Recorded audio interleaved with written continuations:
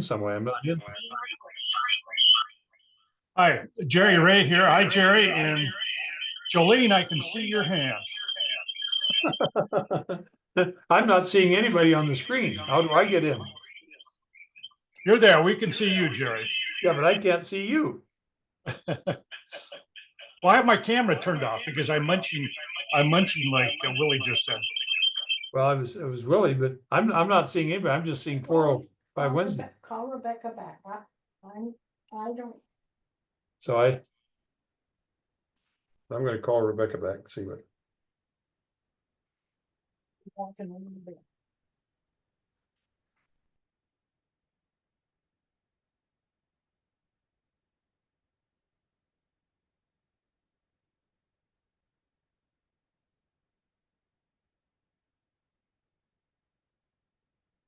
I don't know. I'm Jerry Ray and Willie Cunha can see me apparently, but I can't see them. I've just got a big 405 Wednesday, September 25, and then I got things underneath at Saratoga markets, traffic near you, and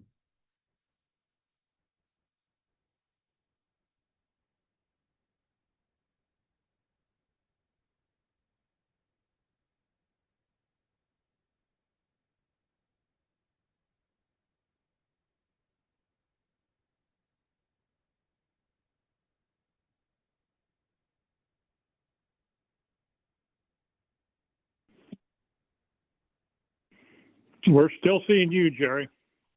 yeah, and I'm not seeing any of you guys. I don't see that. I don't see Diane Jackson talking. She is talking, or you don't see her? Can you see me now, Jerry? I turned on my camera. I don't really know. No, I'm not seeing anybody. Okay, Rebecca's I'm gonna trying to turn get off me my back camera. in. My Rebecca. See full. Okay. No.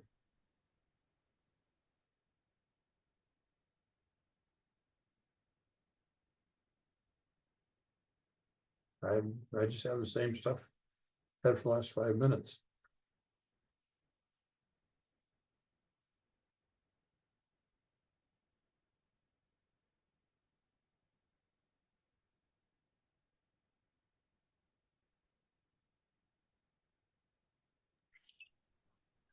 I'm just testing audio again. Can you hear me? I Yeah, I can hear you, yes. Jerry. Okay. Thank you. I'm not hearing any of. I'm sure you're not either hearing any of the folks in the meeting. Correct. Yeah, I'll go down there and see what's happening. Thanks, Christopher. They're up to item 5. Yeah. So it sounds as if we people that are not now, I'm public comment items not on the agenda is big up there, and I see Jerry Ray picture, Willie Cunha picture. Willie and Jerry, do you see me? Yes. Yes, we do, Jerry. Okay, I'm going to hang up on Rebecca now. Thank you.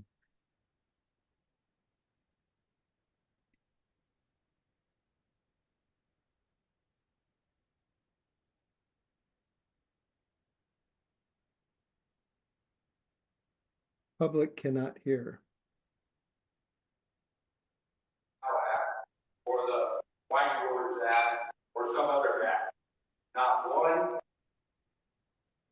function has been done for groundwater capture or any other thing that benefits the basin other than the benefits the special groups that are involved. This is why 80-24-53 was voted down, because nobody wanted anybody on this organization to be part of the management, because you've been here since 2005 with the prior agreement and you've done nothing. Zero. And if that's not true, show me what you did. I don't mean, oh, you got a plan developed and you got this and that. Not one project. No development on water coming in, water going out, reducing anything, covering ponds, doing whatever. I was told by one of the gentlemen on this board that I'm just some old guy with some cows in the area, and I'm not part of the economic engine of this community. But nobody's ever returned my tax dollars to me for all the tax dollars I pay in this community. And if I'm not part of the economic engine, and if I'm not part of this, your economic engine created this whole problem. Your economic engine is in a downturn, and there's 60,000 acres of too many grapes in this community, and this needs to stop. Thank you. Any other public comment on items not on the agenda? Yes, this Mr. is Powell. Jerry Ray.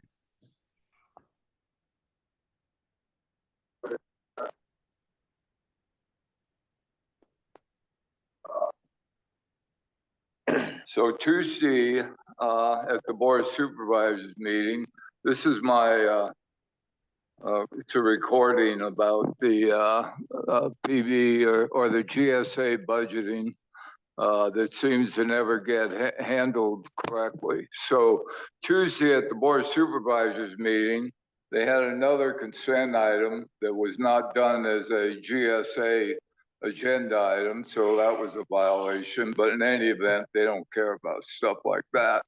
So now they've, you know, a couple months ago, they submitted a revised budget that they claimed the PVCC group had approved, which they hadn't. So finally, I guess they've heard the complaints enough that they've now gone back on last Tuesday and they've adopted the original budget.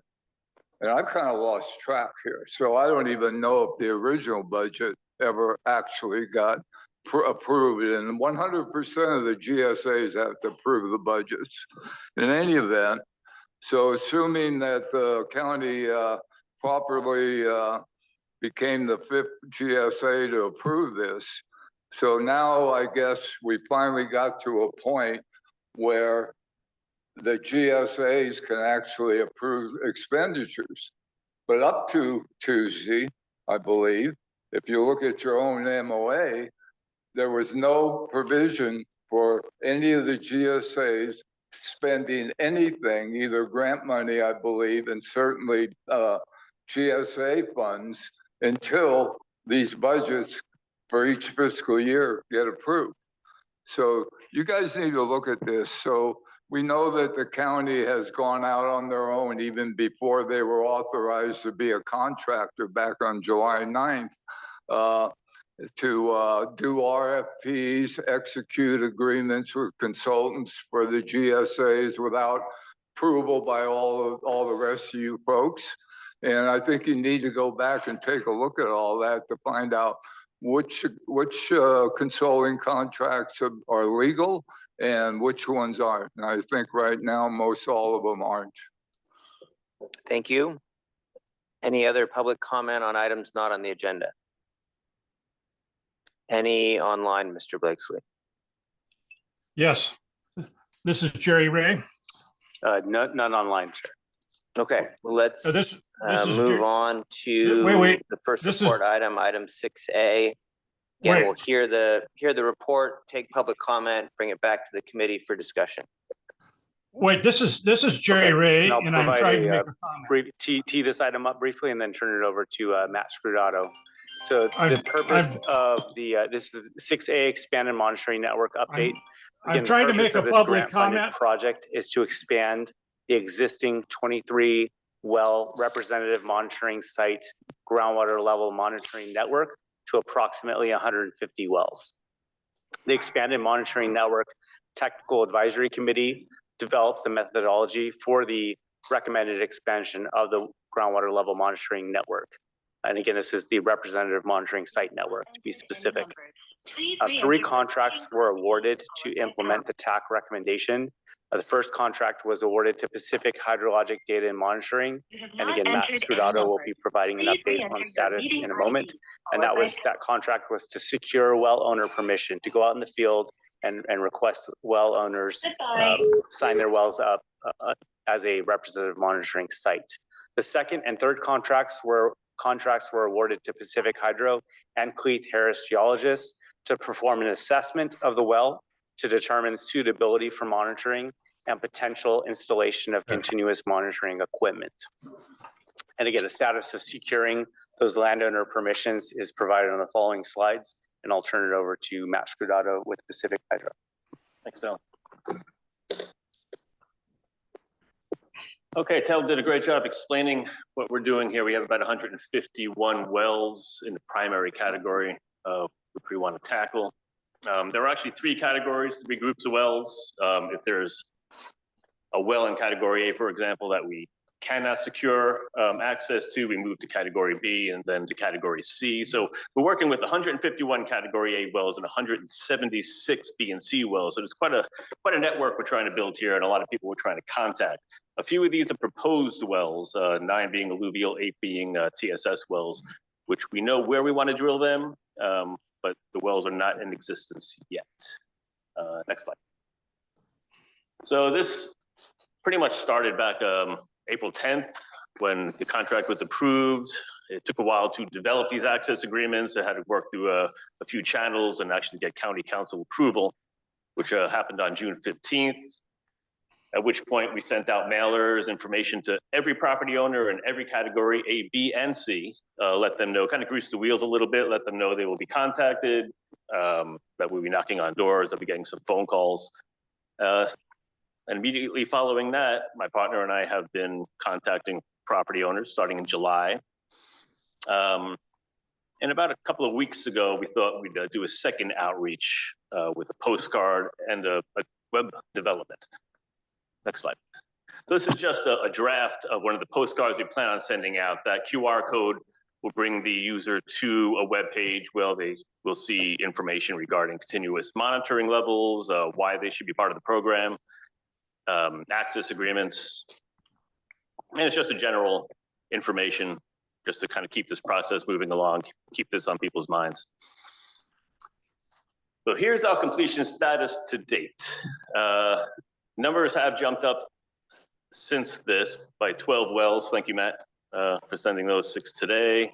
Received 6 more from Kevin Peck. So we're actually more within the 55% likely in the network. So 14% have been signed. There are many who want to sign. I think it's just human nature. They kind of put that on the pile on the table and kind of tend to get to it. So it's requiring a lot of extra phone calls and emails and visits. Some are owned by the county, and we're still trying to make contact with a lot of property owners, some of the larger ones. And we'll get to that in some of the later slides. It's only 10 slides, so it's not going to be too long. And 13% to date just will not be part of this program. So we're now moving into B and C wells. Here are our signed agreements. Part of the agreement, the 5th page, attachment A, gives the property owner the ability to kind of pick and choose what data we can collect and what can be shared with the public. The important points being discrete water levels twice a year, hydrologic maximum and minimum. We'd really like to get continuous sounds within these wells, and there seems to be some good feedback on that with the public. Water quality results and kind of adding that to the sustainability plan. So far it's looking good for those who want to participate. Now, I know this is really busy, Matt. It's kind of hard to see what's going on, but it's breaking everything down into 6 categories: direct contact being made, interested parties, those who are not interested, outreach being initiated where they're still not sure. Others are helping, GSA members are helping kind of locate some key figures out there within the community and which wells are signed. So these are the 6 status categories, and the next slide shows kind of breaking that down to just 3 categories: interested, not interested, and waiting on signatures. So it's been a month and a half, maybe 2 months. We're moving along. Yeah, better than I thought we would, actually. Next slide, please. So this is just a quick outreach. I don't need any answers now, but the GSA members have been a great help to date. You really know the members of this community. The vineyards to the right are some that we're having trouble really contacting the correct ownership. You know, we can work our way through the channel, but possibly, I know everyone's really busy now. I know it's harvest season. If any of these ring a bell, if you know any ownerships within these properties, we'd appreciate it. You can reach out to me at a later date. And the next just shows a map of where these are located. So, if you have any questions? Great, thank you, Matt. Let's open this up for public comment on this item, and then we'll bring it back to the committee for discussion and further questions. My name's George Tracy from San Miguel. I am one of the persons that is volunteered my well, and I've already signed a contract. My question is, when do we get the signed contracts back? And when do they investigate the well and tell me whether it's going to be a good one or a bad one? Thank you. Thank you. Mr. Graywall. Yes, thank you. Greg Graywall. We've been waiting 10 years to do this. How many fire stations does the county own over the basin? They're already publicly owned properties. We don't need agreements. The taxpayers already own them. Why isn't the equipment already in there? We've been waiting on this for a long time. We were ready a year ago to go to outreach. I'm on the TAC committee that located these wells. We were ready to go to all this information over a year ago. And here we are a year later. And then you want to know why people go, what the heck's going on? We had free advertisement we could have done. We didn't have to hire a consultant. We had a table at the fairground. We have KPRL. We could have done all kinds of things in the North County where people are interested in, but we didn't do that because we're hiring the buddies of consultants to spend money and do stuff because it's other people's money. At some point, you got to quit kicking the can down the road and get this stuff done. This is ridiculous. First off, like I said, every fire station, every city and county owned property should already have monitoring in it. Why doesn't it?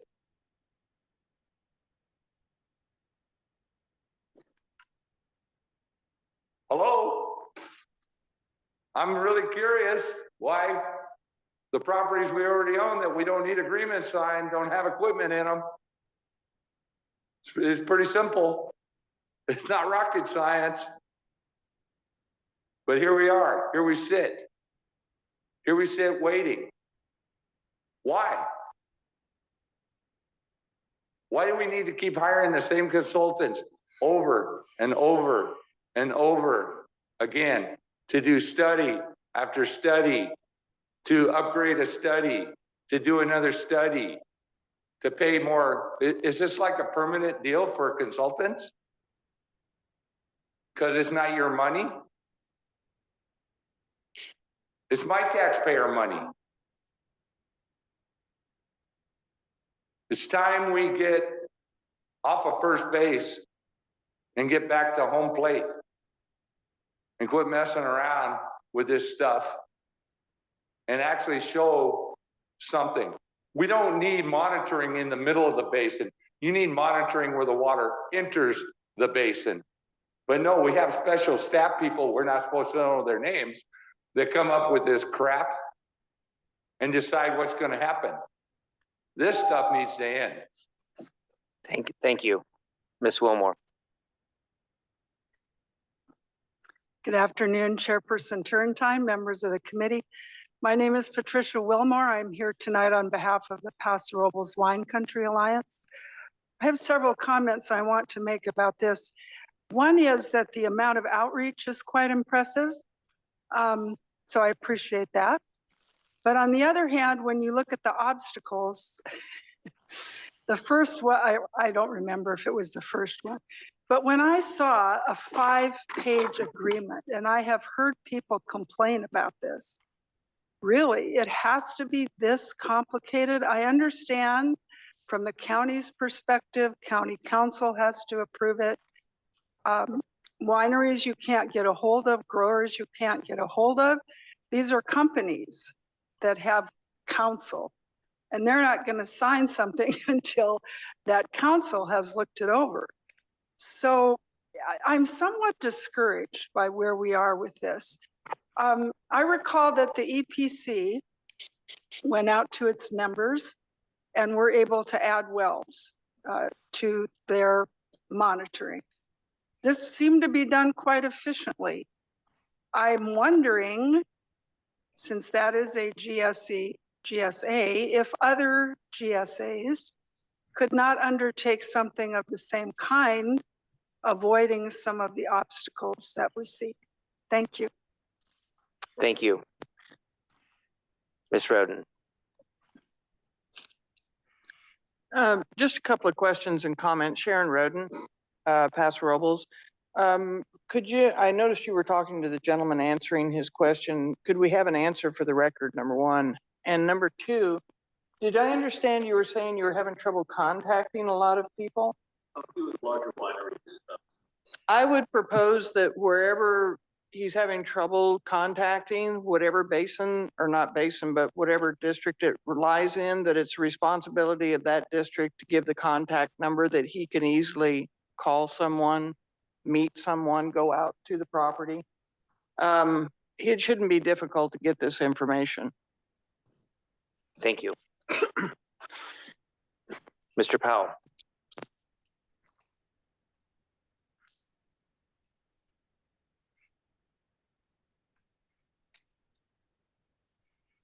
I didn't introduce myself first time. Murray Powell, Templeton resident. I had the same questions that Ms. Wilmore had. So I think I saw the 5-page agreement. It was floating around a month or two ago, signed off by the county council, SLO County Council. And I also saw minutes in the EPC and the San Juan district board meetings where they indicated they had their own access agreements. I think one, if I recall, was said it was 2 pages. I didn't see the actual agreements, but the comments were in the minutes. So are we just using this 5-page county agreement, or are there other agreements floating around depending on the location of these wells and which districts they're in? And secondly, I think this is another issue. I don't believe the GSAs ever reviewed the 5-page county agreement and ever agreed to that agreement. So now we're using another county proposed agreement that was apparently accepted by the SLO County Board of Supervisors that the other GSAs haven't agreed to. So we have agreements floating around to well owners to sign on an agreement that isn't even authorized yet by the GSAs. It appears to me. And then the other question I had, the gentleman made a comment about mailers being mailed out. Was that just mailers made out to the 151 well owners, or is this mailers that were mailed out to others? I'd like to see the actual mailing list as to where these mailers went. Thank you. Thank you. Any other public comment on this update 6A? Mr. Trace.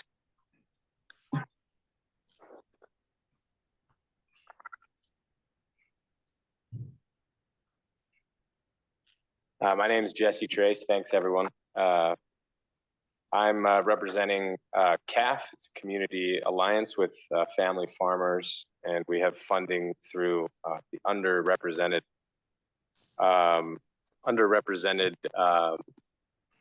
community technical assistance to reach out to small family farmers and landowners to help navigate some of these difficulties with SGMA and with water resources. So we have funding to connect folks with engineering and other services. So it's my task to kind of build a network of stakeholders, small family farmers, and navigate this this reality. So please reach out to me if you'd like, or if you know anyone that is interested in help. And yeah, this contract is going to be going on for 1.5 years. So I look forward to talking with you and learning more about this. Kind of just getting caught up to speed now. Started a few weeks ago, and happy to help. Thank you. Thank you. Any other public comment on this update 6A? Okay, we have a couple of questions I'd like. We have one online. Oh, thank you. Jerry, can you, are you unmuted and can you speak? Yes, I am. Can you hear me? Can you hear me? Hang on, Jerry, we cannot hear you. Give me one moment. I'm unmuted. Can you hear me now? Can you hear me now?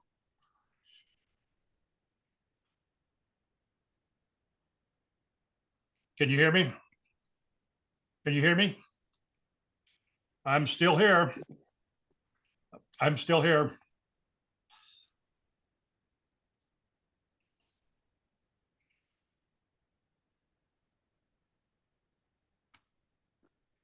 I'm still, can you hear me? Okay, we got you now. Oh, thank you. I apologize. I apologize. I did not get my hand up quick enough in the initial public comments, so I'll make this comment very quickly. EPC sent the Paso Robles Basin Cooperative Committee an open letter on September 3rd, talking about some comments we would like to make about the Miller program, some good suggestions to make the program more successful. That letter was inadvertently left out of the minutes or the package. I've heard subsequently from the PBC committee, and they said that it was a mistake and they apologized, and I appreciate them reaching out to me. So I look forward to discussing that letter when we get down to the Miller program. Thank you. Thank you.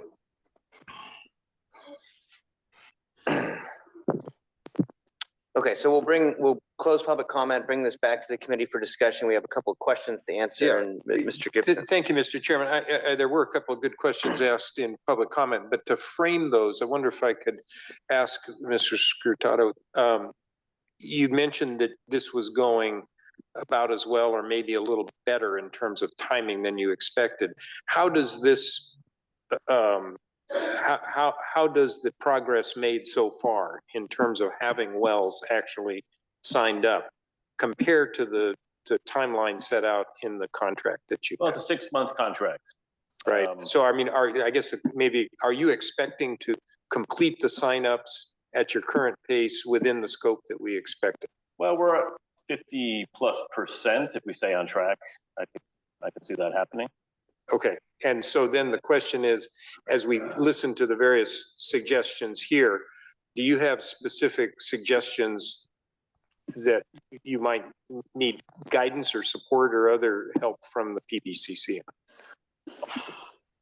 I have no additional questions. I think a couple of people here came up, which I think I'll speak with or contact in the future. I might be able to help Patricia, and I forgot this gentleman's name, Jesse, might help out with some contacts as well, as well as the GSA. And the GSA has been very helpful. Okay. I was just, you know, again, the question of the complexity of the legal document, is that something we should? That does slow things down.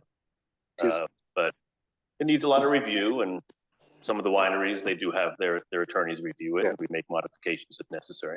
So I guess that just in terms of an update, let me just ask it once again. Do you feel you're on track to accomplish the signups that can be accomplished within the scope?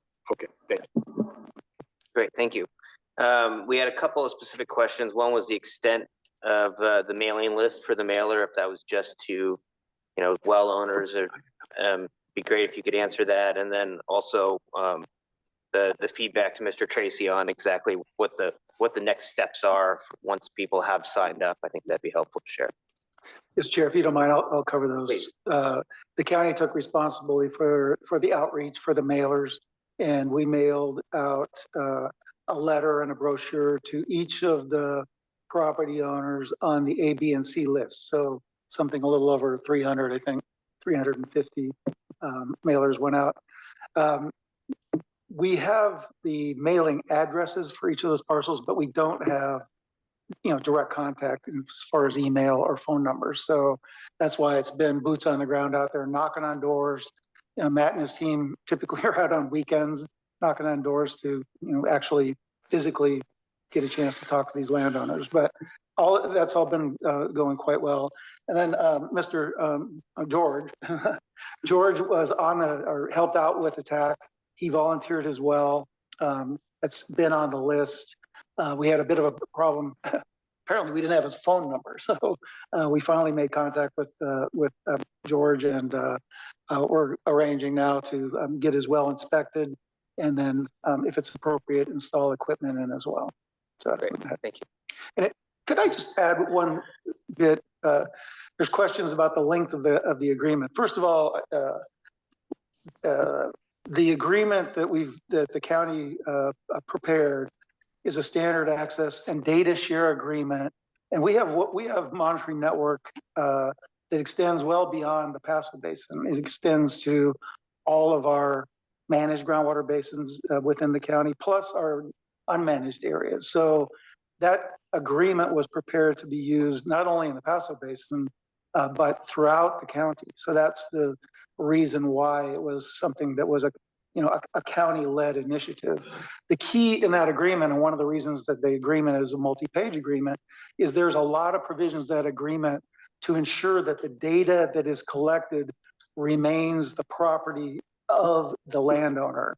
And the landowner then, through the terms of that agreement, specifically identifies what data is collected can be shared with the public and with the GSAs. So there's a lot of language in an agreement, but basically with legal advice, it took that amount of language to get the protections that we wanted to provide for the landowner and the permission granted so that data can be shared with the other GSAs, with the state, and with the public. I just wanted to make that clear. Great. Any other comments, or Mr. Hammond? Yeah, Matt, thank you. Matt, with regard to the categories, I don't see anywhere in here a schedule showing what a particular category equals. In other words, is it an ag well, or is it, what? I think the public needs to know what category A, B, and C is going to be. And my question to you is, what percentage of ag wells versus just private de minimis type wells are we going after in your survey? What? Right. It's a mixture of ag, alluvial, deep, shallow. So category A are the primary wells, which we would love to have in this network. Those are the main wells. But if we can't get one of those A wells, then we move to B. So it would be a similar well within the same location, probably the same depth. But if A turns us down, B would be our next option, and then move to C. I see. So not every A has a B, not every B has a C. Okay. But there are wells that we know are out there within the basin, so we can move from one to the next.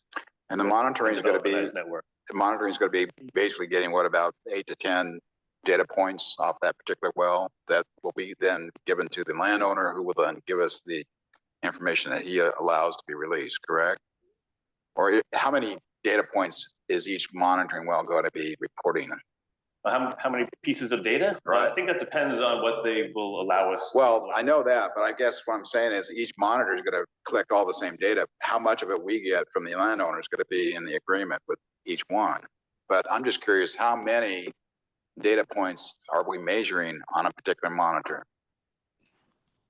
I don't understand. Well, some wells have continuous monitoring where we're measuring groundwater levels all the time. Others are currently being monitored twice a year. I think that's John's question. What's kind of the ratio there?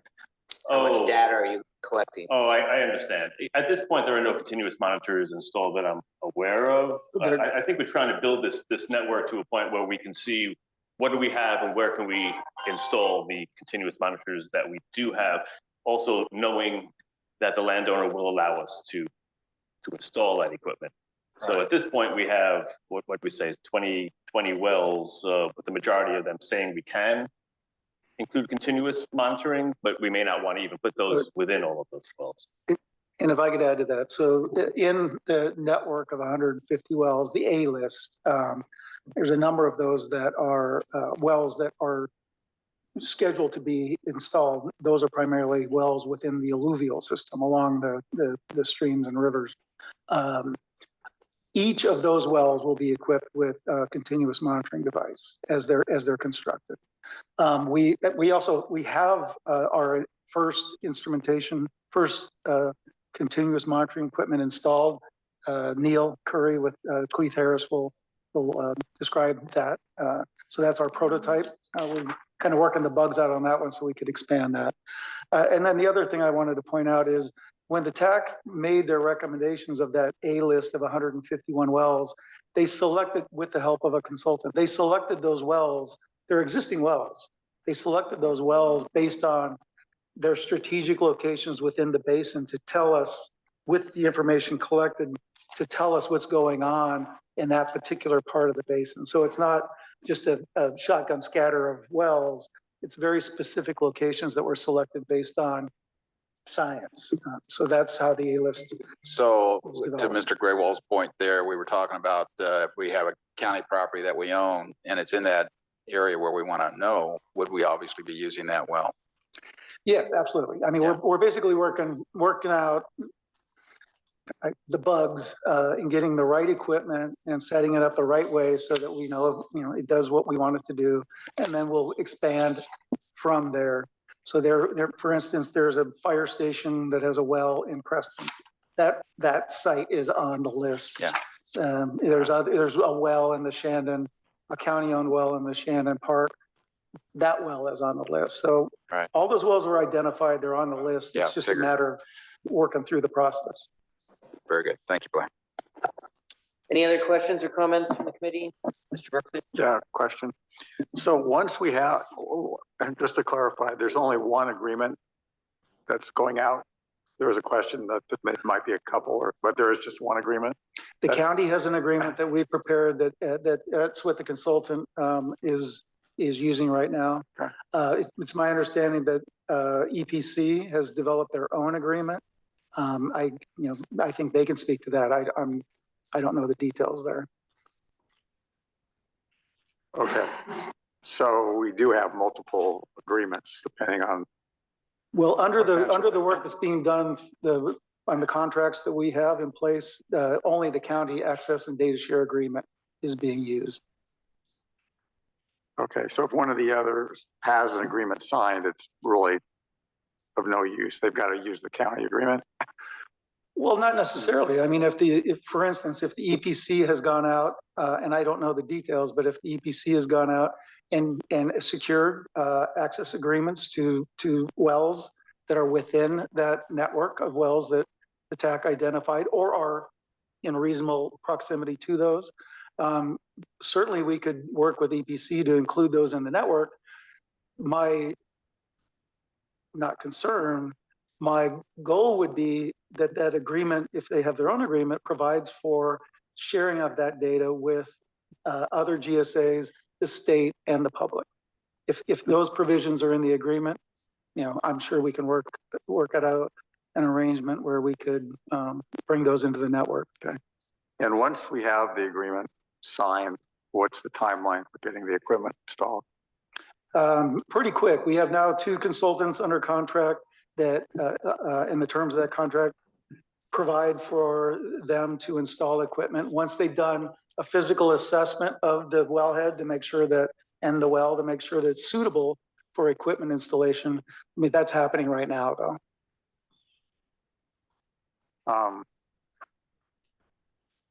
do we have any that is potentially gonna be installed? I mean, so where are we on that kind of timeline? So they've been reviewed, they're acceptable once, when do we expect that equipment? Well, we've already started. We have Okay. our first well, equipment's installed in the first well. As I said, that's the prototype. So we're finding as, now that it's been installed for a few weeks, they're kind of working out the bugs, right? To make sure that they get everything working, functioning and reporting. We want the data to be reported to the cloud so that it could be viewable. And Neil Curry here in a few minutes will tell you a little bit more about our first installation, but that's the first one, and we're queued up to, to do others in the next few weeks. Okay, thank you. Okay, thank you, Mr. Scirotto. Let's move on to our next update, item 6B. Are you gonna introduce this, Mr. Blakesley? Yes, thank you. This is the update on the alluvial well installation. So the purpose of this grant-funded project is to install approximately 9 shallow alluvial wells to expand the alluvial formation groundwater level representative monitoring site network.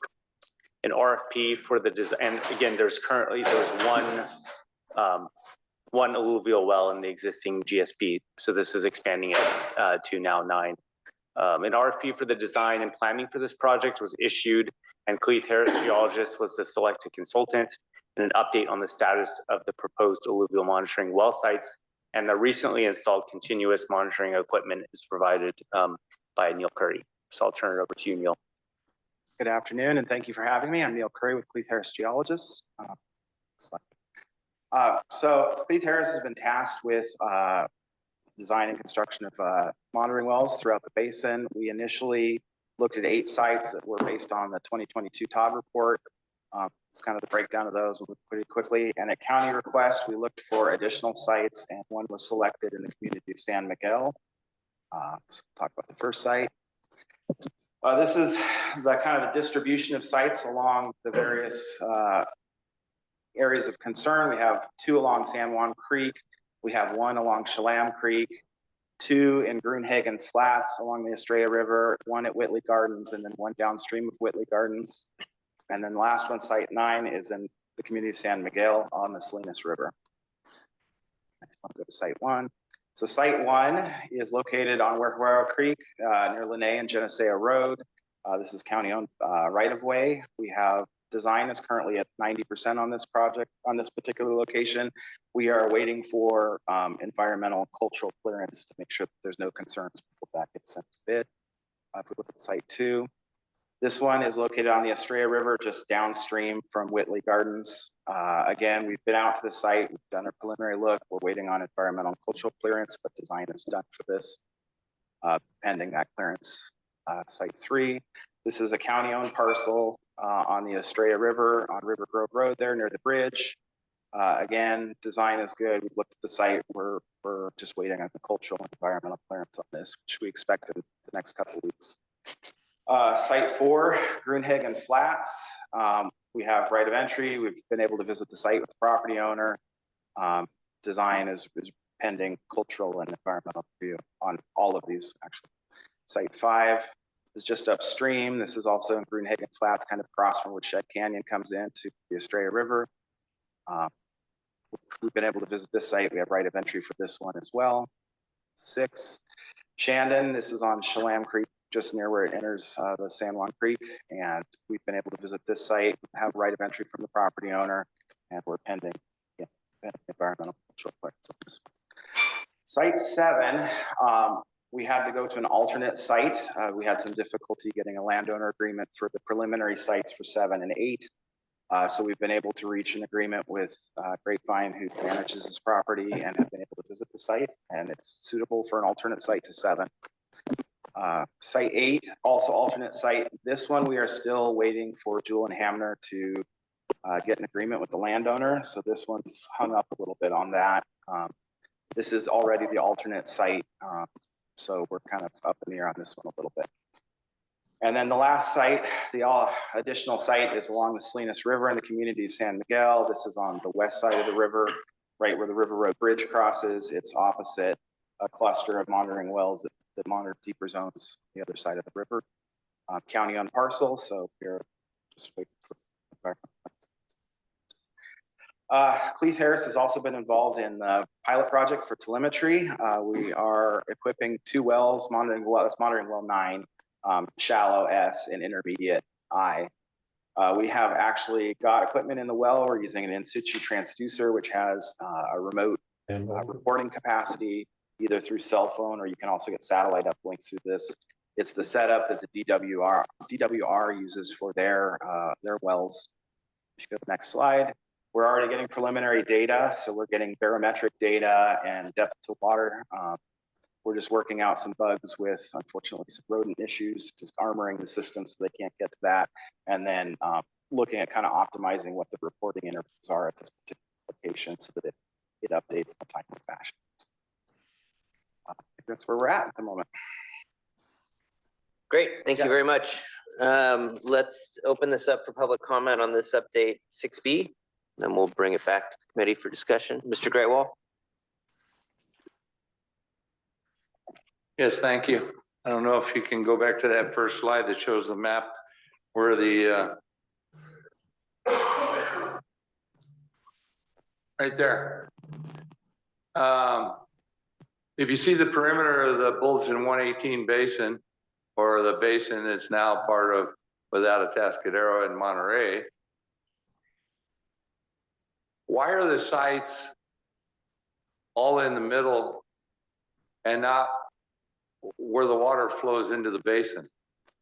So how do you measure the inflow when to the south is the highest elevation and everything flows north and to the west, and you're not measuring what the inflow is? I live on the Wero, the west end. I've been there 22 years. There's no measurement there. There's thousands of acre feet of water that flow into the basin and the crescent, and you don't measure any of it. How do you know what's coming into the basin if you're not going to measure from the watershed of what's coming in? I'm not saying you don't need to know what's in the middle, but obviously it's going to flow north. Everything flows north and to the west on the east side of the river. So all the legs of the Wero, the San Juan, all these things, I don't understand why there's nothing on the perimeters where the water comes in from the highest elevation into the basin, and why we're all in the middle of the basin. It really doesn't make any sense to me, as far as you can't tell me what the inflow is. You have no way on that map of telling me what the inflow is from the alluvial wells or the creeks or anything, because you don't know what's coming in, because you don't have no monitoring on anywhere where the creeks come into the basin. Thank you. Thank you. Any other public comment on this item 6B? Any online, Mr. Blakesley? None online, Chair. Any questions or discussions from the committee members? Thank you, Mr. Curry. Next up, we have 6C. Okay, this is the agricultural groundwater use estimation project, the evapotranspiration. The purpose of this grant-funded project is to use a satellite-based evapotranspiration methodology to estimate agricultural use in the Paso Basin, including the installation of several climatologic stations that would calibrate that data. A contract was awarded for this project to Land IQ, and an update on the project will be provided by Joel Kimmelshoe. Joel? Thanks a lot. Pleasure being here. My name is Joel Kimmelshoe from Land IQ. As Taylor mentioned, I'm here to give you an update on the initial stages of the ET work that we're doing in the basin. You can go to the next slide. Just a little background on who we are. We're basically an entity out of Sacramento, and we're agricultural scientists. We call ourselves land and water resource scientists, land-based scientists, and spatial scientists. So we merge the two technical disciplines together. Fundamental to a lot of the work that we do is ground truthing and measuring things on the ground to calibrate remotely sensed models or calibrate things on an image so that it's tied to actual ground conditions. Next slide. When I talked about ground truthing and why we do this, ground truthing takes a little bit more time. It is harder to do, but the reasons we do this is because you can tie things back to actual measurements on the ground. Like I said before, it's defensible. It provides an opportunity for independent validation. It allows us to calibrate to actual conditions. And when there's clouds in the sky or smoke in the sky, we actually have measurements on the ground to fall back on, which is important when you're using remotely sensed approaches. If you don't want too far time span between images when you don't have if you don't have the ground truthing information. It allows us to understand specific field conditions and the management of those conditions, also in cooperation with growers. I'll talk about crop mapping in a minute, which is another deliverable that we provide the basin. And that is also an input parameter for the modeling that we do, but we also allows us to look at crop specific modeling. So we're able to model grapes as grapes, not all crops grouped together from one end of the spectrum of ET to the next. Our stations that we use and 5 that we've currently installed in the Paso Basin are a combination of eddy covariance and surface renewal approaches that we developed in collaboration with DWR many years ago. It's kind of blessed, if you will, by DWR. And we also have an independent panel of UC Davis researchers that look and retired cooperative extension agents and such. In fact, we've just recently added Mark Batney to the team, and he'll be reviewing the monthly results every month moving forward. The thing that I like to say about the way that we do this is it's a ground up approach. We look at the ground first, take the measurements from the ground truthing stations, and then apply that to an image base across the basin on a continuous basis. We don't start with out in the sky with an image and work down. We work with the field boundaries and work up. Next slide. There's 4 main deliverables that we provide. ET on a field by field, block by block basis. Crop mapping, which is represented in this slide, on a block by block basis. Precipitation. On these stations that we have on the ground, there are precipitation gauges, so we're able to get a much more dense measurement of precipitation, and then we extrapolate that to a block by block basis, and also permanent crop age. So we'll know the age of vineyards, and there is a direct correlation between consumption of water and the age of any permanent crop. Just think about canopy size and growth patterns. The field by field crop mapping is used in multiple ways. We use it for our data-driven, crop-driven input to our ET estimations. Again, we look at crop type when we look at ET. It allows us to track irrigated versus non-irrigated blocks. At a minimum, we want to know what is being irrigated and what is not being irrigated. When did someone fallow? When in particular did they fallow, and how does that landscape change? It does allow us to monitor the transition of landscape over time. And I tell people, I've been involved in California agriculture my entire life, and I've never seen the landscape change as much as it is now for a variety of reasons. One of them being Sigma, but a lot of other reasons too. It allows us to deliver this information, crop mapping, for other folks like surface water modelers or groundwater modelers to have an accurate and timely representation of the crop on the surface of the ground. So they use that as input parameter to their modeling programs as well. It allows us to roll things up by crop type. So what did all the grapes evapotranspire over time? And I'll show some examples of that in a minute. And how did that range over time? Which block was consuming the least amount of water? Which block was consuming the most?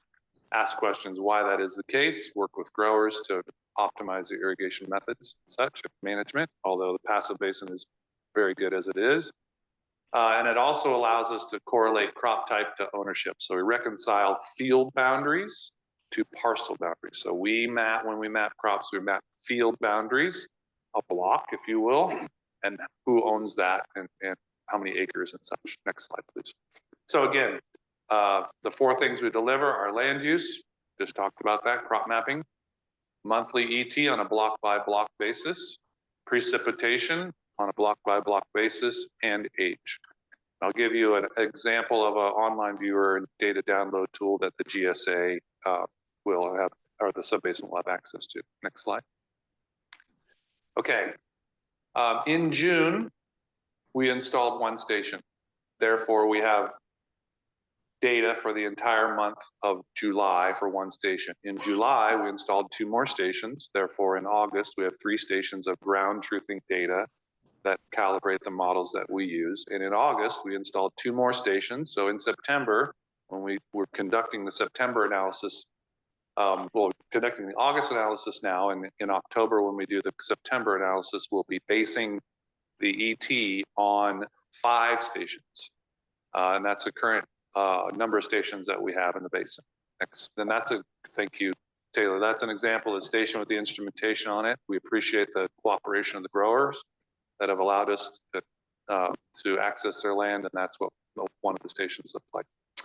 This is a map of the location of the current 5 stations with the intent to represent the landscape and the changes in the landscape and the cropping patterns over the Paso Basin. Next slide. Okay. Spend a little bit of time on this slide and probably the next 5 slides, because we're going to start to relay some information about results to you. So we also provide ET on a field by field basis in the San Joaquin Valley for over 3 million acres. So on some of those acres in the San Joaquin Valley, they're wine grapes or table grapes. This is called a box and whisker plot. And I'll just identify it for you. So the dots, whether they're black or red, represent the ET for that month. So it says average monthly ET in millimeters per day on the left, the vertical axis, but the point on the very bottom has a PR in it, which stands for Paso Robles. So these are the results from July when we had that one station. Oh, thank you. Oh, kind of, so it says PR, that's Paso Robles. So I provide this information because I want you to know that we recognize going into this that in comparison to the San Joaquin Valley, the consumption of water in the Paso Basin is much more, and our stations are showing that. So all these dots up here represent stations in the San Joaquin Valley, and for the month of July, and this is the one that was installed, that a full month of data for the Paso Basin. Next slide. Same thing, August, but in this, and go back one slide, sorry. So in July, this one station measured 2.9 inches of consumption of water, 2.9 inches of ET. The vast, probably 100% of that was from irrigation water, wasn't much rainfall. So keep that in mind as well. Okay, next slide. In August is a little bit cooler than July was. That same station measured a little bit less ET, 2.7 inches for that entire month. There are 2 more stations that were installed in July that allowed us a full month of information for August, and they too have a PR. You see that for Paso Robles, and they measured 3.9 inches and 4.4 inches. There are 2 other stations here that say TID, and those are some stations that we have in the Turlock irrigation district. So over in the valley, up north. Those stations we know are in a riverbed, basically, very coarse soils, and also they cut off the water when they were harvesting, and for a long period of time. And I'll show you a soil moisture curve in a minute that shows that. But I said, here in the Paso Basin, generally the consumption of water relative or in comparison to stations in the San Joaquin Valley is much less, which it is. But there are circumstances where growers are making management decisions on how they irrigate and in soil types that they irrigate in that also in other areas may result in low ET. But in general, we know this to be true, and the station measurements are proving that to be the case. So, and September will have 5 dots on this box and whiskers plot. Next slide. So another way to look at this is one of the kind of the gold standard ways to look at the accuracy of the measurement is to, and for calibration of a remotely sensed model, we use this as calibration data. And this is no different than calibrating a spray rig. You care about things like ground speed, PSI, nozzle size, things like that. We care about things like to calibrate your spray rig so that you don't put on too much chemical or too little chemical. We care about things like min-max temperature, relative humidity, net radiation, soil moisture, those things to calibrate our models. Same concept applies. These are calibration data points. So we use those calibration data points, and the ones with the red circles on them are the PR, or Paso Robles, 3 stations that we have information for August. This was the first one, number 1, and this is the lowest ET. These are the next 2 that were installed. This solid line is what's called a 1-to-1 line. So if everything were perfect in the model, what we measure would exactly match to what we predict in the model. Okay, so measured versus predicted. Nothing is perfect in a natural environment. So what we want to know is how close are we to that 1-to-1 line? If this was perfect, every one of these dots would fall directly on that 1-to-1 line. These dotted lines outside of the 1-to-1 line represent a range of 1/2 inch. So if you look at this point right here, we're predicting it to be a bit over 5 inches for that month for the station number 2, but we are within the 1/2 inch range. So 1/2 inch over 5 inches means you're a good kind of a rough way to say that is we're within 10% of what reality is with our models that we predict based on the calibration from the stations on the ground. So that's good. We want to be, that's actually quite good, and we want to be within that. But we do this every month, and we look at these results every month, and we ask ourselves, why is this dot in TID outside of that range? And we look at conditions and photos that I'll show you next, I think. Oh, no, this one. So this is the month of August, and all those stations, and remember it was Paso Robles 1, Paso Robles 2, Paso Robles 3, and this shows it on a daily basis. So there was cloud cover on this day, which cooled things down. ET went down. Next couple days got hot again. But you can notice over time, the ET in the month of August is declining, which you would expect over the month as things start to cool over time. And so it does bounce around a good bit, but that's because of environmental conditions on a day-to-day basis. And we wouldn't be able to understand these changes over time if we didn't have these stations on the ground to allow us to calibrate. So again, the orange yellow line is Paso Robles 1. Paso Robles 3 is the next highest ET, and Paso Robles 2. So it goes 1, 3, 2. Okay, next slide. And this is the soil moisture curve, or soil moisture content over time that I was telling you about. And this is actually in Turlock Irrigation District, but I chose this one because it gives you a good representation of things that occur. So this is from June all the way to almost current day, September. We see irrigation events that peak the soil moisture. We do every once in a while have issues with stations in the ground, but we have 2 full-time field techs that go out and fix them. Like we had a tractor hit this one, took it out of commission for a while, but that's the beauty of having repeated measurements on the ground with multiple stations. We pick up a flood event, and then this is that sandy soil kind of down on the river bottom, and it drained off pretty fast, and then they harvested. So they're not irrigating, and they actually have a dual irrigation system on this vineyard. and they hit it with some drip irrigation post-harvest. So we see these conditions change over time and allows us to also have more information to work from to understand what's going on. Next slide. Okay, remember I said one, in order of by station, in order of increasing consumption or increasing ET, one was the least. There's 3 pictures. So this is number 1, and it shows very little vegetative growth between the vines. The vines are fairly narrow in vegetative cover, and they're spread out a little bit more. So kind of get an idea, kind of visualize this in your head. What's the percent cover of vegetative actively consuming water vegetation? Probably about 30% or so. Next slide. Okay. This, remember, number 3 was the one that was second in line with regards to its ET. These vines might be spaced a little closer, or they might be a little bit broader, but if you go back to number 1, back to number 3, things getting a little bit denser, a little bit more coverage of vegetation. We see that in the station in the ET2 also. Last slide.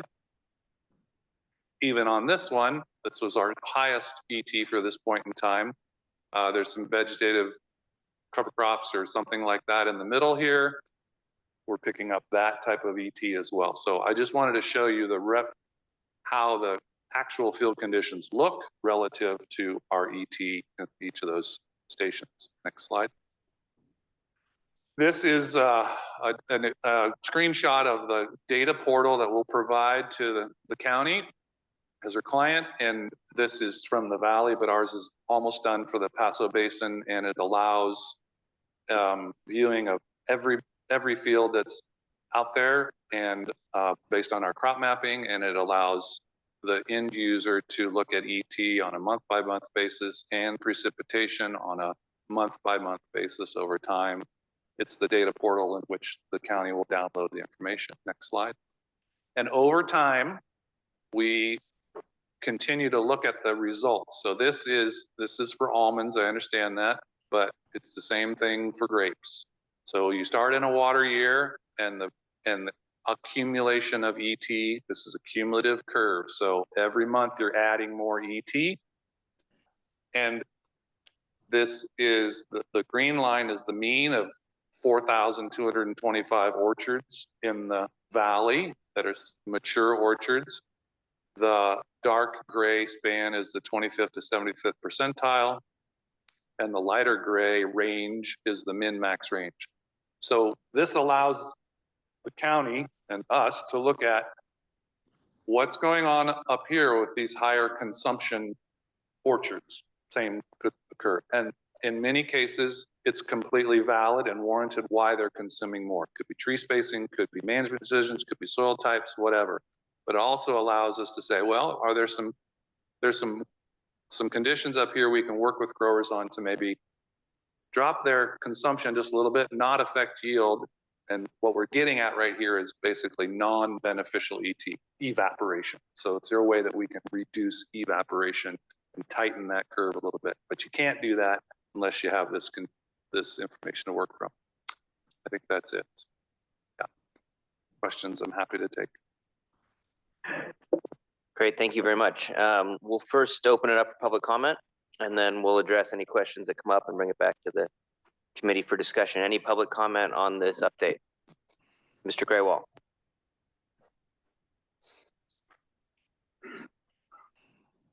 Yes, thank you. Greg Graywall. I appreciate the education on ET, and I think this stuff's pretty cool. Problem is, it's measuring the applied water that's evaporating. It's not measuring the pumped water from the basin. You got half of the equation. You're pumping water from the basin. You're putting it in a pond. We have over 60 ag ponds. They're at least 50 acre feet each. There's no measurement on the evaporation of the ag ponds. What are the surface area of all the ag ponds? Where's that water going? So if you're not measuring what's going in the ag pond, and you're only measuring what was applied to the crop and what's evaporating, you're not getting the whole equation. You're getting a little portion of the equation. How many golf courses in Paso are we measuring? I don't think we're measuring any of them. So we don't know what's evaporating off the ponds. We don't know what's coming off of the golf courses. We're not measuring what's being pumped out of the ground that's being put into the ponds, only measuring what's evaporating off of the crop. That's not giving us the whole number.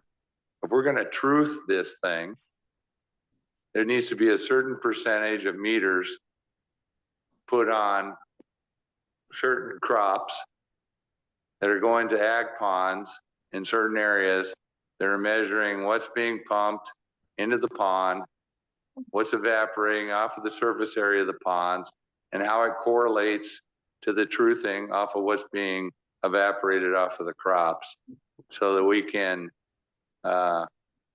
use our own truthing on what's actually happening. Because I don't believe that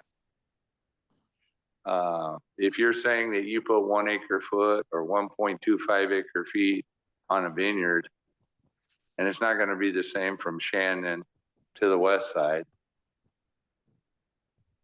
if you're not measuring what's going in the pond, are you really pumping 2 acre feet or 2.5 acre feet to get the 1 acre foot on the crop that's being measured? So until we know that, you're not getting an accurate number. And there has to be some truthing done on at least a certain percentage of what we're trying to calibrate. Thank you. Thank you. Mr. Hollenbeck.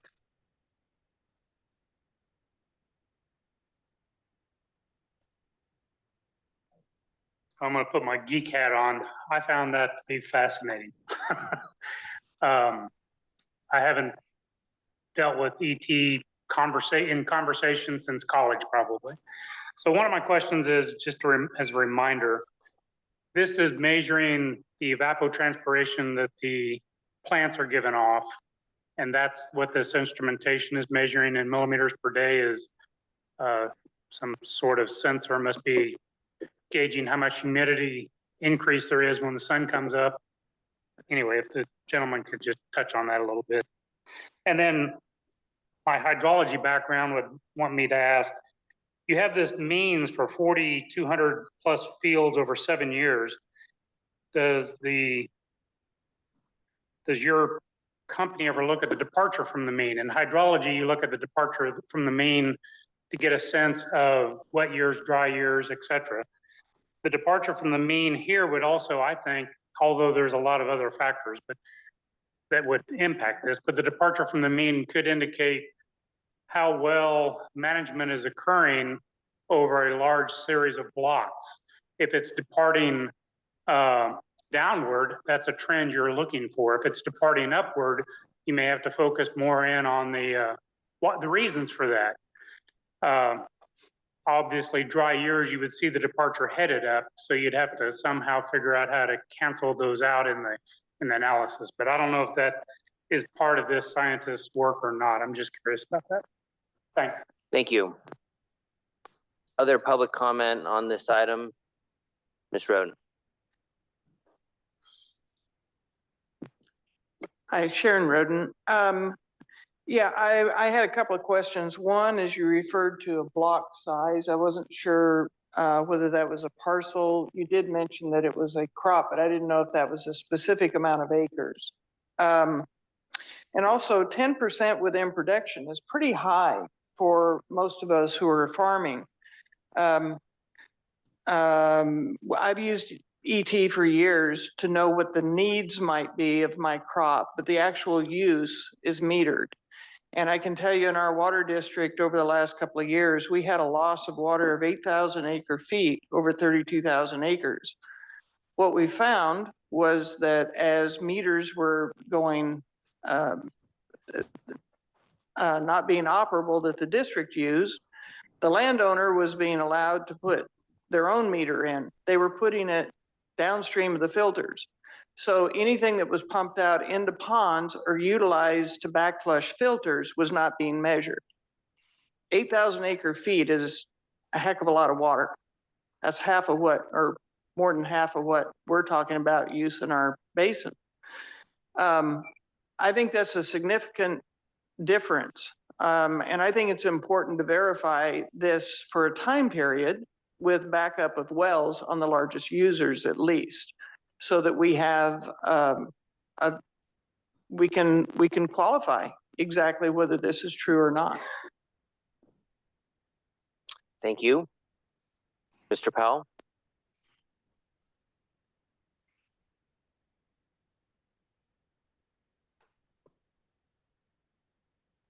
It was months ago where Land IQ did about an hour presentation at one of our meetings. It wasn't in this room, it was over in Paso somewhere. And I really appreciate it. I learned a lot.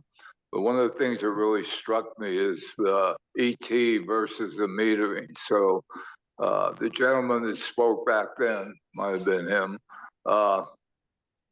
indicated from a question I gave that what's the difference in rates between the parcels that they are using for their ET that are being metered, and the answer was there was an error rate of 10 to 65%. So my question today is, what we only have 5 or 6 stations going here. Are we putting meters on these stations to determine the error rates for what we're doing in this 1-year experimental the experiment that we're doing on this ET system or not? That's my question. Thank you. Any other public comment on this item? Any online, Mr. Blakesley? None online, Chair. Okay, thank you. Well, with that, we'll close public comment, bring it back to the committee, and we have some questions. I think it'd be great if you could answer, Mr. Kimmelshoe. I don't know if you captured all those, but there was just maybe a brief explanation of what you are measuring. And of course, these are your 5 calibration stations so far that are just making sure that your satellite data is as accurate as it can be. Yeah. So if you could go to the next slide, Taylor.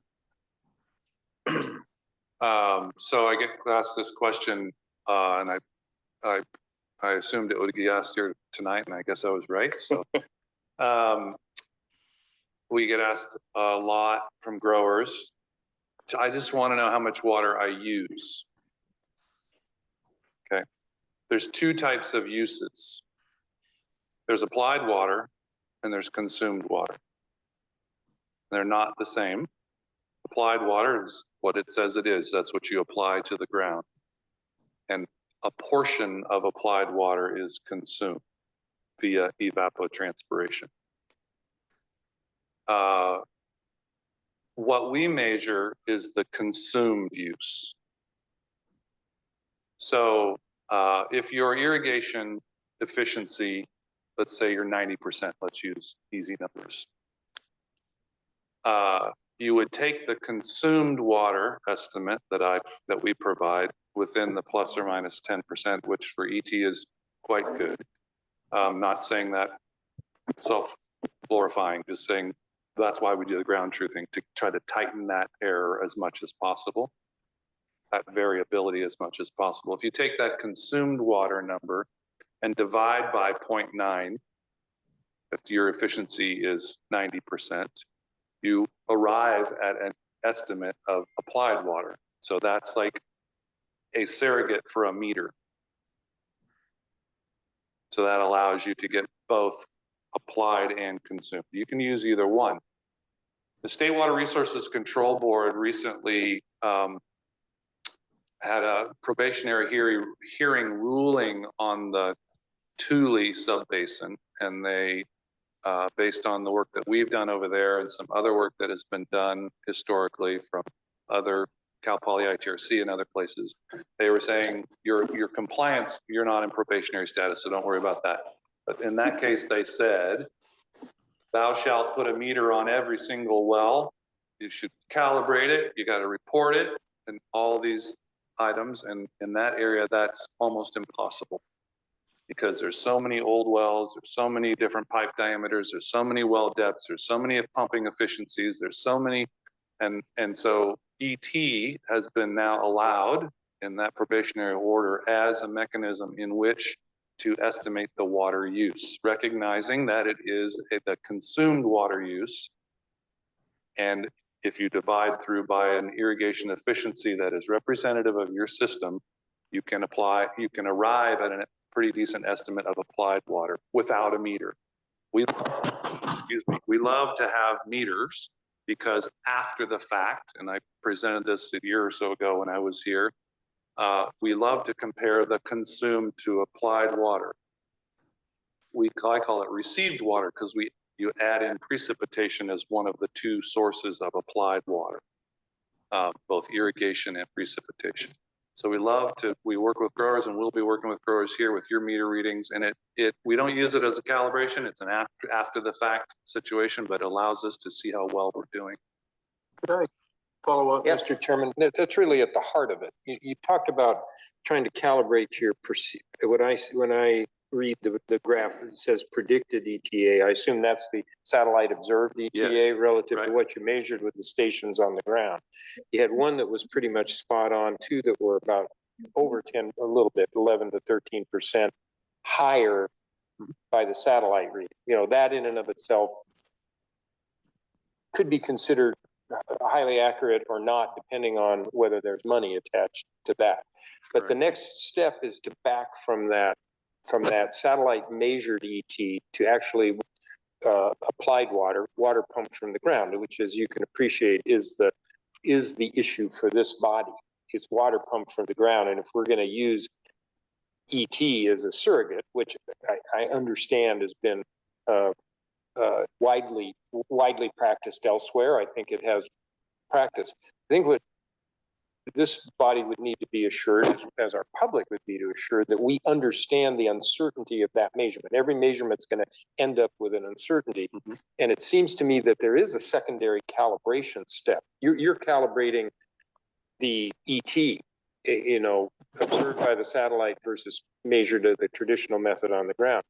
Don't we have to go and do a second ground truthing to understand how we get to the pumped water meaning we want to use pumped water.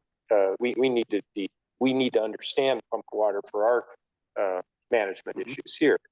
Is there not another calibration you need to do there? And is that part of what's coming? Well, like I said, we love to compare our consumed water estimates to meter readings, which is applied. Okay. So that allows us, although it's an after the fact comparison, not a calibration. Right. And then, but that does allow us to learn every month as we go along, okay, this station might be running a little bit high or low. Well, it involves it involves irrigation practice. Right. And I get it that we have to have some understanding of, we have to understand that there's some variation in how individual irrigators are going to use it. Yeah, we see that. But when you present a final system for this body to use, if we are to use it to estimate pumped water out of the ground, will you be able to attach an uncertainty to that measurement? Yeah, we have some error uncertainty bars, and that one figure that I showed you was an initial attempt to do that, applied versus predicted versus measured. But that's all within ET. That isn't because there has to be some uncertainty within the step that goes from ET to actually pump water. That is, the uncertainty there is how efficient are you irrigating? Right, but what is that? What is your experience? What does your experience show that variability? It can range widely, but not as much here because most of your systems here are quite efficient already. I mean, we're looking at wine grape growers in turlock. Understood. Or flood irrigating. Right, understood. And so you're narrow, you're in a much narrower band of your efficiency. But are you going to be able to give us what that band is?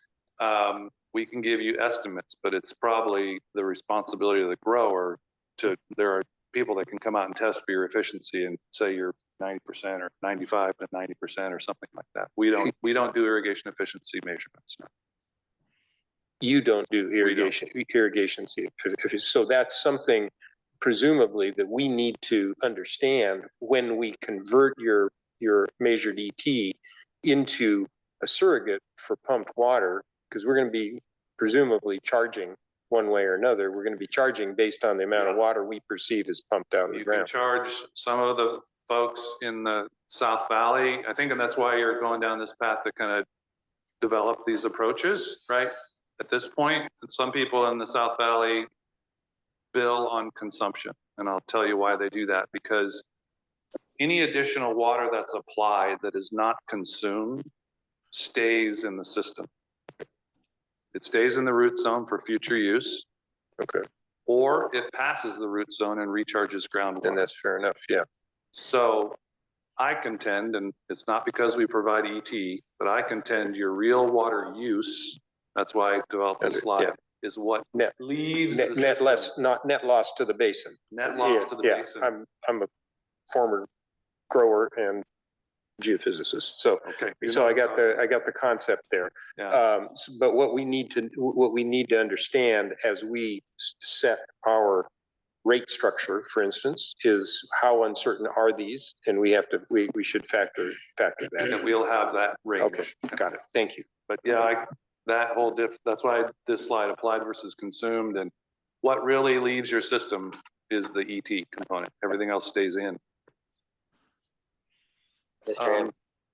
There was a question about size of field, block size. Yeah, block. We delineate anything that's about an acre or more. It's a homogeneous crop type. So if you have a true block of wine grapes, and that we put a boundary around that is not a parcel boundary. Our boundaries are a homogeneous crop type. Could be a 5,000 acre block that's contiguous and no breaks or anything in it, or it could be a 1 acre block. It's every block in the basin. So it covers all soil types. Mr. Hammond. Yeah, no, thanks, Matt. Yeah, Joel, I know that there was a question with Greg Graywall about the monitoring, for instance, in our city as far as the golf courses. And I do know that we do use the ET information to quantify that, but we also have agreements, with them to, upon request, that we can actually see their monitoring data. But my question is basically, as we get more data, you're going to be able to refine that 0.9 to maybe more of a better factor. In other words, to this point about being accuracy, we're using ET, but that we take 90% of it to get the actual water use, correct? Currently. And is that just because you just don't have enough data, or is that a general 0.9 factor that you always use? That's just a number I've used as an example. It can range from 0.6 to 0.95. Yeah. If someone is deficit irrigating, where they're truly stressing the crop, it's going to be pretty high, because they're not, the only thing that's going, and it's buried drip, for example, or they're really managing it tightly, it'll be very high. If someone is flood irrigating, you're getting a lot of evaporation off non-beneficial ET, I call it. Or they're irrigating during a time of day when it's really hot, they're getting more evaporation. There's a whole myriad of variables that impact that. Again, we provide consumed water. Yeah, we don't provide applied water. However, like I said before, our goal is to get that as narrow a band of variability as possible, and dividing through by a reasonable estimate of block by block efficiency will give you a decent estimate of applied water if you don't have a meter. Then you can compare that to meter readings if you want to as well. Get the actual versus on a hypothetical. Yeah. Right. You can that's like, you can test it that way. You can assume an irrigation efficiency, divide that into our consumed ET, get a number that should be a representation of your applied water, compare that to a meter and see how much delta. wiggle you got on that. Right. Now, there's variability in meters too. So keep that in mind as well. Okay. Thank you. Yeah. I think that's all I had on my list. Any other questions? Yeah, I got a quick question. Mr. Brooklyn? Here. So I do agree with Mr. Gibson in terms of talking about the metering of wells. I think it's more of kind of a confidence factor to know that there's a kind of a check on the accuracy. I think that would just be important, not that you have to meter every well, but if you have, a few, and you talked about that in the original presentation, like you said. And then also, can you talk about, Mr. Graywall talked about the ponds, evaporation from ponds. Can you talk about that a little bit? Sure. So yeah, open water surface evaporation. There's no T unless you got aquatic plants in there, but it's mostly E if you have just an open water surface. You can get a decent estimate of open water surface evaporation. There's lots of formulas that are used in the literature of water evaporation. There's variables include how big of a water body is it, how much wind direction goes across that, it evaporates it. You can add up all the surface area, digitize them, delineate all the ponds out here. We've done that in certain areas and apply one of these estimates. Yes, it's an estimate for evaporation from open surface water and come up with a basin-wide number for what that could be. Yes. Do that. They do it, yes, they do it in reservoirs and lakes and other water bodies. Size matters, location, elevation, stuff like that. Okay, thank you very much. Thanks. And move on to our next item, 6D. Mr. Blakesley. Thank you, Chair. Again, a brief background, purpose of the rate study project that, again, a report will be provided to you today is to develop a legally sound, defensible, and basin-specific fee methodology in support of Paso Basin GSP implementation. An RFP was issued for this project, and SCI Consulting was the selected consultant. SCI Consulting provided an overview of the rate study project at our last meeting in July, and an update of the project is provided today. And I'll turn it over to Ryan. Thank you, Taylor. Good evening, everyone. It's good to be back here with you today. As Taylor noted, I was here in July to provide kind of a general overview of our approach, and I'm glad to be back with you today to provide a progress update.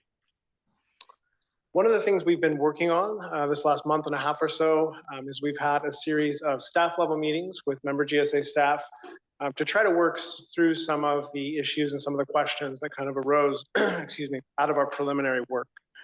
And so one of the things I have to show you today is a preliminary cost of service budget, both with kind of preliminary dollar amounts attached to these line items, and also a preliminary categorization of these line items in terms of the type of costs they are. Coming out of that preliminary budget, I have some rate models to show you. And these are really intended to illustrate what rates might look like according to the apportionment we've come up with today. By no means are they final, by no means are they set in stone, but we wanted to give you something that gives you a sense of the direction we've gone so far. Lastly, I have some other kind of related considerations we'll go through at the end as well. Thank you, Taylor. There we go. So this first slide here is kind of the budget without any dollar amounts attached to it. So I wanted to first highlight the different line items that we've included and the preliminary categorization of those line items. And I want to note here as well that this categorization in part stems from the two different fee types prescribed by Sigma, the 10730 fees and the 10730.2. Now, one of these, the 10730 fees or the Prop 26 fees, have more limitations in terms of what they can fund. And what they can fund is what we refer to as program administration. That's the terminology used in that code section. So everything under program administration, we feel confident could be funded through a 10730 fee, a Prop 26 fee. Now the 10730.2 fees, the Prop 218 fees generally are understood to be able to fund all of these types of costs. Any costs in support of SGMA related activities and groundwater sustainability. But we have separated them down there at the bottom, and later I'll touch briefly on sort of a couple different strategies you could take as far as fee implementation, whether that's a 10730.2 covering everything, or separating out the top from the bottom there, the program administration from the projects and management actions. So this is that preliminary budget here. I apologize, it's a little difficult to see. That's about as big as I could get it. Yeah, sure. Yeah, sure, absolutely, yeah. And if there are specific questions, we can touch on those. We started here with dollar amounts for some of these things. We were given sort of a draft budget to work with. We had some discussions with staff. We sort of added a few things. We added as well costs going out to 5 years. What we did is we used, in most cases, a 2.5% increase on these costs year to year, but you'll notice in some instances that's not the case. They can't see me. Some of the things on the top there, the 5th year eval, the GSP amendment don't have any costs in the first 2 or 3 years there. And they're sort of coming in year 4 and year 5. But generally speaking, it's a 2.5% increase. You'll note at the bottom that there is a total for each year. And then at the far right, in the bottom right corner, there is a 5-year average of all costs. And that'll come up again here in a moment when I show you some rate models. So I do want to point that out. The other thing I wanted to point out here is the blended irrigation water supply program and the state water project supply program. These are costs that may need to be adjusted. These projects, there are studies going on right now to sort of support the development of what the approach would be for these projects. So those, like all these numbers, these are numbers we've worked through with staff at the staff level. But we do acknowledge that as we understand more about those projects, we may need to revisit those discussions in particular. I was done there. If there's no questions, of course, we can always come back to that too. Before I show you these rate models too, I wanted to note a few things. One, those first several bullets there just kind of explain what I just mentioned a moment ago, that you can do all of these costs with one fee type, or you can separate them out with the 2 fee types. So I will be showing you kind of 3 different ways of doing this here. One single fee, and then one broken up into 2 fees. The other thing to note here is the table at the bottom. Now, what this shows you is a 20% reduction in agricultural extraction spread over the 5 years that the fee program would cover. And this is sort of a starting point here. And we don't obviously know what's going to happen.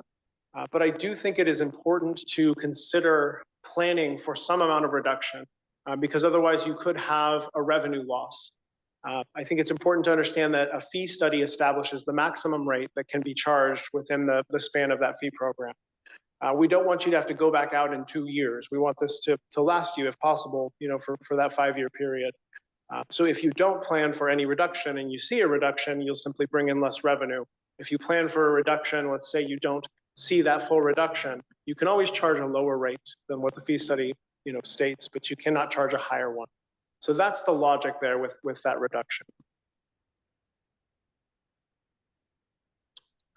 I wanted to note as well the extractor categories that we're working with at this point.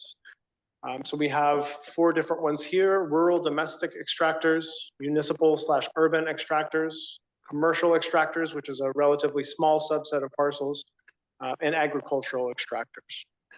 So the rates I'm about to show you kind of tie back to these different categories here. We have come up with a preliminary cost apportionment that tries to account for the different levels of service or the different levels of benefit received by these different categories. Excuse me. There was another thing I wanted to touch on here that I think is very important, and that relates to de minimis or domestic extractors. Now, we know that the feeling here so far has been we don't want to charge these folks directly. And I think one of the things we've been wrestling with a bit is something that stems from the requirements of Propositions 26 and 218. And that is that if there is a benefit or service being provided to a user, then I think to some degree they have to be incorporated in the fee study analysis. So the preliminary cost apportionment I'm going to show you today tries to account for that relatively minimal benefit or service that may be received by these extractors, but it does account for some degree of benefit received or service received. In particular, the items listed under program administration and from the project and management action budget, the domestic well impact mitigation program. I think it's hard to argue that there's no benefit or service received by those extractors from those budget line items. So what we are looking at now, the potential solution that is not fully ironed out, is we're looking at being able to come up with an analysis that allocates a certain revenue amount and in turn a certain rate per acre foot for those users, and identify a different funding source with which that can be paid so that these folks would not be charged directly. One of the things we've talked about is the member agencies potentially covering those costs based on the amount of de minimis or domestic groundwater use within their jurisdictions. However, that does present some challenges as well because some of the member GSAs may not have money that can be contributed to that cause. It cannot be contributed, this money cannot come from the pool of money generated by this fee program. Essentially what that means is agricultural extractors cannot subsidize these users. So that revenue has to come from a different source. So at this point, we don't have that fully ironed out again, but that is the path that we are trying to go down. We're trying to figure out a different way to get that portion of this paid.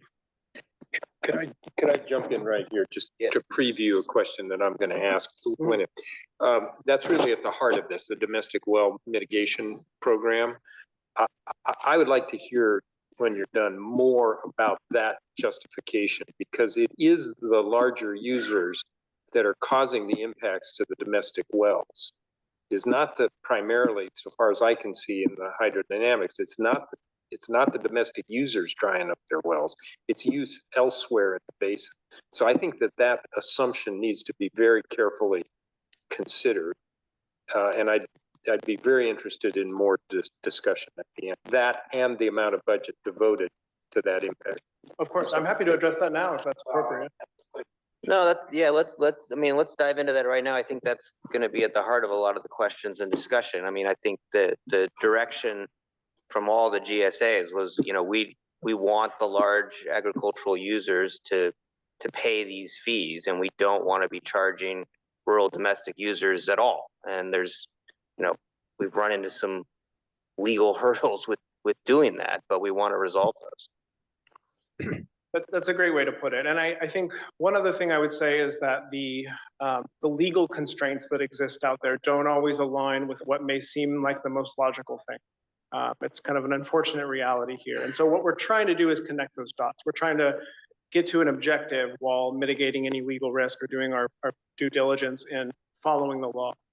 And I think one thing about both Prop 26 and Prop 218 is they don't really allow for a way of looking at this that's punitive in terms of you cause the problem, you pay for it all. They look at cost and benefit received. And I do think there's relatively a more minimal benefit received by those users.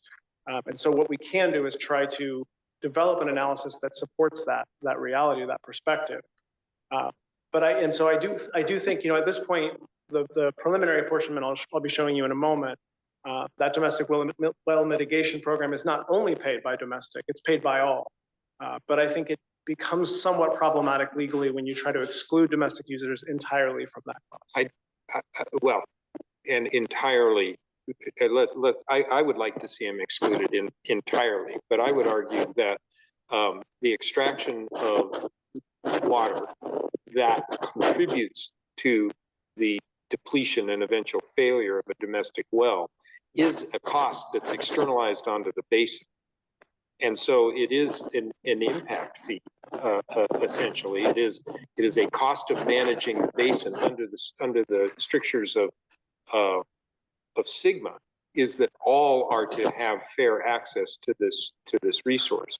And if the quantity of extraction in one part of the basin causes shallow wells to dry up, I think you can draw a direct nexus to that as a consequence of that extraction. And so I think this body, I speak for my colleagues, I think we would expect a detailed legal analysis of that in writing so we can see where that eventually, before we adopt a fee structure, so we can see where that actually rests. Absolutely, that's perfectly reasonable, and I think we can get that done. I will say that we've had conversations with member at GSA legal counsel, and I think there is some degree of consensus on this issue, and that's a part of why we move forward. But I understand the importance of making that clear to this body, and before a fee structure is finalized. I will note that impact fees are a slightly different analysis than, say, a regulatory fee or a property-related fee as authorized by SGMA. Not to say there are no similarities, but there are some slightly different constraints that exist for these fees that those items. Okay, keep moving forward, but if we need to come back to this issue, I'm happy to discuss it further. So this slide is that same budget I showed you a few minutes ago, but you'll notice it's marked up with color here. So what we've done, and this is that preliminary cost apportionment I mentioned, is we've sort of taken these costs and put them into one of three categories. So the light tan colors, which includes all of program administration, and then the first line item under projects and management actions being the domestic well mitigation program, those are identified here as base costs. So those and the rates I'm about to show you are apportioned across all categories. So essentially what we're saying is those costs provide a benefit or service to all extractors. Just below that, in the darker tan or the gold color, are costs that we've designated as supplemental non-de minimis costs. So those costs we've apportioned to all non-de minimis users. So that would include agricultural users, commercial users, and municipal users, meaning municipal water systems. At the bottom are costs we've designated as supplemental agricultural/commercial costs. So these are costs we're saying provide a benefit or service to agricultural and commercial extractors. So please keep that in mind here. That's what's kind of feeding into what I'm going to show you on the next slide. You can go ahead, sorry, and click it one more time, Taylor. Thank you. So there's two ways that I've modeled this out here. One is on the top there, what we call a stepped rate. So these rates are calculated by looking at the revenue need from each year and calculating a different rate. So you'll notice with the stepped rate, it's particularly clear for the agricultural commercial rate. It starts low and then it gets much bigger because we have a budget that's somewhat backloaded. So it starts at 35 and goes up to almost 270 per acre foot. Now on the bottom, what we've done is what's referred to as an averaged rate. So we've taken that 5-year average revenue need and we've applied it that way instead. Now, the only reason the averaged rate as shown here has an increase is because of that planned demand reduction that I mentioned earlier. If we did not incorporate that here, those rates would be the same in year 1 as they are in year 5. There would be no change. So that change is much more minimal on the bottom because it's only stemming from that planned reduction in groundwater use. And again here, these have the same colors as those costs on the previous slide. So those base costs go into, that's the only thing that would be allocated to domestic users.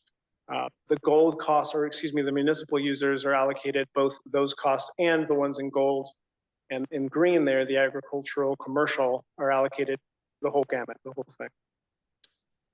Another thing I want to point out here, if you look on the right side, the year 1 revenue, I think it's important to note the revenue by category, particularly under domestic, so in the light tan. That's what we're looking at based on this cost apportionment overall in the basin for domestic users. So if we were to pass those costs on to member GSAs and not charge those folks directly, that's the amount of revenue that would have to be recovered or contributed from some other funding source. And not that that would necessarily be equally split amongst all member GSAs. One of the things we've talked about is basing it on how much of that groundwater use occurs within each jurisdiction. And again, that's not ironed out yet. We don't have a final solution to present to you.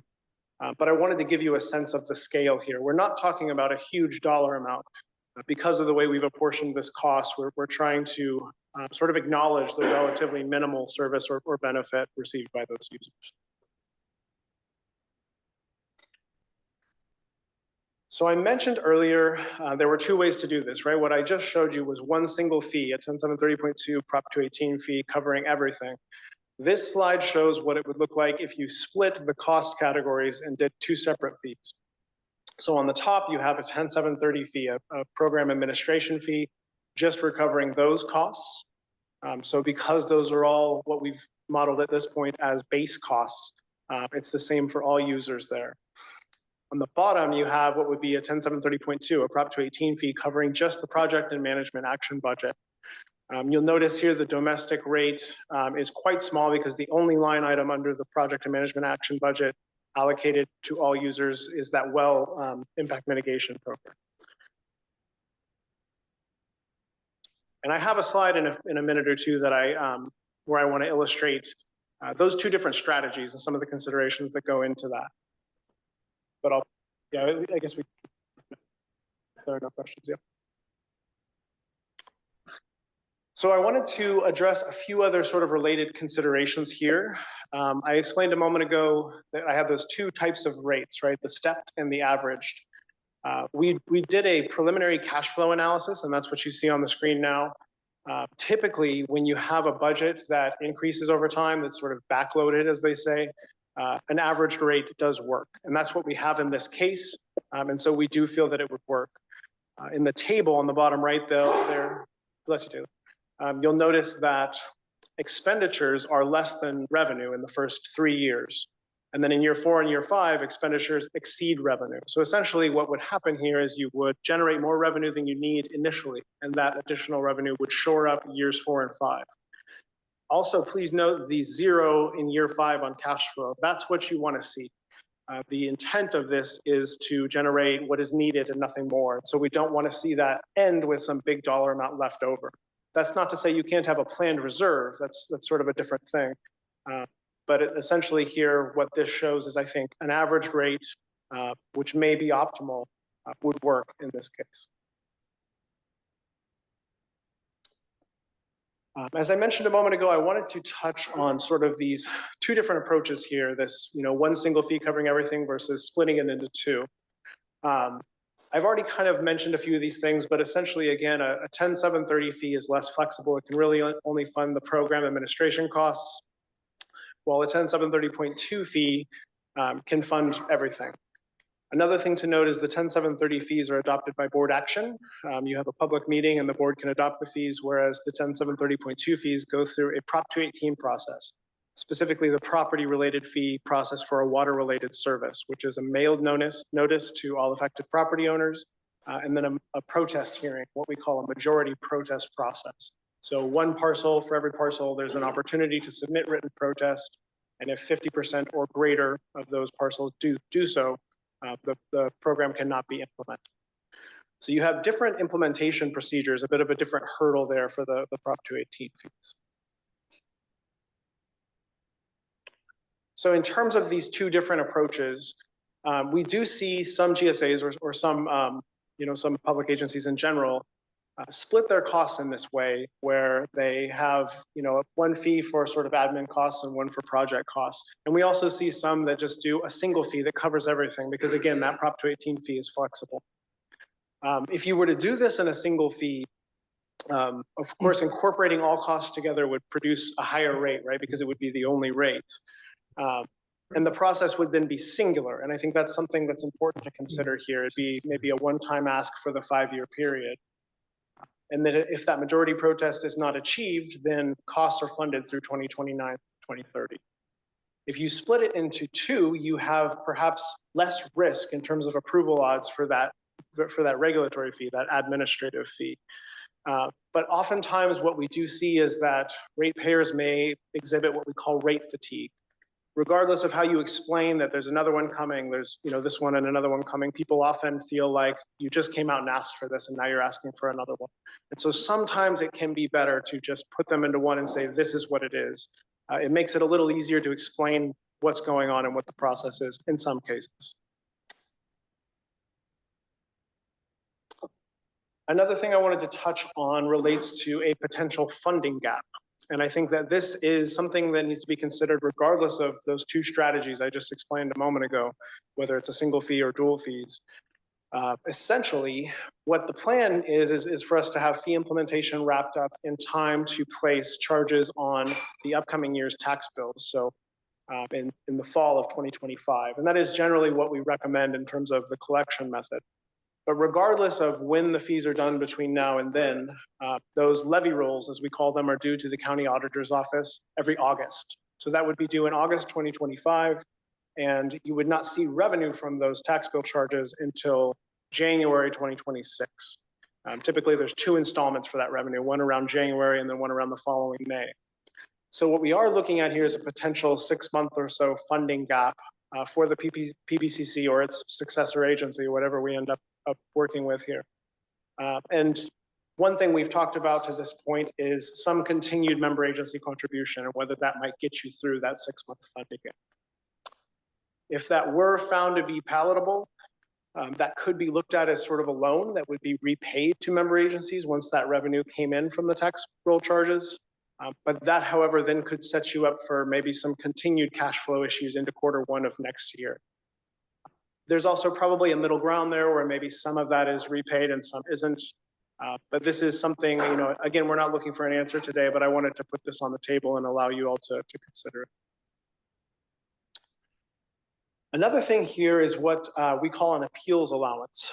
And I think this relates generally to the potential, the possibility that folks will appeal the calculations of their groundwater use. And I think Mr. Kimmelshue gave a very convincing presentation earlier, but I do think it's important to have some sort of process where folks can at least try to appeal, and perhaps if they can provide evidence that there should be some sort of change, that could be, you know, there would be a process in place for that. What could happen in that case is you could see a loss in revenue if you see a reduction in groundwater use that's assigned here. And we're probably not expecting that to be huge, if anything. It would probably be quite small, but there may be certain instances where that takes place. In order to deal with that in the past, there's a couple of approaches we've used. One is that we could include a contingency fund in the budget and a dollar amount that would sort of, you know, provide that little bit of buffer there. You could also, I apologize, it says inflate the projected extraction amount, but I meant to deflate or decrease by a percentage, which would allow you to then generate a little extra revenue. Of course, with either of those avenues, if, you know, coming into year 2, you did not use that allowance, you could simply stop using that. You could charge slightly less and know that you have that sort of reserve already built up so that you're not generating more revenue than is necessary. This last slide is a tentative timeline. I think this is quite similar to what I showed you in July. There are some moving parts here, so I'll maybe emphasize the word tentative. We are working with legal counsel on issues related to the creation of a potential JPA or a potential successor agency. I think there is some feeling at this point that it may be more appropriate for that successor agency to be the entity imposing this fee. So I think that timeline is something we're tracking closely. Another thing that comes into play here are the alternative water supply projects, and whether we might want to have more information on what those look like before including them. So I will say that for our part, we're flexible here, but please do note that per the grant requirements, this project is supposed to be completed by the end of April 2025. So that's sort of, to some degree, our backstop for a lot of this work. That's all I have. Thank you for your time. Happy to answer any questions. One comment before public comment? One Yeah. quick question again, just to help frame public comment here. You talk about domestic users. Do you differentiate them from de minimis users under the definition of SGMA? I do not, if only to say that I think in this basin, the vast majority of those users, what we're talking about is rural domestic. So that are de minimis. They tend to overlap largely in this basin. So my question is, given that de minimis users are exempt from virtually everything to do with SGMA, they aren't specifically regulated, including the need to meter their wells. How is it that we could frame a fee charged to them based on an amount that they extract? So I think maybe one of the gray areas or one of the question marks that came out of SGMA related to funding this whole effort is that regardless of what it says in the water code, you have to grapple with the state constitution, and Props 26 and 218 enshrined as different parts of Article 13 of the state constitution have certain requirements, related to proportionality, related to an apportionment of costs and benefit and service provided. And so there is, I think, to some degree, different ways of thinking at this point legally on how to mesh the two together. We have these two sections of the water code, and then we have these constitutional articles that we have to comply with. And so while I realize that the water code exempts de minimis users from many requirements, at this point, it's been the legal guidance has been Props 26 and 218 don't care. But could a fee structure be set up that charges, if a de minimis user has to be charged something in the end legal analysis, could it be a small flat fee that's not dependent on extraction? Because we don't know what their extraction is. Sure, I think that's a potentially viable approach that we'd be happy to explore. Thank you. I just want to make sure that was out. Yeah. Yeah, and just to reiterate, I mean, it's kind of a tragic irony that, you know, there are these small users that we're all trying to not charge. And we're kind of, at least what we're being told right now, we're hamstrung by the California Constitution that we have to in some way, Let us not give up the fight, Mr. Chair. Correct. Okay. Question, Matt, real quick on Yeah. that. I mean, has there been any legal challenges with regard to charging de minimis? I mean, I should have brought this up before, so thank you for asking. There have been GSAs that have excluded these users entirely from their analysis, based in part, I think, on what seems quite logical, right? They are excluded from many aspects of Sigma. And that has been challenged, and they have been forced to reconsider and bring those users into the fold. I think Pajaro Valley was one of those examples where initially they excluded them entirely. They were sued, likely from somebody in agriculture, although I don't know, who wanted them to be, at the table too. And the courts forced their hand and made them reincorporate those users.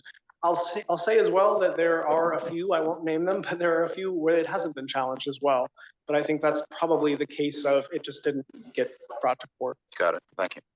Okay, thank you. So with that, let's open up public comment. Is that okay? Sure. Yeah. So we'll hear public comment. Call you back, Ryan, with any questions and no doubt further discussion from the board. Mr. Tracy. George Tracy. First of all, I have a question about where the data came from on the water use. The numbers that were shown there say that the municipal was like 1,300 acre feet. I'm not sure that even people who are here from Paso Robles and San Miguel would agree that that's a good number for the municipal water districts. And as far as the people who are in the county, 2,700 acre feet seems out of date, maybe, because there's an awful lot of people who raise crops. Anyway, I'd like to get a question about the data that he used, where it came from, and what validity there is. Secondly, by law, the GSA law says that the minimum users do not have to pay for anything. And number three, Prop 218, what he showed up there is for a service that is done like electric utilities and water districts who provide water. It's true, you only need a 50% approval. If you're going to a property tax, you need 2/3 approval. The CSD that I am part of just tried to do that and failed. They got 66.2%, not 66.7%. Therefore, what he showed there as far as a 218 vote is not valid. And I would like to have him do that in accordance with the law, because the law has two categories. One is category for property taxes. The second one is category for normal rates for electricity, water, sewer, and stuff like that. There are two separate entities that are required for each one of those. So if this is going to be a property tax, it will have to have a 218 vote for all property owners, and they will have to approve it by 2/3 vote. Thank you. Thank you. Ms. Myrie. Thank you, Ann Myrie. I just wanted to make a few remarks. I believe, and it's been about 5 years since we sent our rates in Monterey County, so don't quote me exactly, but I believe that every domestic well in Monterey County pays a flat rate of maybe $10 or something like that. I'd have to look at my tax bill for that. And then commercial properties and residential properties in cities were also assessed at a minimal rate so that everybody was participating. The theory being with a Proposition 28, is it 28 or 26 vote is that everybody benefits from the success of a GSA, everybody that resides in the water basin. Having a successful GSA, you know, inhibits a lot of other problems, lawsuits and declining water levels. And then the other Proposition 218, if you are going to pass or promote a funding mechanism like that, I think that we don't have any of those projects yet, maybe the blended water project, but then you have to consider the area of benefit. It would not be distributed throughout the basin. It would be whatever was determined to be the area of benefit, whether it was because they were provided water or maybe the water table improved because that water was provided to some users. So those are just complexities to keep in mind. I'm not taking a position on this yet because we're in the early stages, but I think, and I wished I had my tax bills. I could tell you a lot more than I can tell you now 5 years after the fact. But anyway, thank you for your time. Thank you. Mr. Graywall, followed by Mr. Carter.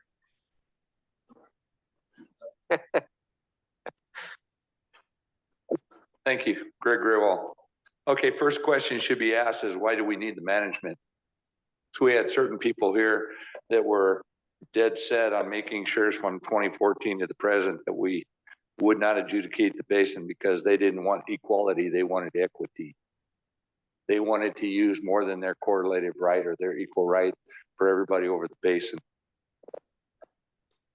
De minimis users return 99.9% of their water because it runs through their house, goes through their septic system, goes back to the ground. So when you're measuring the rate of what leaves, nothing leaves. Unlike ag that you're measuring the ET. So there is no benefit for a de minimis user to be part of this stuff. And the state California Constitution already says that the landowner, the priority right owner over the land, has the beneficial right to the water beneath him to use on his land. I am in a lawsuit, been in for 11 years. On people trying to claim prescription over my water, even though I don't even live in the basin. We've won 5 judgments. And we're just getting ready to get to the end of this. We already had AB 2453 where 80% of the people over the basin said they didn't want you guys. Where is the seat for the de minimis user? What chair is for the de minimis user? There is no chair for the de minimis user. He doesn't have representation here. Everybody else has representation to make sure that their needs are met, but there's no representation for the de minimis user.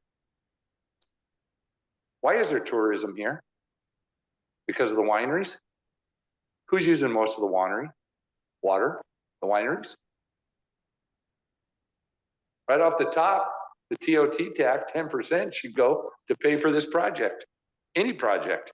You have 436,000 acres in the basin. 8% is irrigated ag, using 90% of the water. 76% of the water in the basin goes to agriculture, 30% goes to the cities and CSDs, 3% goes to de minimis users. And you think you want to charge de minimis users? That is so unbelievable I don't live in the basin, so I don't have a dog in the race.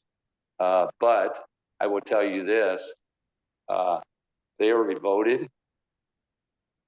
They already signed petitions. They already did what they needed to do. The county, the city, San Miguel, and others have spent almost $15 million trying to steal water from the de minimis users. Thank you. Mr. Carter? Yes, Steve Carter from San Miguel. And so I did have a chance to look at the rate study. The rate study, I think, is pretty much foremost on my mind, because I believe that, you know, charging for water, I've stood here before, I think charging for water will cause, you know, some more beneficial use or more conservative use of the water. So we may be able to, if we're overdraft 15, 18, 17%, whatever it is, just by the fact that there is some fee for extraction, I think that that will help alleviate a portion of that problem. But then also as a small grower in the area, you know, I looked at a budget that looks at $15 million. I kind of started doing some back of the envelope numbers. I came up with $262 an acre foot. I tried to reflect what that would mean to me as, let's say, a pistachio grower. You're going to be using 3.5 acre feet. So I think that we're going to have some more data here. We're going to be able to look, once we get these monitoring wells in, we'll be able to potentially see what's happening to the basin. If we're winning, what is the overdraft? I think the Land IQ, I believe in that technology. I think that we're going to be able to assess what people are extracting to some degree. At least it'll be proportional across all things. But when I look at the number, I would like to have the opportunity to say, look at, I'm currently farming 46 acres of pistachios. I'll quit farming, whatever the percentage, you tell me 15%, 20%, and leave me out of it, because I can't make these numbers work. You know, you're getting up to almost another $1,000 for water. The PG&E is incredibly expensive today. And so you know, it's got to be something that works for everybody. So I'd like the opportunity for a grower to be able to say, if my 17% is part of the problem, I'll just stop. I'll take it out. I won't irrigate it and retire it from agriculture. I think that should be an option. Thank you. Thank you. Any other public comment? Yes.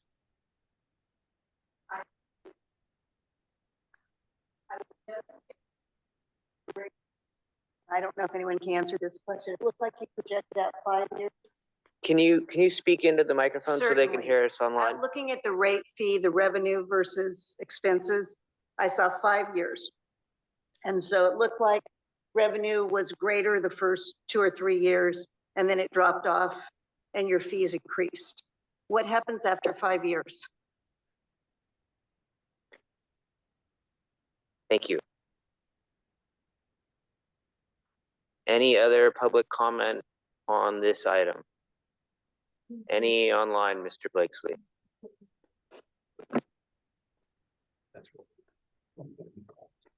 None online, Chair. Okay. Thank you. Well, with that, we'll close public comment and tackle some of these questions and have some discussion. Perhaps you could answer that last question first. Of course, yeah. So, you know, after 5 years. yeah, so typically, it's very common for public agencies to do these types of things in 5-year increments. And so then typically you would go through a similar process in 5 years. One of the reasons behind that is it's difficult to project out 8, 10, 12 years into the future what your revenue needs will be, what your water use will be. So typically what would happen is this process would be done again, you know, in 5-year increments going forward.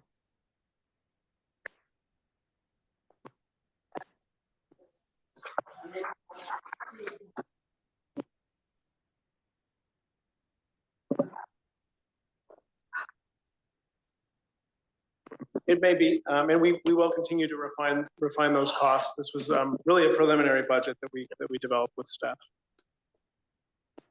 So there were a couple other questions about kind of the validity of a 218 minority protest. In this Sure. case, that's obviously a critical question. And then question about where the estimates of 1,300 for municipal and roughly 2,700 for rural domestic came from. I think those are, from our annual reports, and maybe Mr. Reilly can speak to that provenance of those numbers.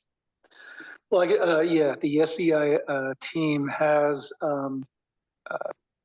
Nate Page on the team, and Nate, formerly with GSI, prepared our annual reports. So that data probably did come from the annual reports, but he would be familiar with that information. So that was a 5-year average, 2017 through 2023 for those numbers. And we do realize that that may need to be updated, but we felt that was a good starting point to illustrate rates. Okay. Going to your first question, which is a great question. I'll try to keep this brief, but I do want to paint the full picture here. So Prop 218 was passed in 1996, and it left some questions open as to what is a tax and what isn't a tax. So Proposition 26 came along, was passed by California voters in 2010. And one of the things Prop 26 did is it defined clearly what is and isn't a tax. And so Prop 26 states any levy, charge, or exaction of any kind by a public agency is a tax with the following exceptions. And it lists about 7 or 8 exceptions. One of those is property-related fees in accordance with Article 13D of the state constitution. Within that article, it explains 2 sort of processes for property-related fees specifically. One of them is a balloting of property owners that requires 50% support. So like actually turning in a yes ballot, 50% of turned in ballots. But it exempts services for, it exempts water-related services, refuse-related services, and one other type, refuse meaning garbage, from that process. And for those exemptions, all you have to do is have that majority protest process, and every parcel gets one opportunity to submit protest. If 50% or greater of those parcels do not do so, they can be imposed. So the framework that this exists on is that water-related, property-related fee process. And that is specifically called out in Water Code Section 10730.2, which authorizes the GSAs to charge those fees. It references that specific process. Thank you. Quick question. Mr. Berkeley. So you said that, going back to the 218, where each parcel can have a protest vote. So the guy with a half acre with his own well parcel versus a 10,000 acre vineyard, they're equal? Is that? They are, yes. Okay. And that's an important distinction.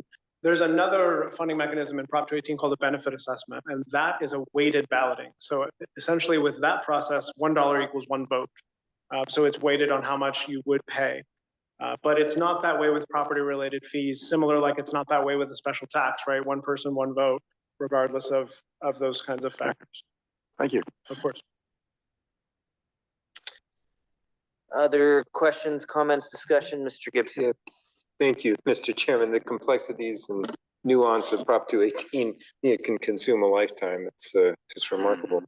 I take it within this update that you're looking for some comment and direction.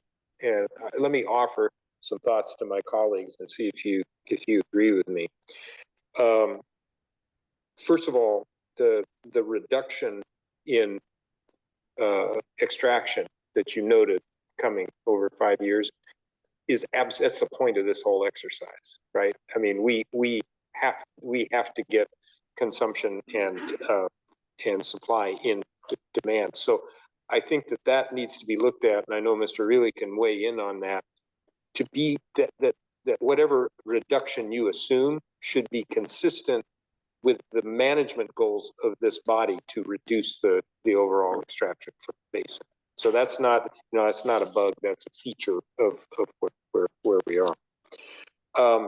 In terms of the revenue side, then, speaking of the domestic users, which we take to be de minimis users, it's an interesting observation that pure domestic use very likely will end up in a septic tank, will end up in the basin, and consistent with the ET conversation we had, where it's the matter of water leaving the basin is the issue.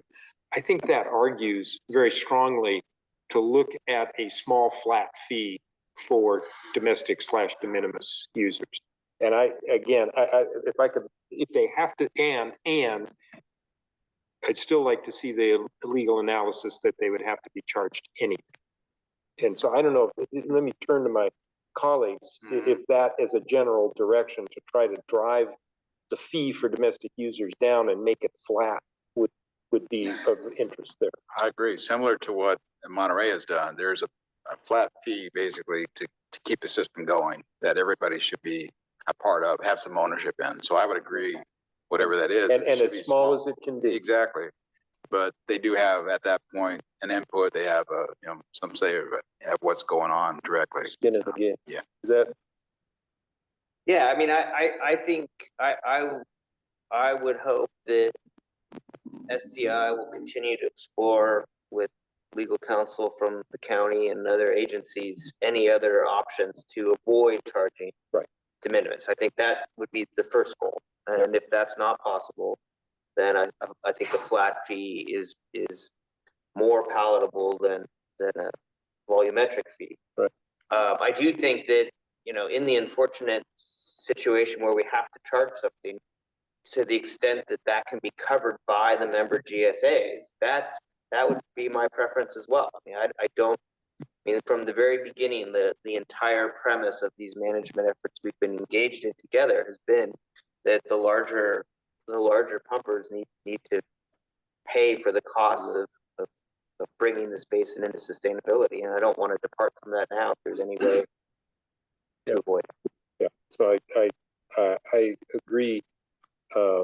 In general, it becomes a little more complex for the county because we're talking about, and perhaps, the city could wrap it into your water rates or something, but the county, it would be complex. But the goal that you're speaking of, zero charge, if possible, to domestic de minimis users, I agree with.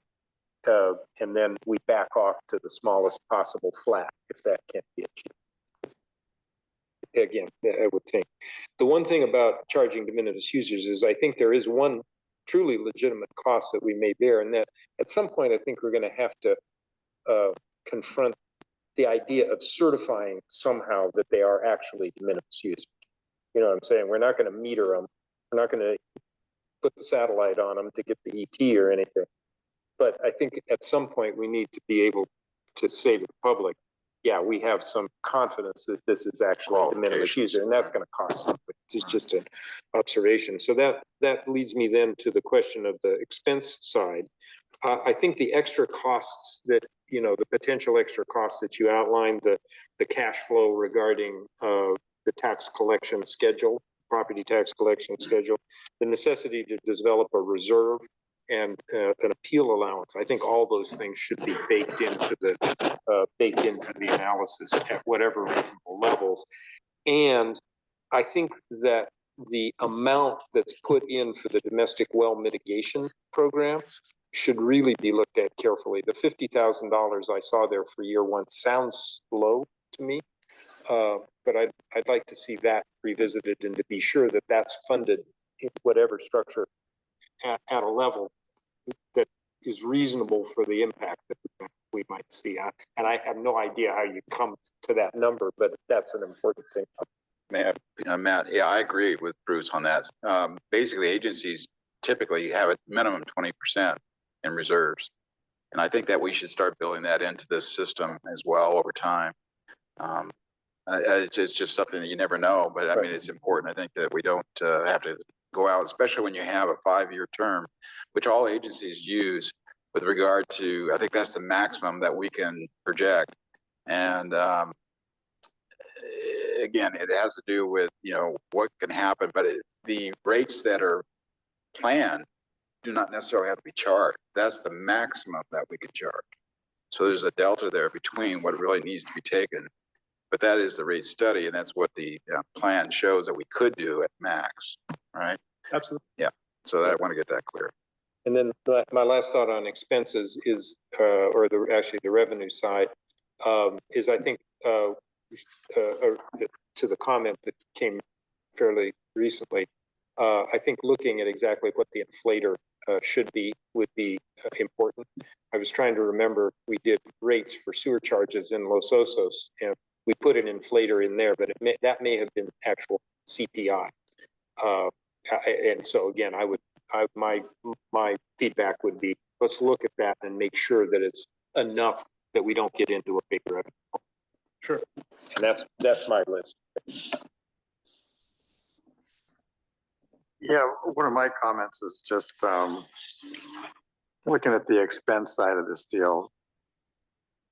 5 years out, it's $15.7 million. That's a lot of money coming out of people's pockets. That's a lot of money, whether it's, you know, the vineyards or whoever it is. But it's just, it just amazes me how things can spiral up. And we're just in the infancy of getting wells monitored and the ET deal and what is really needed to protect the water, right, you know, for our basin. But and that's a lot of money coming out of a lot of people's pockets to pay for this. And I think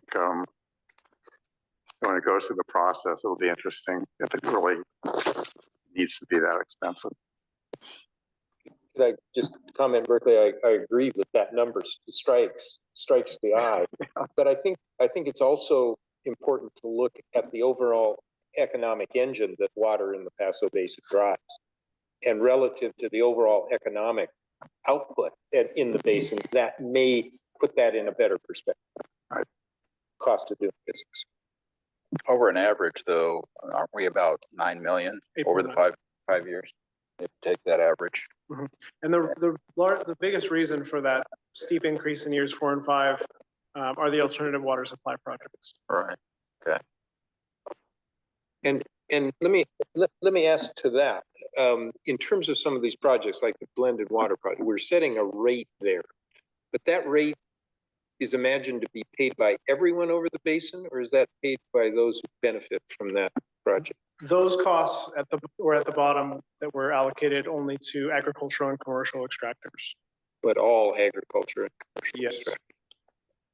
And there's obviously a lot to be discussed and debated there as we, we'll hear some reports, in fact, updates later today. Yeah. And I think there's a lot, we're in a phase where we're trying to determine what are all the options, what do they cost, what do we want to do, how much can we raise reasonably, and what's the best use of those dollars. And so there may be projects that we say, hey, this would work, but it's too expensive.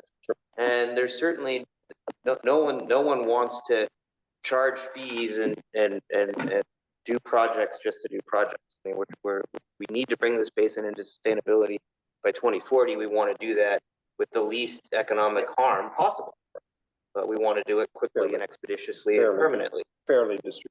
Yeah. Good. I think you touched on some great points. If I may, I wanted to say one thing in response to the suggestion of a flat rate for domestic. Really, I think the way we've envisioned this to this point, that rate, whether maybe it's passed on to somebody else, but if you allocated a rate, let's say it was $22, and then you came up with an estimate, maybe 0.3 acre feet per year, that would come out to $7 and change.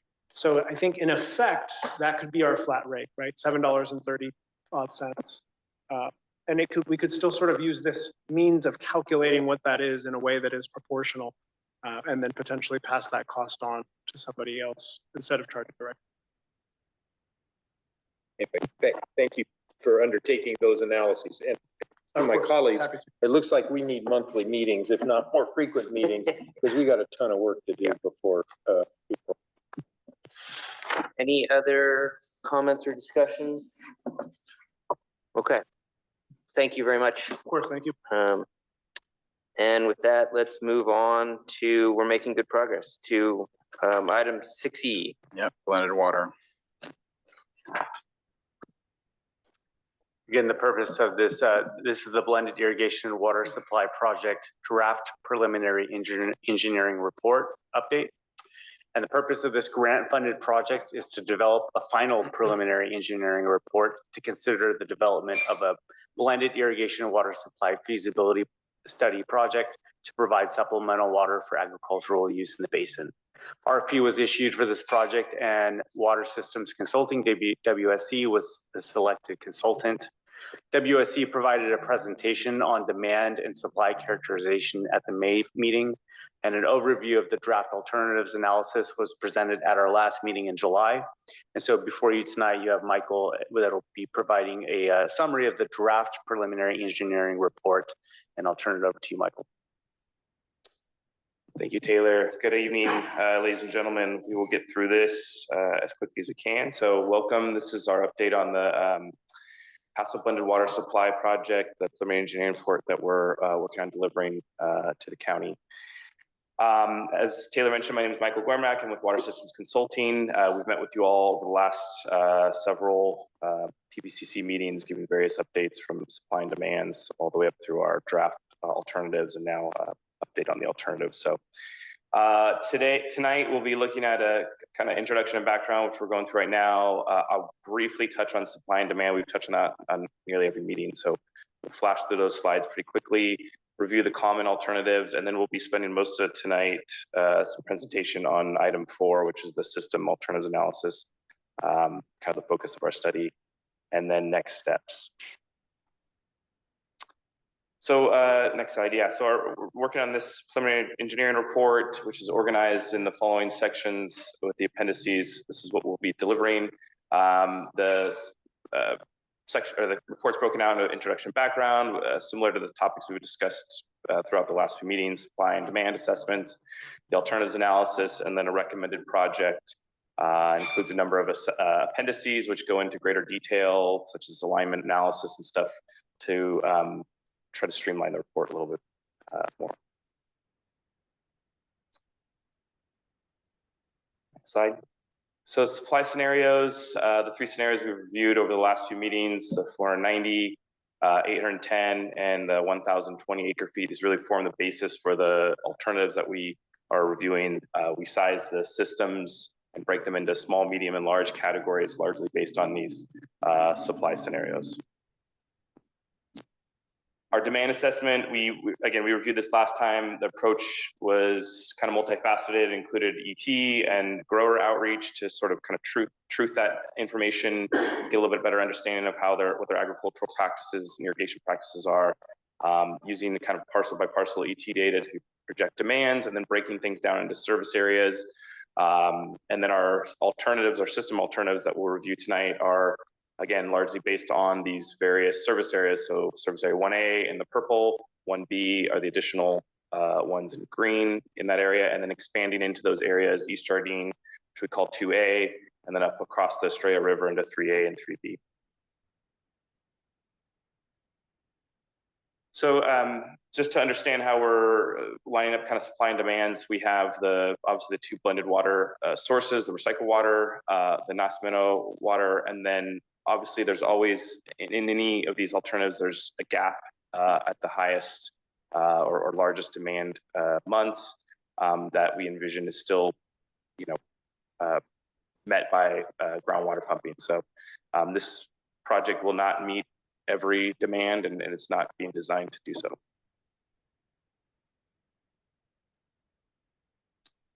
So common alternatives, really these are ones that are independent of the system size. We're looking at various pipeline alternatives, alignments, and infrastructure that are, again, regardless of the system alternatives that we'll review here in a few slides.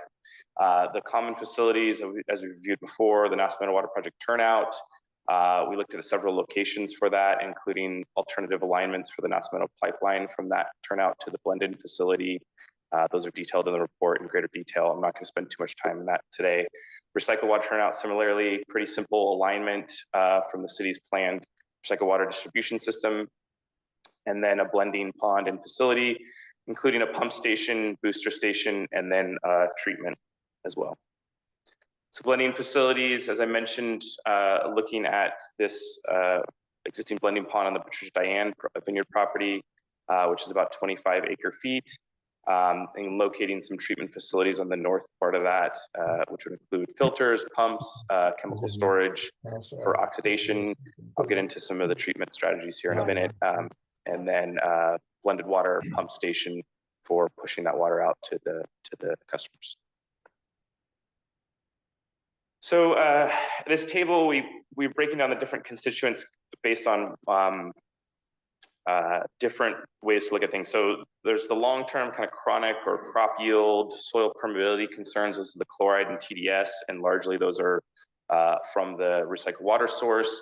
And then we have these kind of operational or clogging concerns at the farm level, which are constituents in the Nacimiento source, and that's iron and manganese and turbidity. Our treatment strategy, we reviewed this last time, but just to remind everyone, maintaining blending percentages to keep the chronic constituents in those recycled water sources such as TDS and chlorides under water quality objectives that we presented again at the previous meeting, addressing sodium issues through current agricultural practices, and then treating the Nacimiento constituents, iron, manganese, and turbidity through oxidation and filtration.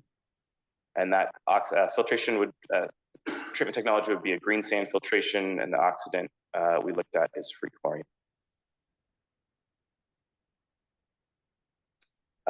So let's get into system alternatives here.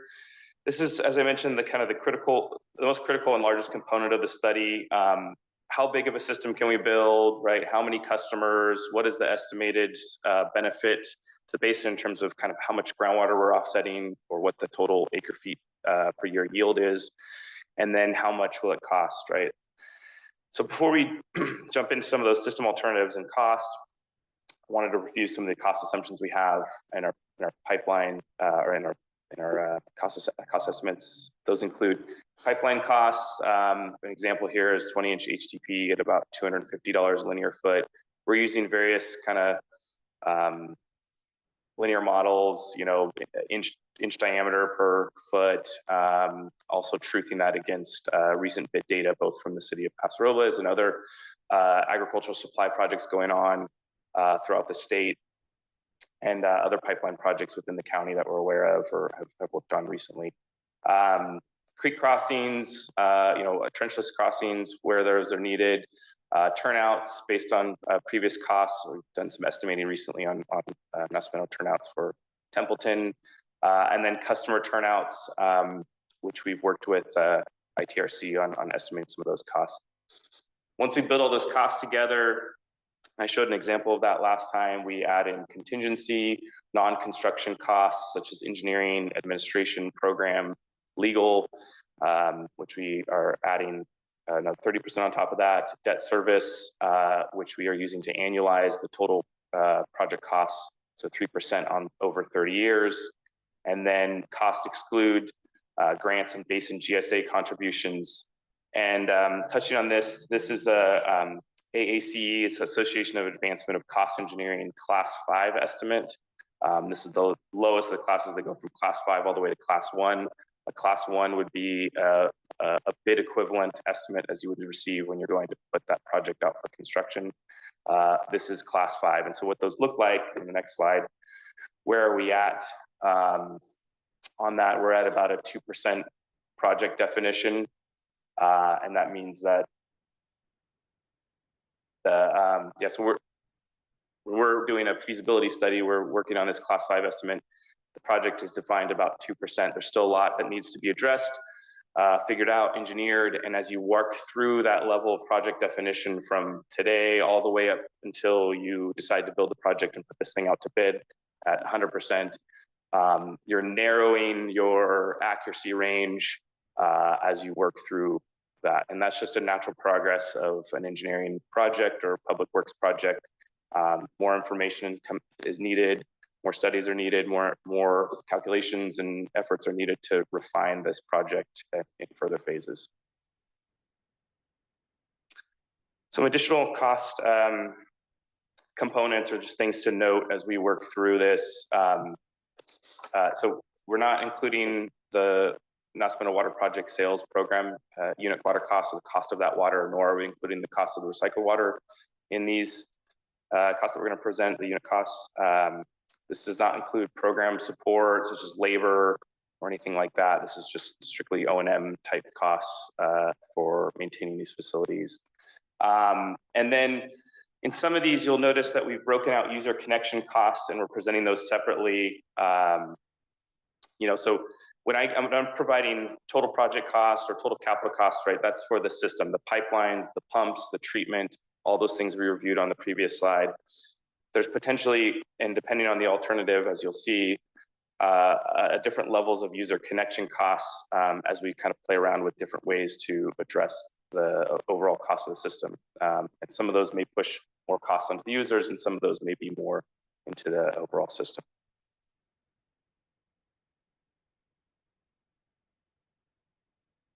So last time we reviewed these different categories, kind of small systems, medium systems, large systems. We've broken our alternatives into those. And what does those mean, right? How are we defining those alternatives? So our small systems includes alternative 1, and that's 2,500 acre feet a year of water that's blended water that's produced, irrigating about 1,300 acres. This includes that supply scenario 1 and obviously the smallest demands, right? Demands really equivalent to the amount of acreage that we're irrigating here. The medium systems are alternatives 2, 3, 4, and 5. They range anywhere between 3,400 to almost 5,000 acre feet a year of blended water and irrigate anywhere between 2,400 to 2,900 irrigated acres. And those are largely, I think with the exception of alternative 2, based on supply scenario 2, and represent obviously an incremental medium amount of demands. And then the largest systems, alternatives 6, 7, and 8, as we expand into those, and I'll show some maps here in a minute, expand into those other areas. Right, those are upwards of 7,000 or approaching 7,000 acre feet a year of blended water, 4,000 to 5,000 irrigated acres. And those are largely based on that supply scenario 3. So the largest of the supply scenarios, obviously the most demand. Later, quick note before we get to the next slide, we'll do different things where we're breaking some of these alternatives into sub-alternatives and looking at future expansion. How do we size these pipes, upsize them so that maybe we want to build a small system now, but have a big enough pipe that you can expand into other areas in the future. So we'll answer some of those questions or look at what those costs are. And then, hydraulics, storage primarily, and pressure, how those impact system sizing and costs, pipeline sizing primarily. And then what does it look like if we take a larger system, say, and in this case, we looked at alternative 6, and then use a supply scenario 1 and really provide a little bit of water to a larger amount of growers. And so we played with different sub-alternatives there. And again, I'll review those in a minute, but just previewing there. So smallest alternative or smallest system is alternative 1. This is a modified version of service area 1A. It's just 10 properties or 10 customers. Next slide. Alternatives 2, 3, 4, and 5 are largely based on alternatives 1A, and then when you get to alternative 5, we add in 1B, so that's adding in more demand. So we're kind of building on this system. We get to the next larger. Now we're starting the larger system. So alternative 6 is based upon alternative 5, so it's the purple and the green service areas 1A and 1B, and then we expand out there towards that East Jardine. Similarly with alternative 7, based on alternative 5 with the purple and the green, and then we expand north across the Estrella River into areas 3A, and then alternative 8 builds upon that even further by adding in service area 3B. So returning back to this split of the small, medium, large, what have we drawn from kind of comparison of these alternatives? The conclusions are the unit costs are about within 25% from the smallest to the largest. The yield and cost scale pretty linearly at 3 times. So the smallest system is about a third of the cost of the largest system. Some considerations for the smallest system, obviously a lot less benefit to the basin, less customers is a higher risk. What do I mean by that? In that case of the alternative one, if you have 10 customers and someone's having an issue with the irrigation system that day or drops out at the last minute, you're now affecting 10% of your demand. The largest systems have upwards of 50 customers, I think 51, which represents if there's an issue with any one customer that day, that's 2%. So it's quite a bit different in terms of that risk to the supply, and how much you're kind of distributing that across a customer base. The largest system considerations, obviously supply risk. Those are all based on supply scenario 3. We talked a little bit about the supply risk at the previous meeting. A significant capital investment, a large capital investment with those, as you'll see here in a few slides. So let's take a look at some of those sub-alternatives that we discussed. So what does it look like when we're expanding the pipes for future sizing? So we did this with alternative 1, which is a smaller system. With alternative 1.1, right size system, right, smaller pipes. And then alternative 1.2, oversize this system for future expansion. So we took a look at what it would take to have to supply one of the medium or larger systems, and then brought that pipeline out the entire way. And we also did this with alternatives 3 and 4. Alternative 3 right size, and then alternative 4 we upsize that for future expansion based on the Right there. pipes associated with the largest systems. Sizing for future adds about 20 to 25% in capital costs. This is primarily a pipeline project, so if you're upsizing the pipes, that's where that cost comes from, and adds about 15 to 20% in unit costs.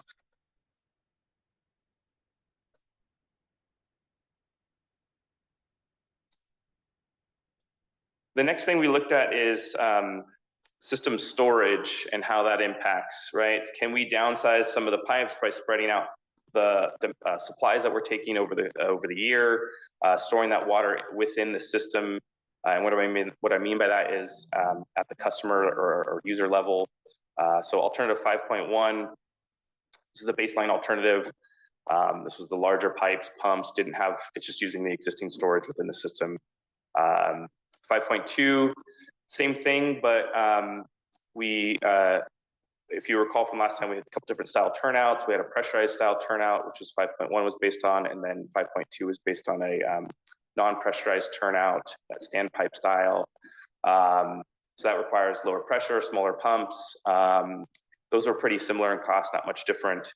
And then 5.3, we started playing with adding 1,000 acre feet of distributed storage. I think that was 40 25 acre foot ponds across the various customers. And then 5.4 was the same as 5.2, or excuse me, 5.3. So I had that 1,000 feet of acre storage, but we removed treatment and the recycled water supply. So we used the pressure from the Nacimiento pipeline and only supply Nacimiento water just to see what it would look like. I know this is a blended water project, but what does it look like if we just have a single source and we get rid of some of the treatment costs and repumping costs? So as I mentioned, the difference between 5.1, 5.2, turnout style, pressure, not a significant impact on unit costs. Adding storage costs does reduce the system capital costs, but would then transfer some of that cost to the customer and their connection costs by building some of those reservoirs or distributed storage. Adding storage reduces the pipeline yield, but we have to carry that water into summer where evaporation rates increase. And so some of that yield is impacted by evaporation. Think of it this way, at least in the Nacimiento, if that water is stored up at the reservoir in Nacimiento, once you pay for it to get pumped all the way out through your system and out into this, and there's evaporation at the customer level, that's water that you've already paid to move through your system. Whereas if there's evaporation occurring at Nacimiento, you're not necessarily paying for that. So it does impact the yield or total water that's supplied. And then removing treatment costs reduces the capital cost by about 30%.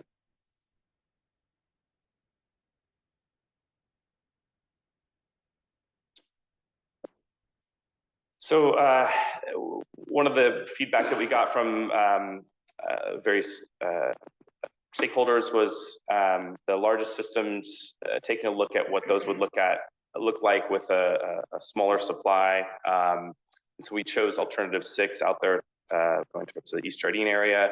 So again, 6.1 was the baseline alternative. 6.2, we used essentially half the supply, so scenario 1, and then added storage and resulting in smaller pipes.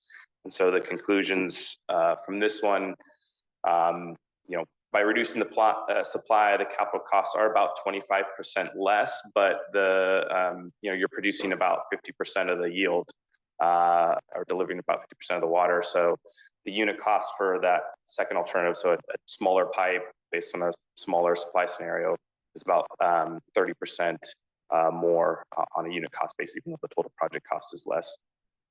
So the kind of conclusion there, right? Delivering less water through smaller pipes to the same amount of customers. So this is an overview of all the alternatives, the total capital costs on the left-hand side, the O&M, which we estimate on dollars per year, and those are largely based on percentages and costs for energy, for pumping costs. So as you're pumping more water, as you can imagine, that those costs go up, the size of the pumps go up. So that's why the O&M goes up for each of those alternatives for the most part. Unit costs, as I mentioned, kind of from the top in terms of some of the conclusions, larger systems are slightly less in terms of unit costs, but not by a significant amount. To point out a few of those ones where we're upsizing the systems, 1.1 and 1.2 and 4, you can kind of see that difference there in the total unit cost, about $200 to $300 an acre foot. And then on that last column, costs for the user or connection or customer costs there, anywhere between 400,000 up to some of those ones that have all the storage involved with that, those alternatives. And just for clarity, this includes debt service on the capital costs over 30 years, but this does not include the cost of the recycled water or the NACI water for blending. That's correct. Yep. It does not include it's just the project cost, does not include the cost of the water to be purchased.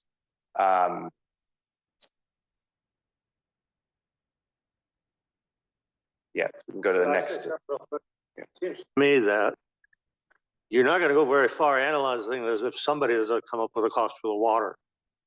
Because if it's above a certain amount, why bother doing this work? I mean, why even talk about it? Why talk about buying it for the city or anything else? We still don't have a price. We don't know how many years we're going to get it. And I'm not criticizing, but I'm just saying I would not go to an awful lot of trouble on this if we're not going to start getting into some numbers. And don't forget, we got to pay for everything that's in the slides we saw for the first 2 hours. All right. This is kind of depressing right now. I mean, to be honest with you, it's realistic, but it's depressing. And you're going to do it with 20% less acres, don't forget, because we got to cut back. You say, well, it may not be by the acre. Well, it may not be, but it could be. And so whatever we're all getting, whether the economy's getting, what the growers are getting, what the wineries are getting, what the hotels are getting, everything else is going to be done with 20% less acres. You may save a few with this because you're going to maybe be able to keep some grapes in the ground.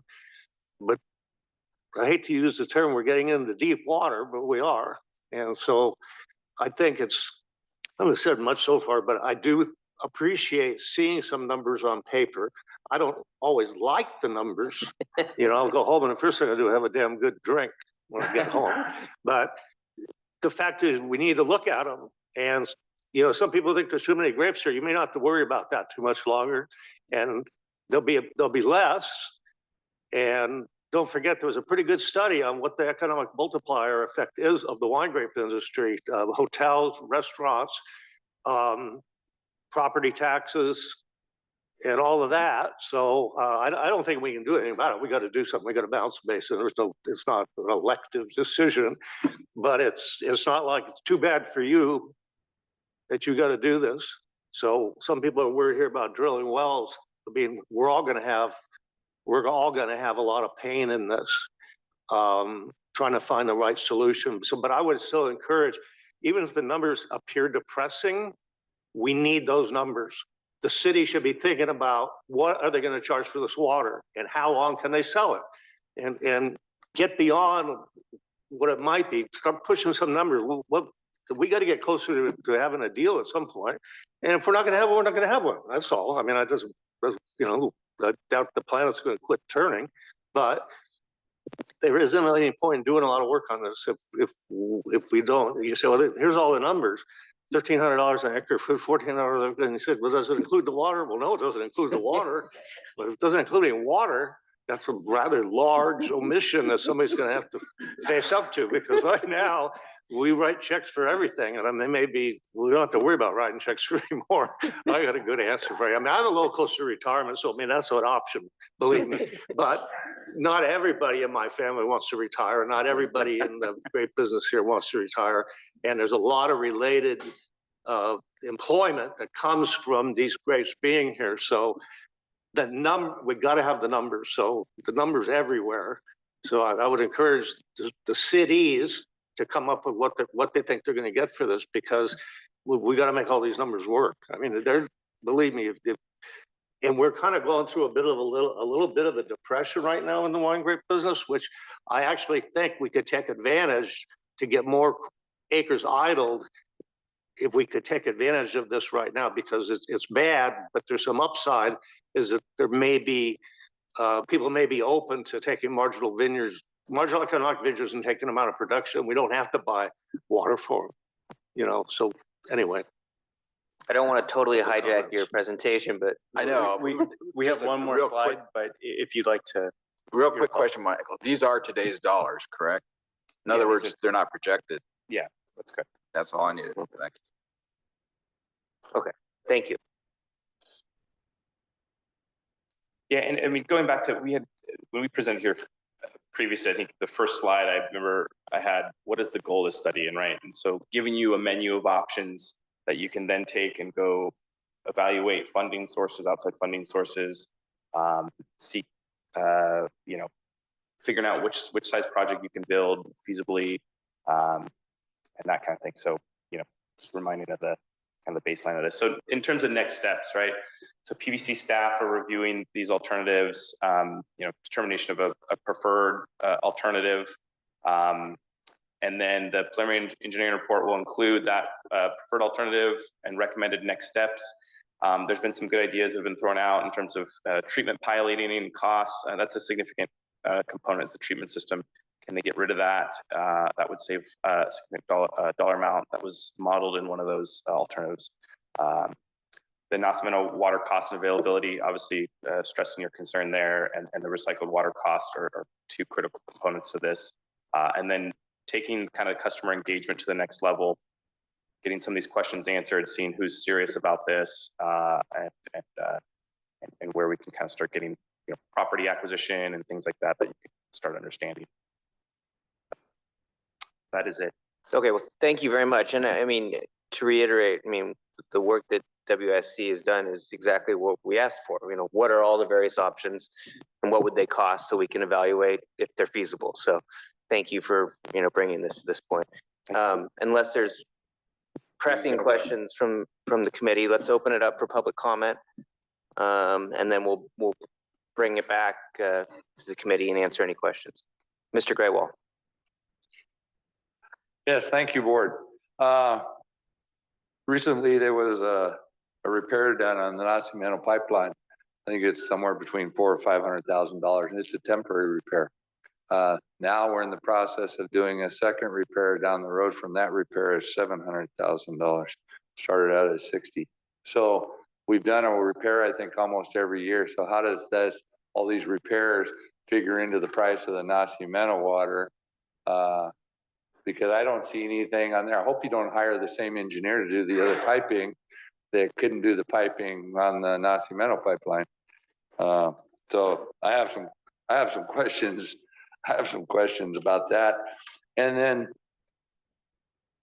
I've never heard anything too about, this is going back a little. I want to stick on a the agendized items. But I don't see any, when we're talking about costs and what it costs everybody, you got 11 to $15 million worth of shallow wells that were replaced because of certain things. I don't see anything to repay those people. But you want them to pay for stuff because they're somehow getting a benefit. Their benefit got taken away when they had to replace their well for $80,000. So we have a lot of other things that are contingent on this. I know we just had an ag report that came out and said all the gazillion dollars that grapes made and strawberries made and everybody made and cattle made. The thing that I found funny was it took 48,000 acres of grapes to equal 4,000 acres of strawberries. Thank you. Thank you. Mr. Hollenbeck.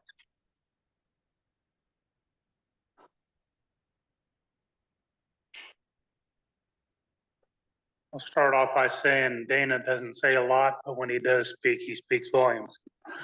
Amen to your comments, sir.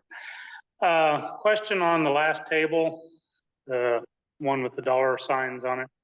The last column, user cost, I'm not following what that is. It sounded like it was a connection cost, but I don't understand why it goes from 400,000 up to 35 million, 39 million in one case.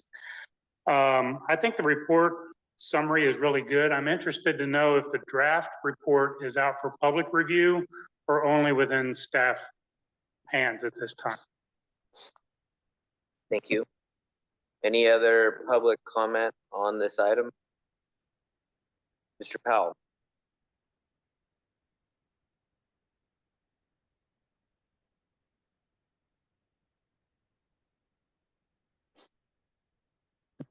When I got to this agenda item before the meeting, I gave up on it.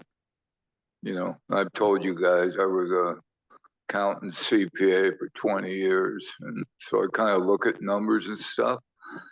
And I ended up calling Tyler this morning because I thought there was a photo of the report in your on the first page of this agenda item.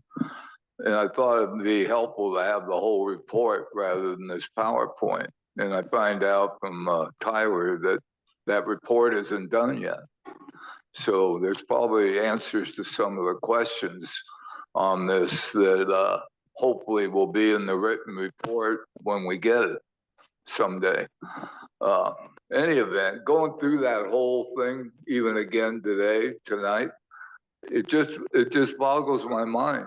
I mean, I don't even know if you could put that last page up that the gentleman just before you was talking about. I mean, when you went through that, if you went through that and listened to it, I don't understand how they came up with any of these numbers. They have more what ifs and options and alternates in that whole presentation than they have numbers. I mean, if you go back, there was one screen and half of it wasn't even in the agenda, talking about cost per inch and cost per foot and all of this. And that's, I'm looking at this and going, okay, so how many feet is it? And which alternate has which and all of this. So today, I mean, the information that was put out today provides nothing. And like the gentleman said before, if you believe these numbers of unit costs, what is going to be the costs? Not the cost to the user, what's going to be the rate to the users? Who in the hell, what groundwater user today is going to pay $1,600 or $1,300 plus, that's just the beginning of it, for an acre foot of water? Who's going to do that? You know, this whole thing, in my opinion, this whole blended water deal is a pipe dream. It's just a scheme to send to the DWR to show how hard you guys are working to resolve our problems. This one's never gonna happen. Thank you. Any other public comment on this item? Any online, Mr. Blakesley? None online. Okay, thank you. With that, we'll close public comment. See a couple of questions for you, Ryan, around what exactly goes into the user cost category? Actually on the slide that's up here. And then when the draft report is expected to be published. Sure. Yeah, the user cost, that is quite the range. So the lowest end of that, the ones that are 0 point something are just the turnout. So if it's a pressurized turnout or that standpipe style turnout that we showed a picture of last time, that's really what those costs are. And those are total costs, right? We don't have that split out per user. And then the 35 million that now includes those ponds at each or reservoirs at each turnout, plus some additional infrastructure such as pipeline and on-farm pump station to pump out of that reservoir and into their systems.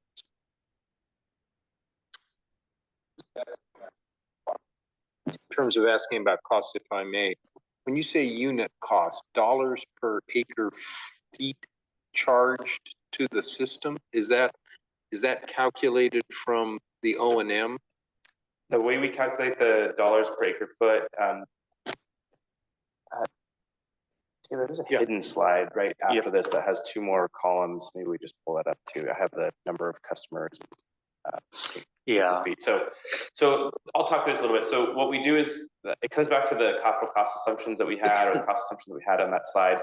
The 3% over 30 years is how we get the capital cost, the first number in that table, into a dollars per year. And then we add that dollars per year to the O&M dollars per year. So we have dollars per time. And then we divide it by the blended water amount, which is volume per time. And then we get the dollars per volume, or the dollars per acre foot there in the center column. And that's the capital cost? The capital cost would include acre foot per year? Yeah. Utilized over 30 years. Over times 30 years. So that's what would have to be. And is that serviced by the O&M or no?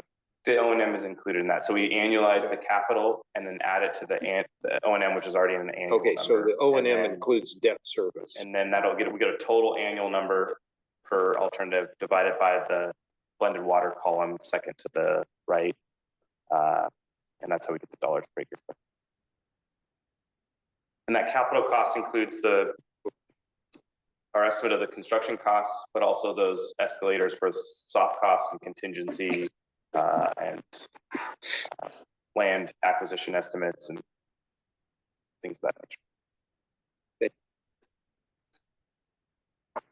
And then is there estimated timing for the draft report? Yeah, we're working on that recommended projects. We met a few weeks ago with the staff and got some feedback on alternatives and made some refinements, and then are working on that, updating the recommended project section, that's section 5, and we estimate to have that over to the county soon.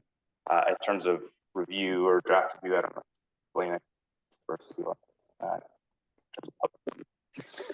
Yeah, as soon as it's delivered, there'll be a quick staff review, and then pending any comments and revisions based on staff review, we'll make it available for public review. Thank you. Any other comments, questions, discussions? Good question. So on the budget for the rate study, we've got blended irrigation water supply program. We got about $12.5 million over 5 years. Where does this number kind of relate to this? You have 2 million in 26, 27, 2.5, then 3, and then 5 million. Yeah, I can answer that. So the numbers that are included in the rate study 5-year cost projections would be the start of soft costs. So that would be taking the feasibility study to the next level of engineering, moving it towards a shovel-ready condition. If in fact the GSAs decide to move it along, that would include permitting. It would include starting of land acquisition. So it would cover the 5 years of costs associated with moving the project forward. It wouldn't get us to the start of construction, though. Not, yeah. So it's basically additional to what we're seeing here. No, it would be included in the soft costs are included in the capital cost. So it's a portion of what. All right. What you see. Thank you. Yeah.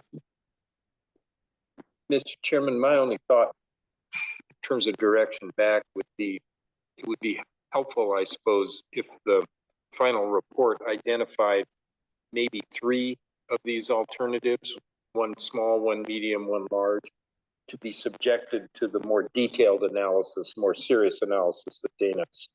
It's, you know, what's worth pursuing here.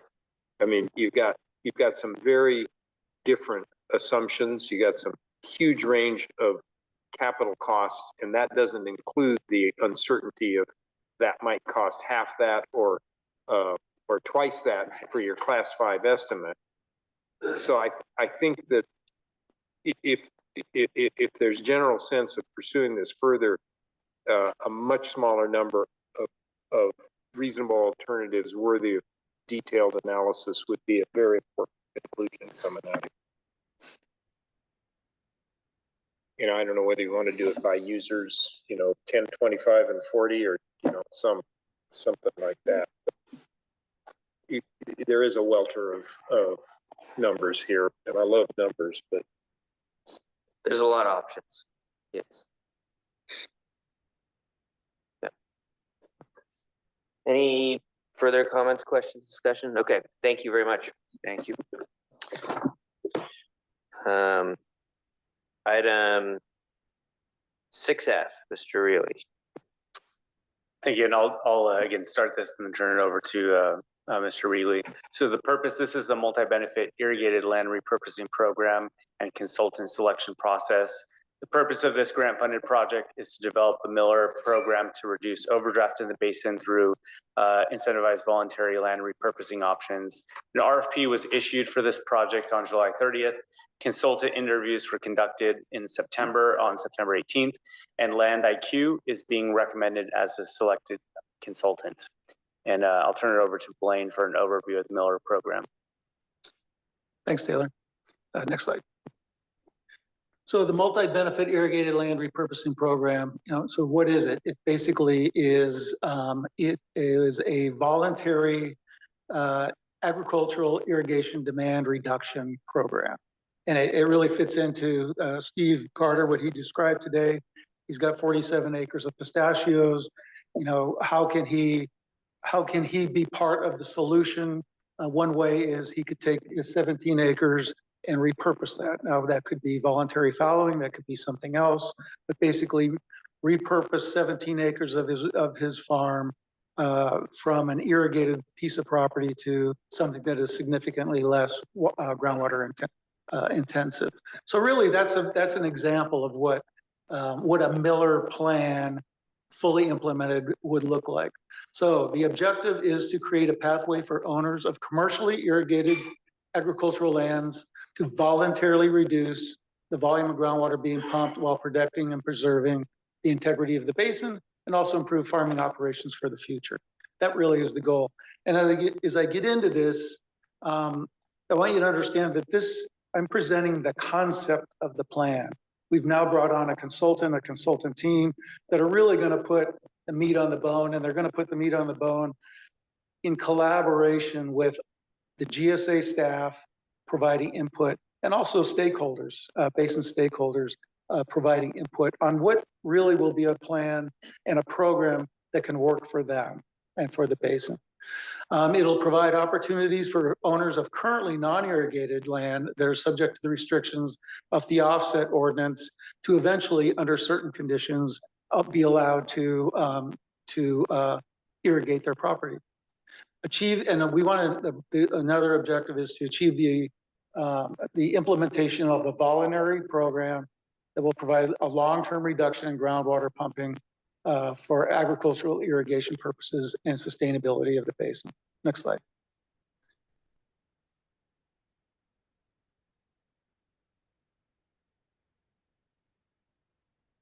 There we go. So considerations, it's intended to work, the program will be intended to work in concert with the other SGMA efforts that we have underway and will become underway in the future. It's intended to concentrate on commercial scale irrigated agriculture. It will be developed as an alternative to mandatory pumping reductions, and I'll talk a little bit more about that here in a few minutes. And it's intended to prioritize pumping reductions near communities whose drinking water wells have been impacted or are threatened to be impacted in the future. Issues to be determined, still to be determined as part of the program design, funding sources and financial incentive strategies, priority of land repurposing locations, program application enrollment process, and the means and conditions by which new irrigated uses can be established. Again, that goes back to those folks that are effectively locked out under the current ag offset ordinance. Next slide. So who would be, and again, this is the vision, subject to refinement during program design. Eligible participants would be owners of commercially irrigated agricultural lands of some threshold size. It might be greater than 5 acres, or agricultural lands that have been commercially irrigated within the previous 5 years and are not subject to the offset ordinance. Participation of this may require an exemption from some requirements of the Williamson Act. Who else could potentially be eligible? Owners of currently non-irrigated lands greater than 5 acres that are currently subject to the restrictions of the offset ordinance, but may plan to pump groundwater for commercial agricultural irrigation purposes in the future. Participation in this and/or group will require either an exemption under the offset ordinance or the offset ordinance sunsetting, which is it's scheduled to do in 2028, I think. The eligible land shall be identified as farming units, and a farming unit shall be a collection of semi-contiguous agricultural properties greater than 5 acres in total that are managed as a single irrigated commercial farming operation. So that's who we're talking about, who this program was being designed to benefit. Next slide. You've all seen this, but I don't think there's any sense to talk about this. Go ahead. Next. So these eligible properties, again, farming units. Based on our initial analysis within the basin, and again going back to that definition of a farming unit, there's about 570 farming units as we've identified so far. Collectively, they have over 3,000 irrigated fields or blocks. Combined make 39,000 acres of irrigated agriculture. And in this basin, as we all know, they're primarily vineyards. Next slide. So the Miller program will be designed to empower farmers to easily adopt practices in line with their own vision that support long-term groundwater sustainability and thus more water in the future for agricultural purposes.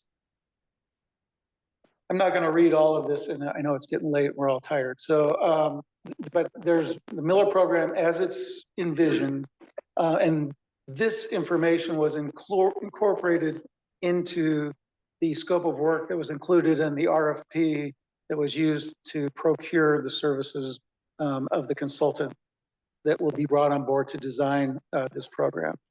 Again, we can just skip this one, I think. The idea is to design this program so it's relatively simple and easy for a commercial irrigator to enroll in. We're envisioning an online enrollment process. There'd be a pre-enrollment, pretty straightforward. We're hoping that can be done in a matter of a few minutes to enroll. Once you're in, the idea would be once you're enrolled, you're given that protection of the restrictions that you would be under the offset ordinance. Next slide. The next step after enrollment is the farming operation would develop a Miller plan or for their farming unit. Part of their enrollment is they would be given access to a team of subject matter experts that would be made available to them, to each of the enrollees, to help them develop a repurposing plan for their farming unit. Next slide.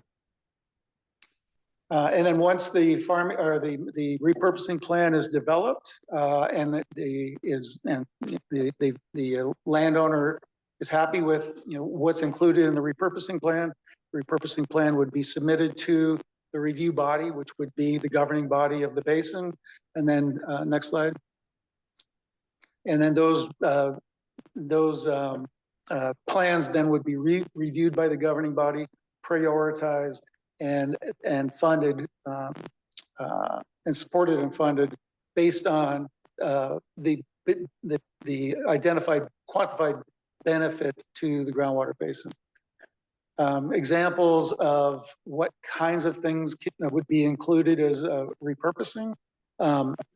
Everything from on-farm stormwater capture and recharge feature development, planting cover crops or conservation cover, implementing best farming practices to reduce groundwater use, implementing more efficient irrigation systems, conversion to multi-benefit recharge areas, conversion to habitat.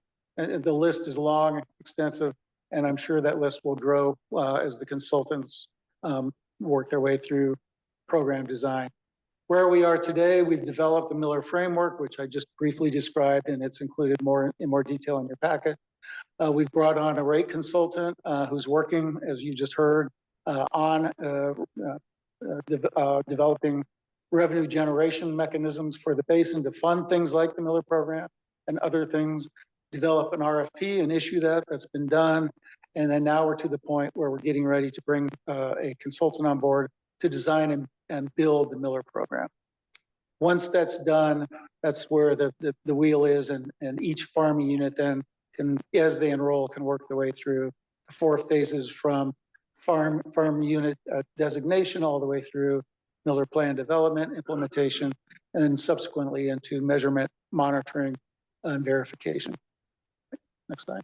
So what are we doing this for? What are our outcomes? Again, to develop a mechanism whereby commercial irrigators can voluntarily repurpose their land and to achieve the some or more of the desired outcomes. And the big one is to reduce groundwater use within the basin. Next slide. So how would it possibly work? This is just there'll be a chart here in a minute, but this is a ramp down curve that we think is potentially achievable through the implementation of this type of a program. Again, we're trying to achieve, make up a deficit of about 14,000 acre feet a year on an annual basis. A basin this large, that's not a huge deficit. It can be done, and I think it can be done through a program similar to this. So what this is a scenario whereby starting in 2026, if we got a Miller program up and running and started enrolling properties and farming units in the plan, get those plans implemented. Starting in 2026, we think what would happen, and if you look at that sort of that middle column, percent change from previous year, and that's the percent change of groundwater extraction. We think that there's sort of a pent-up demand right now. We think that if this program were in place today, made available for enrollment, based on the calls and the input that we've got from stakeholders in the basin, we think there'd be a fairly large group of folks that would like to enroll today if they could. So what this ramp down curve shows is in 2026, we would see an immediate sort of jump of around 6% reduction in groundwater consumption in the agricultural sector. And then from that, the reduction would be, on about 1%. We're assuming about 1% a year, continued decline in groundwater pumping over the next few years, based on that ramp down scenario of about 1% to 1.5% per year reduction. We can achieve our goal of sustainability by the year 2040. Next slide, Taylor. And before you go, so if you look over to the left, you can see there's a basin yield metric. So we're assigning, and this is just for discussion purposes, but let's say our goal is not to just hit sustainability where the groundwater extraction equals the sustainable yield, but let's say we're looking for a basin yield metric that is better than that, where the annual extraction is 90% of the sustainable yield, which is what this table shows. We can achieve sustainability by 2040, and we can achieve that 90% metric by about 2048, which gives us that buffer. Okay, next slide. And this is just for looking at basin yield metrics of 90, which I just showed you, 90%. And then there's two other variations or scenarios, 85% and 80. If we would look to as a goal of a more aggressive basin yield metric, we could achieve sustainability by about 2036. So it's within striking range, it's within achievability. And so anyway, that's a summary of what this program looks like.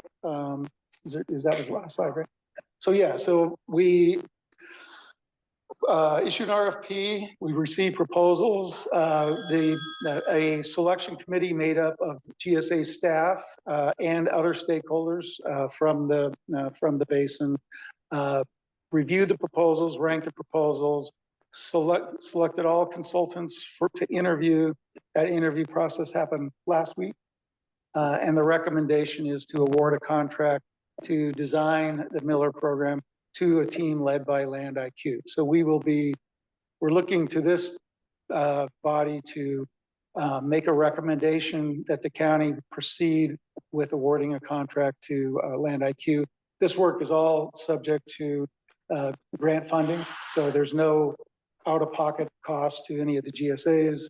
It was included in the spending plan of the grant, and it's also included in the GSP as a recommended management action. That I'll take any questions.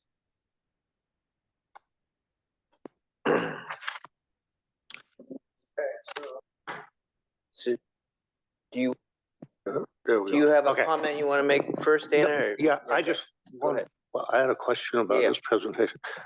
So can you, I'm a little hazy on saying, what does a participant get out of this? I mean, how does that work? I understand you may get you can improve like your drip system, or you could become more efficient, or you could, basically, plant a cover crop. It says, although cover crops use some water, so I'm not sure how to say it's water, but anyway,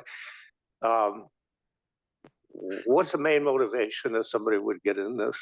So let's say Steve Carter. Steve Carter, what he described today, he's interested in potentially removing some of his irrigated crop, under a certain set of conditions, right?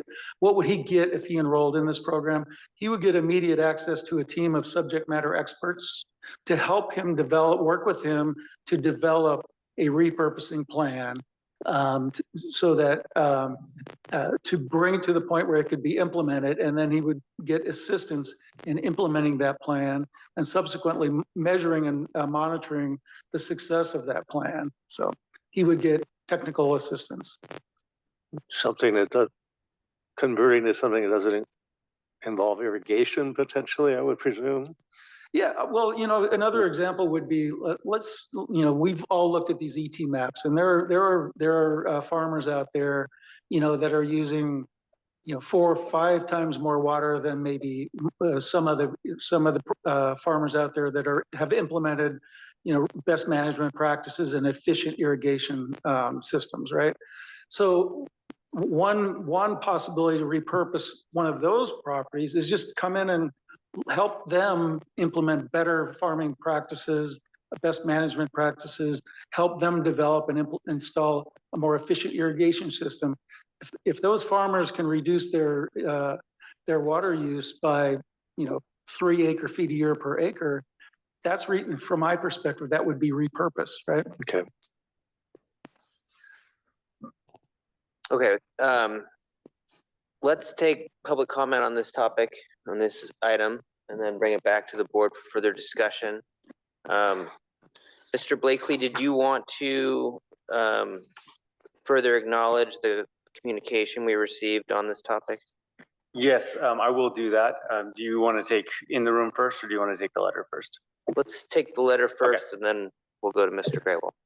So there was a piece of correspondence related to this project that was submitted by the EPC, and it was inadvertently not included in the board packet. It should have been. So apologies to the committee that it wasn't, and to EPC, should have been.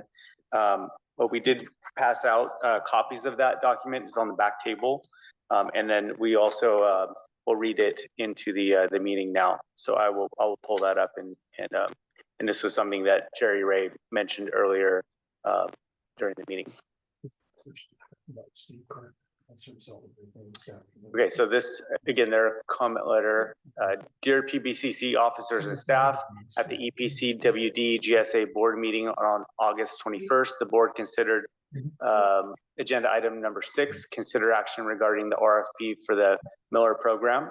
A lively discussion ensued, and as the discussion progressed, it became clear that there was little understanding of uniformity of thought in regard to what the Miller program is. Board members and the public seem to have widely different ideas about the program. Board members also related that discussion with members and others outside this meeting also demonstrated the lack of understanding of the Miller program. EPCWD GSA understands that the Miller program has the potential of being the centerpiece of basin management and possibly the most consequential management action to be taken by the PBCC. The current RFP is timely as the PBC is moving forward with the implementation of programs and recommending management actions for the benefit of the basin. The PBCC is also fortunate to have grant funding available, which offers the PBC an opportunity to engage outside professional expertise to help the PBCC craft a successful program. EPCWD GSA supports moving forward with RFP and developing an effective Miller program. However, the EPC board meeting discussion highlighted a concern that the RFP seems to outline a detailed and complex program. This seems incongruous with the nebulous understanding of the program. The RFP introduces a new and novel concept of the farming unit and its associated farm plan. This approach has not been seen by the PBCC committee or its staff, nor the general public in the basin. The RFP details standard operating procedures and suggests a very complex 28-step process for the Miller program. This sort of specificity might hinder the contractor in bringing their expertise to designing the Miller program. EPCWD GSA believes there should be a clear understanding of the Miller program before the contractor designs the details of the program. Recognizing these concerns, the EPCWD GSA board voted unanimously that EPC would draft this letter to the PBCC committee. EPC GSA is asking that the county, in drafting the award letter to the successful bidder of the RFP, outline an upfront effort to clearly define the goals of the Miller program, outline how the program is supposed to work, define what is included in the program, and describe how the goals will be achieved. EPC recommends a 3-step process at the beginning of the contract. This 3-step process is, number 1, EPC recommends that the PBCC committee form a select ad hoc committee. During the early stages of the contract, the select committee would work closely with contractor staff to develop a clear and concise Miller program overview document. During this process, the contractor can support the group by acting as facilitator and mentor to the group. Once achieved, the consensus document would move to step 2. Step 2 is the consensus document would then be presented to the PBCC and as a result to the entire basin community where it would be vetted and endorsed. EPC feels that consensus of the GSAs via the PBCC is important because the potential influence of the Miller program as a significant management action for the basin. Step 3, With the consensus document approved by the PBCC, the contractor would proceed with designing the details of a Miller program that corresponds to the consensus of the GSAs acting collectively through the PBCC. EPC believes that this investment is bringing a consensus to this important program early in the program design process is essential. The Miller program can have wide-reaching benefits to the basin. The Miller program is currently under consideration as the rate study process progresses. If we can build a common understanding of the program and its benefits, we can start building the momentum needed when rates are put forward to voters in the basin. Thank you for your consideration of this matter. Sincerely, Dana Merrill. Thank you. Mr. Graywall. Thank you, Board. Greg Graywall. To me, this is just another CRP. As long as you pay people not to use their land, I guess they'll take money not to use their land. I want to know how this affects your property taxes. When you told other people they couldn't use their land when they bought it for a certain amount of money and their base taxes were based on that sale price, are you reducing their value of their land? And when they took a loan out on that land to purchase it, it had certain rights and availabilities. And so what are those lending companies going to do if somebody signs up and says, well, I want to give away some of my rights? That isn't what the lender lended on. This is also a redistribution, because at the same time you're asking people to fallow their land or stop doing stuff. Paso Robles, not picking on you, is still building houses and still using water out of the basin and exceeding an amount which, if we're 14,000 acre feet short, even though 6 reports and only 1 study is different, but 6 reports show that we're not 14,000 acre feet short, but you want to go for that because you can get grant money. And we have no recharge projects. The Paso water has been available since 2015, and you've wasted 10,000 acre feet of available supplemental water ever since then. And I've seen nothing to how to use that water. It just flows because you have no carryover provision. So instead of worrying about blended water, you could have been using that water. You could have been putting in ponds. You could have been doing other stuff, but nobody wanted to do that. We want to kick the can down the road and come up with these other things with rate studies and this study and putting in pipes with no easements, no infrastructure, no nothing, have no right of ways. But you could have done other things to use that water. We didn't improve the facility to clean the Nasi water to use it where it could be used for the new housing, where we could pump less from the basin. Instead, we just let it go to the ocean because we have no carryover provision. And we do another state study, which we already did 6 of, so that we can spend more money on more studies. This is truly unbelievable. But this again, this whole thing is CRP, crop protection. I'll pay you, don't use your land. And I want to see where the return is on that. And what are you going to do with the people in the Williamson Act? What are you going to do with the soils? Why do we have a land use authority and we have people planting in areas where they shouldn't be planting? Thank you.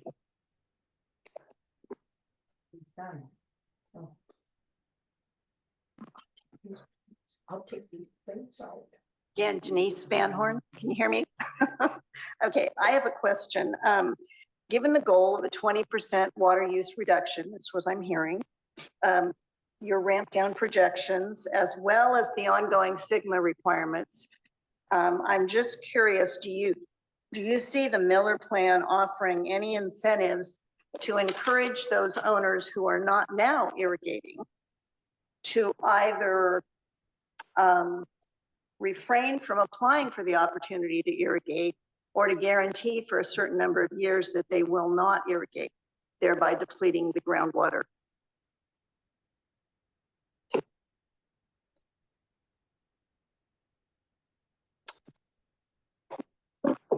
Mr. Chase. Jesse Trace, Just curious how the Miller program incorporates environmental needs like ecological water demand and other natural needs. I think there is an opportunity for wildlife habitat as part of this program. Just curious about that and what that would mean, because some habitat, such as beaver dams, for example, are increasing infiltration of water into space. Thank you. Mr. Carter? Yeah, Steve Carter, San Miguel. Since my name was used in reference to the Miller program, when I first started my career, my wife and I were in the wine industry in New Zealand, and we were there for about 8 years. And we found the situation there in an oversupply of wine grapes. Planted too many wine grapes were planted. That time, I think they had in our area about 3,000 acres. I think there's about 80,000 acres there today. But the government organized a scheme, pardon me, where the growers that wanted to stay in the industry pooled in their money, and they bought the growers out that didn't want to. And so I've always envisioned the Miller as there's going to be a pool of money, and for people who find that their vineyards maybe are not economic anymore due to the age or for other reasons, and they want to get out for a period of time, for perpetuity, they would receive some payment for doing that. When I mentioned it earlier, when I spoke in public comment, I was talking about just reducing my pumping. If you say that we have a 20% over pumping, over extraction, I want to be left alone. I will pull out 20% of whatever crop I'm irrigating, and then I don't want to be bothered anymore, because right now it is so, for a small to medium-sized agriculturist, whether it's grapes, whatever, it's very difficult to stay in business with the amount of regulation that you have to comply with from many different aspects. And I see, when I looked at some of the numbers and everything, I see this as, pretty much putting me out of business. So I would take out the part that is I'm responsible for my over extraction. And then I should have a small management fee similar to the de minimis users to do the monitoring. And, I think that should be an option personally. And I think we could save a lot of money and time if we followed something, or we at least allowed that as a potential. I don't really need anybody to tell me I'll fence off the portion and I'll lease it out here to Greg, and he can bring a few cattle over and, graze them in the summertime. So just to clarify what my idea was when I spoke earlier. Thank you. Thank you. Any other public comment on Mr. Powell? Oh, wow. Clearly.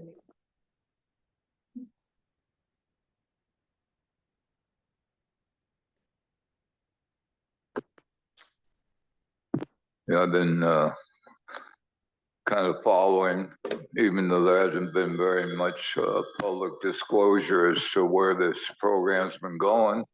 There was a TAG PBCC committee set up for this, and as far as I know, the last meeting they had was a year ago, I believe, September.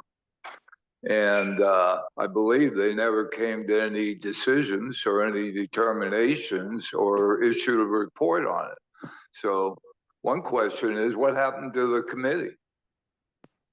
What happened in the last year on this?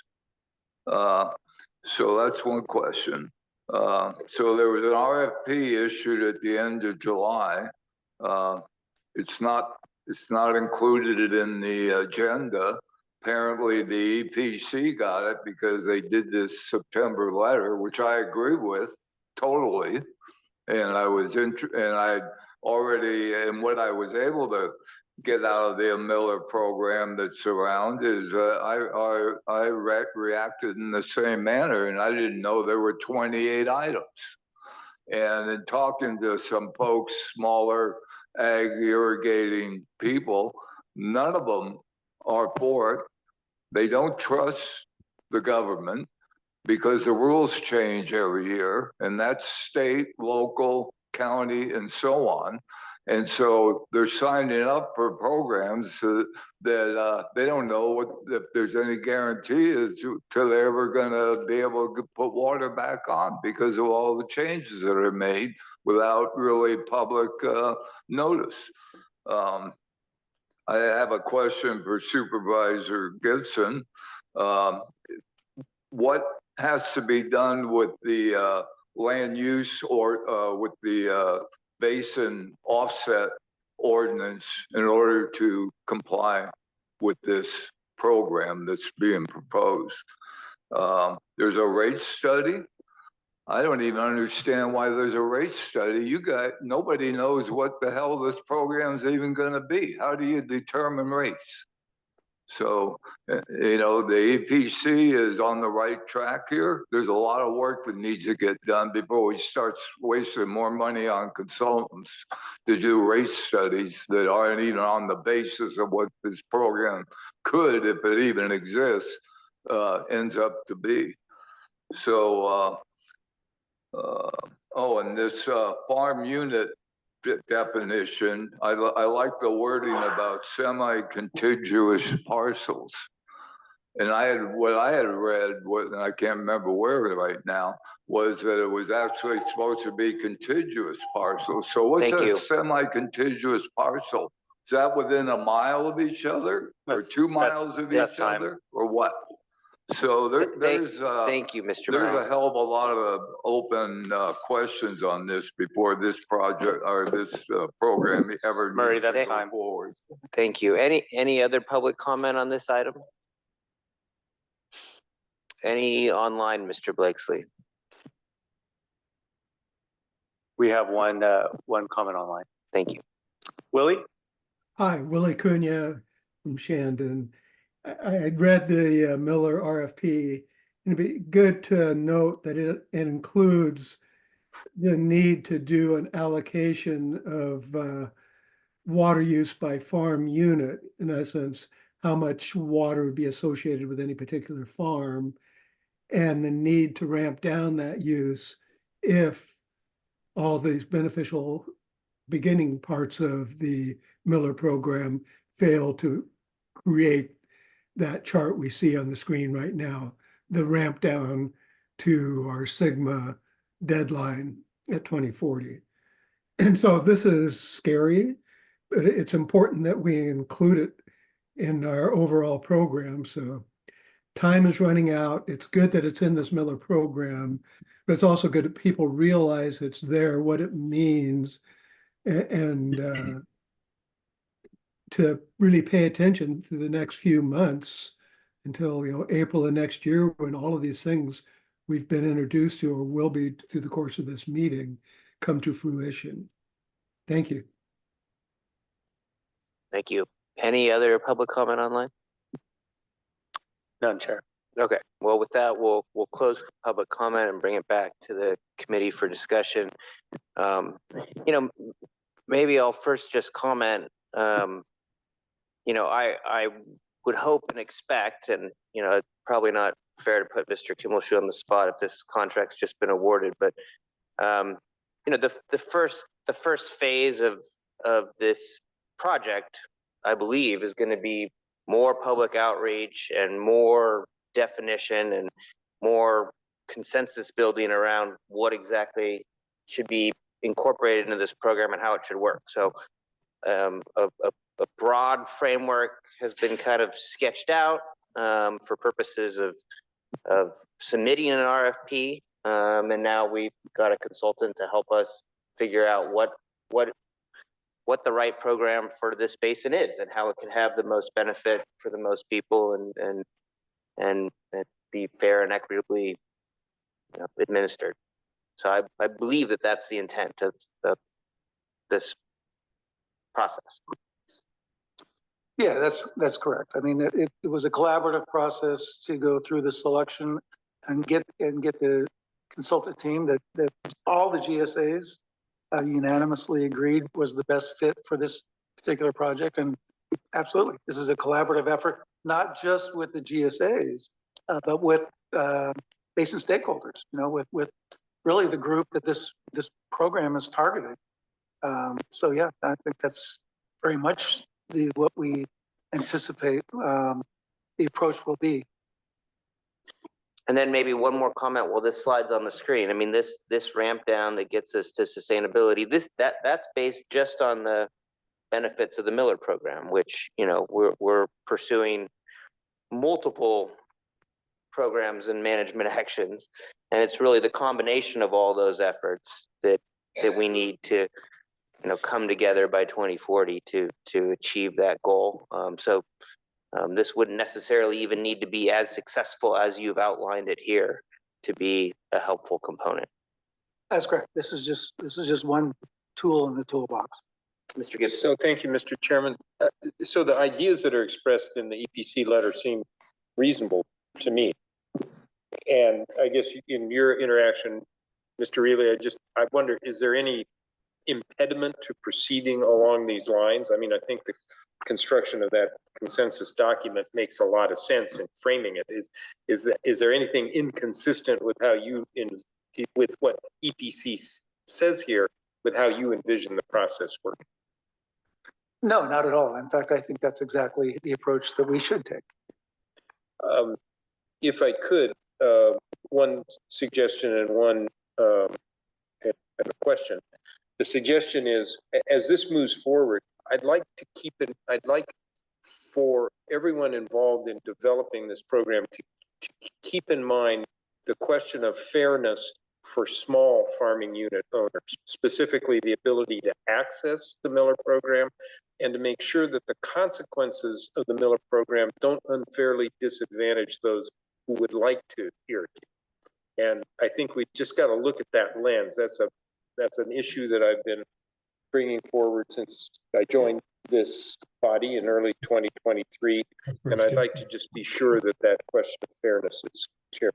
And then the second thing is, are you looking for a formal bit of direction from the PBCC tonight to recommend to the Board of Supervisors? Yeah, what we would request is that this board basically recommend that the county proceed with taking a contract for the design of the Miller program to the Board of Supervisors on October 8th for contract award. Has that contract been developed at this point? Has the negotiation with the RFP proposer been concluded? Yes, the contract has been delivered to the consultant today, I believe, and I think the terms have been negotiated. I think we have an agreement. I just am waiting for a signed copy. And in your presentation today, along with your statements about the approach of EPC, have you outlined the provisions of that contract adequately for PBCC to make a recommendation? Yeah, the scope or the approach that is described by EPC is really embedded in the scope of work in the contract. There's a significant element of the scope of work that's described in the contract scope that is outreach. And in fact, I mean, Joel's here with Land IQ. If he wants to comment on that, I think it would be worthwhile. Sure. Yes, that's correct. So the most important, very important part of the intended work is that outreach component. If you don't get buy-in from the stakeholder group, you're going to fail, probably. And it is imperative to do that on the front end. And I listened to Taylor when he recited the letter from BPC, and that's along the same lines as my vision for that too. We're doing another, we call it demand management study in Butte County, where there's almonds and walnuts, permanent crops. One of the ideas there is to do a rotational fallowing. So when you remove an orchard, you leave it out for an extra year there or two, and you don't pump groundwater, but yet you still have the opportunity over time to work across all of that ground. It could be permanent fallowing, it could be rotational fallowing, depending on the crop. And so that's just one of a multitude of ideas and concepts that were put forth in the RFP, and then our experience in doing this elsewhere, Tulare County and elsewhere. There's lots of options, but the key part is working with the stakeholder group on the front end to vet those options. That was my We're not question. gonna direct people, we're gonna get. Yeah, Joel, that was exactly my question. You have built into your proposal that you're gonna be reaching out to stakeholders, There's a having big town part hall of it. type meetings where they can definitely talk to you directly and get information back and forth. Okay. There's a lot of meetings in there that are already defined in the RFP, and we bid on that. Got it. That's so they're So, primarily. Mr. Chairman, I'd like us to move forward to make sure this goes forward, but I'm a little bit hesitant for this board to recommend a specific contract that it hasn't seen.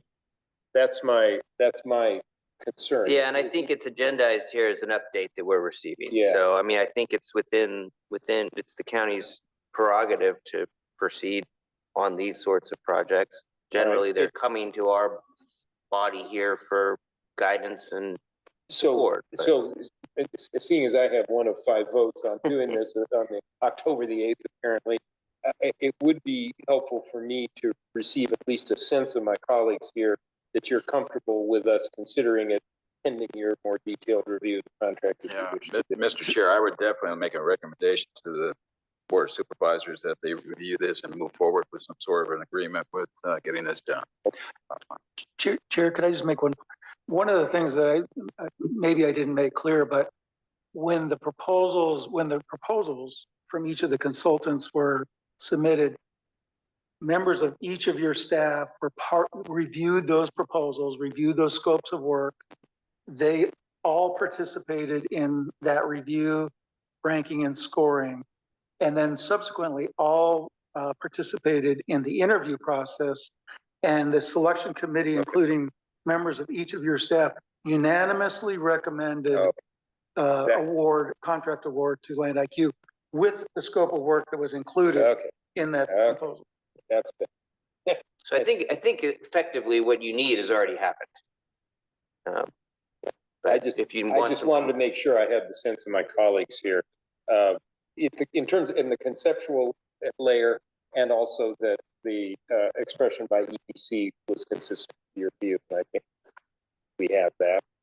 I just didn't want you to be recommending something that didn't have that kind of. No, Joel basically told me stakeholder input, and that's going to be huge with the users, how they're going to be able to give input back and forth. So, yeah. Any other comments, questions, discussion on this side? So so the county's just basically doing As a contract. I mean, we are administering the contract. We will be the contracting entity. And what I'm given to understand is it will come to our board with a recommendation from not only county staff, but all of your staffs as well, that this is something they would like to see. And that's an important piece of information for me. So the San Miguel staff has looked at this? Yes, yeah, it was. Because I know our board has talked about it. Kelly Dodds was on the review committee, and then I think Joshua participated in the Reynolds participated as your staff member in the interviews. Yeah.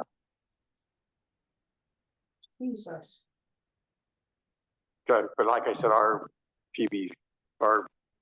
district, the board hasn't looked at it at all.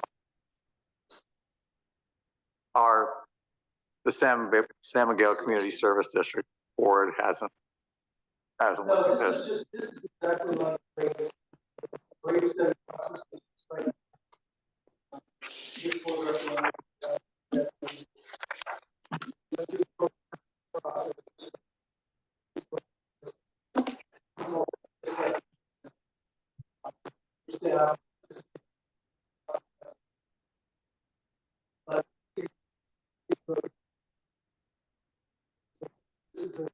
this progress work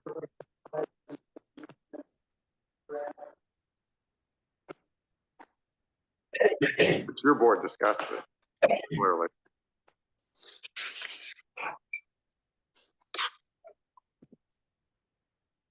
I think it needs more discussion. I agree. Shaping Sanitarium. features of the program that we can use here. It's a huge, it has a big, oh, I hate to use the term grab bag, it's a big, has lots of potential parts, not all of which we need. So we ought to concentrate on what we need.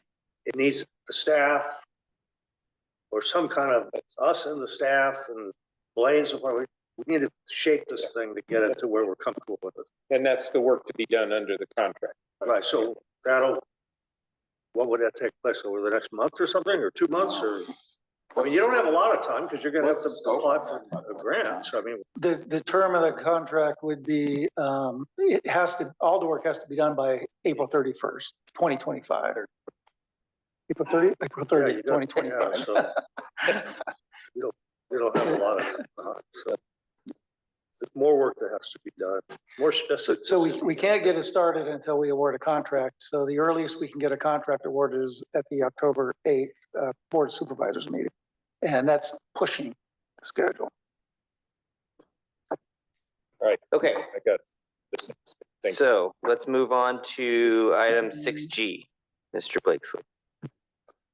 The grant spending plan and schedule updates are in your board packet, and unless you have any questions, it's there in your packet.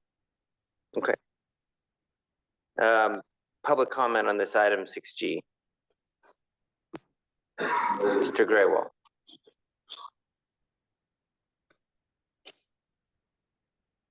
Yeah, thank you. Greg Graywall. I'm having a real problem with all these different things for grant spending that this board in the MOA has no authority to do, and none of this information goes in front of the individual GSAs or boards for public comment before it gets approved here or gets submitted somewhere else. This isn't the way it was supposed to be. You're supposed to take everything back to your individual boards, have public comment, and then decide on what your board said to do, not the reverse. You make a decision on what's going to happen, and then, oh, it's already on an agenda, and you already did the RFP, and you already have the deal, and then we'll have public comment on something that's already agreed to? You got to be kidding me. Thank you. Any other public comment on this item? Mr. Powell.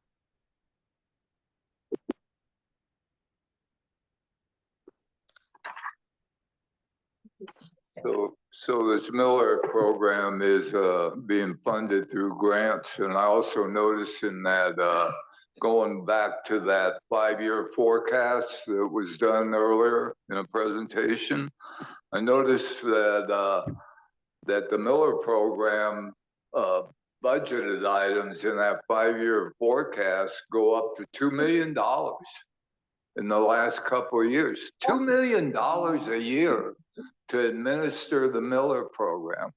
I mean, this is what we're talking about. And the other thing is, your MOA says that all of the GSAs are to be advised of any RFPs, any negotiations, be invited to be involved in the negotiations, in the interviews, and so on. And I got the gist in what you and Supervisor Gibson said, and Berkeley, the San Miguel rep, that sound like you didn't know anything about where this Miller program was at. You didn't know about the letter from the EPC and so on.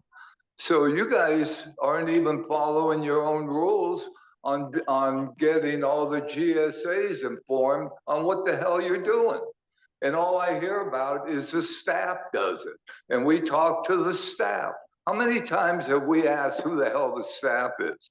According to Mr. Reilly, he's the only staff for the SLO County Sustainability Department. So, you know, which I find amazing that he's able to do all this on his own, which I doubt, and so on. So, you know, before you guys start executing contracts, maybe you ought to be complying with your own MOA rules. Thank you. And this one, you're not. Any other public comment? Any online, Mr. Blakesley? None online, Chair. Any discussion from committee members? Okay. Item 7, Mr. Blakesley. Thank you. And this is also included in your packet unless there's any questions. I would note it's the same report that was provided in July. Any public comment on this item?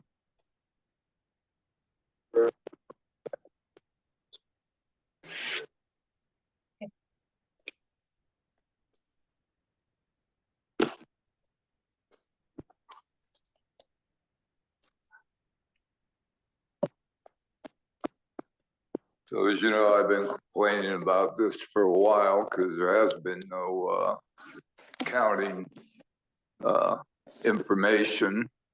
And I can't even, can you kind of expand that? Just the line item side, the left side a little bit? I can't even read it. So one thing I noticed, so these are annual quarters, I guess. Everything you see is kind of fiscal year, but on this case, I assume it's calendar quarters, the way this stuff is listed. So in any event, if you go through a lot of those items and you look at, I never saw a budget for last year. Hopefully there was one somewhere, or the year before, I didn't ask. So I'm not sure the numbers in here coordinate to the budgets or the revised budgets that should have been done to authorize all these expenditures, and so on. And I see that for 2024, there's a list of various items. And if you look at the fiscal 23-24, I'm sorry, 24-25 budget, they list various grant items and some other items for expenditures, and nothing's been spent. So I don't. That's probably true, but I'm just amazed that this kind of information, and a lot of it is not clear as exactly what the money is being spent on, is being claimed to be these quarterly financial statements that have finally shown up, more or less. Thank you. Any other public comment on this item? Any online? No, Chair. Okay. Any discussion or questions from committee members? Okay. Item 8. Okay, this is an update on the GSP 5-year periodic evaluation. And according to Sigma, DWR requires a periodic eval to be completed by January 30th, 2025. This is 5 years after our GSP submittal. A request for proposals was issued to develop the GSP 5-year eval, and GSI was the selected consultant. And Dave O'Rourke will be providing an update on this item. Dave? Yeah, I'm gonna try and make this pretty fast. I don't have a whole lot of results or anything to present. I'm just gonna run you through, the approach, what we've done. Just to remind everybody, this is sort of the timeline of the last 5 years. And as a reminder, the GSP was just approved last June. So it's only been barely a year since we got approval with the recommended corrective actions. And now we have, this 5-year evaluation it's required by Sigma. So this is what we're talking about now. This is not really a technical report. It's not really a review, it's not like a big annual report. It's basically the GSA's argument to DWR that we are proceeding towards sustainability. There will be some new analysis and there will be some technical information but it'll largely be written more like from an advocate standpoint than from just a strictly, technical point of view. The things that are included in it are, we need to address, there were 8 recommended corrective actions that needs to be addressed. I'll go through the outline real quick, but basically the bottom line is this is us convincing DWR that we're moving down the path towards sustainability on this 20-year plan. The outline is this. Section 1 is basically a big table of new information that's been collected over the 5 years. Section 2, we're going to review new information on the basin settings, stuff like the airborne geophysical, some studies that were done at Altamar Junction, interconnected surface water stuff, synoptic stream flow, and modeling review. Section 4 will be a review of monitoring networks and potentially recommendations for changes. Section 5 will just go through updates on all the projects and management actions that are written in the GSP and an update on any potential new projects and management actions. Excuse me. 6 is, there's not much to that. There's been no enforcement actions here. 7 will document the outreach and engagement process for this effort. We're working with Carolyn Berg from Global Collaborative to do our, work with us on our stakeholder involvement. There's going to be a public meeting and public draft of this plan. Other information that'll be things like governance, the new GSA of Altamar, sort of governance and policy issues. Proposed revisions to the plan. It's a little early to be discussing that. We won't get into that. And then an executive summaries. But my point is, a lot's happened in the last 5 years. We got a list of about 18 or 20 things. We're going to document them all. We'll, briefly describe them in the report. We'll include all the technical memos and reports as appendices. But a lot is going on in the last 5 years, and I don't think it's a close thing to, convince DWR that we are, proceeding in good faith. We had a meeting with DWR last week, and, it's not their way to officially tell you, yeah, everything looks great, but, there was a lot of sitting around nodding, saying, good approach. They didn't object to anything we said, so, we got that sort of preliminary coordination out of the way. These are the 8 recommended corrective actions that were documented in the GSP approval. The response to these could be considered maybe one of the most important parts of this report because it demonstrates to DWR that, you heard them, you're doing things to approve them. And there's 8 of them here. They really fall into just 2 categories. The first 3 basically talk about a reevaluation of, the minimum thresholds and the undesirable results, dry well mitigation strategies.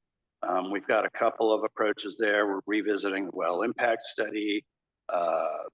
There's a couple other things, but so those, that's like the first category of these corrective actions. 4 through 7 all relate to data gaps, specifically regarding the alluvial aquifer. There's a plethora of new wells being built, a couple under the SEP program, others under the grant funded, the alluvial monitoring network that Neil Curry talked about earlier tonight, a couple more under the TSS program. So there's going to be a lot of new alluvial wells for the interconnected surface water sustainability indicator. So, we've done a little research on how much that alluvial aquifer is actually getting used. So we have plenty to discuss in response to these, 4 through 7. 8 has been dealt with. That was there was some discrepancy between the wells that were uploaded and what was in the GSP. That's been rectified. We'll have to keep on it as we add new wells to the monitoring network. We've been working, we're in it up to our elbows right now. There's a pretty aggressive internal review schedule with Blaine and the GSAs. We're scheduled to come out with a public draft in the middle of November. It's going to be about a 4-week public comment period. And toward the end of that, we'll have a public workshop to present the results of the report. And then we got to wrap it all up in December and January and get it to DWR by January 30th.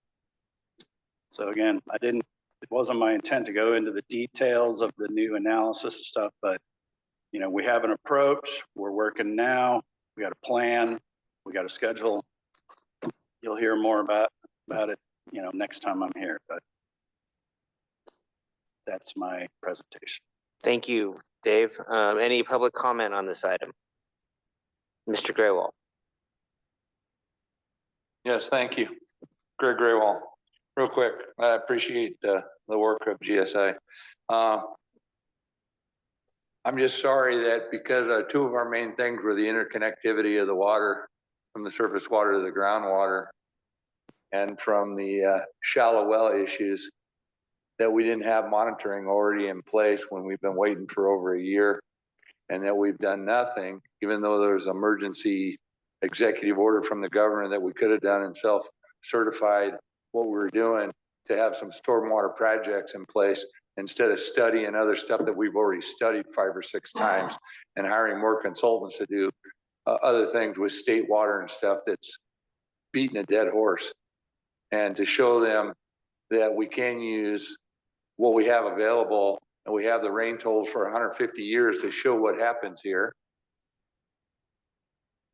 and to do some positive things that make a difference, again, instead of doing the same studies over and over and over and over and over and over and over again on the Wero Creek that has the highest water table, has to be the highest elevation, and the water flows north from there.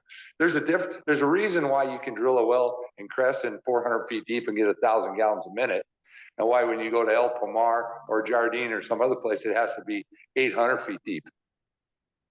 It's because we don't have a problem in our watershed. That should be what's working on. Thank you. Any other public comment on this item?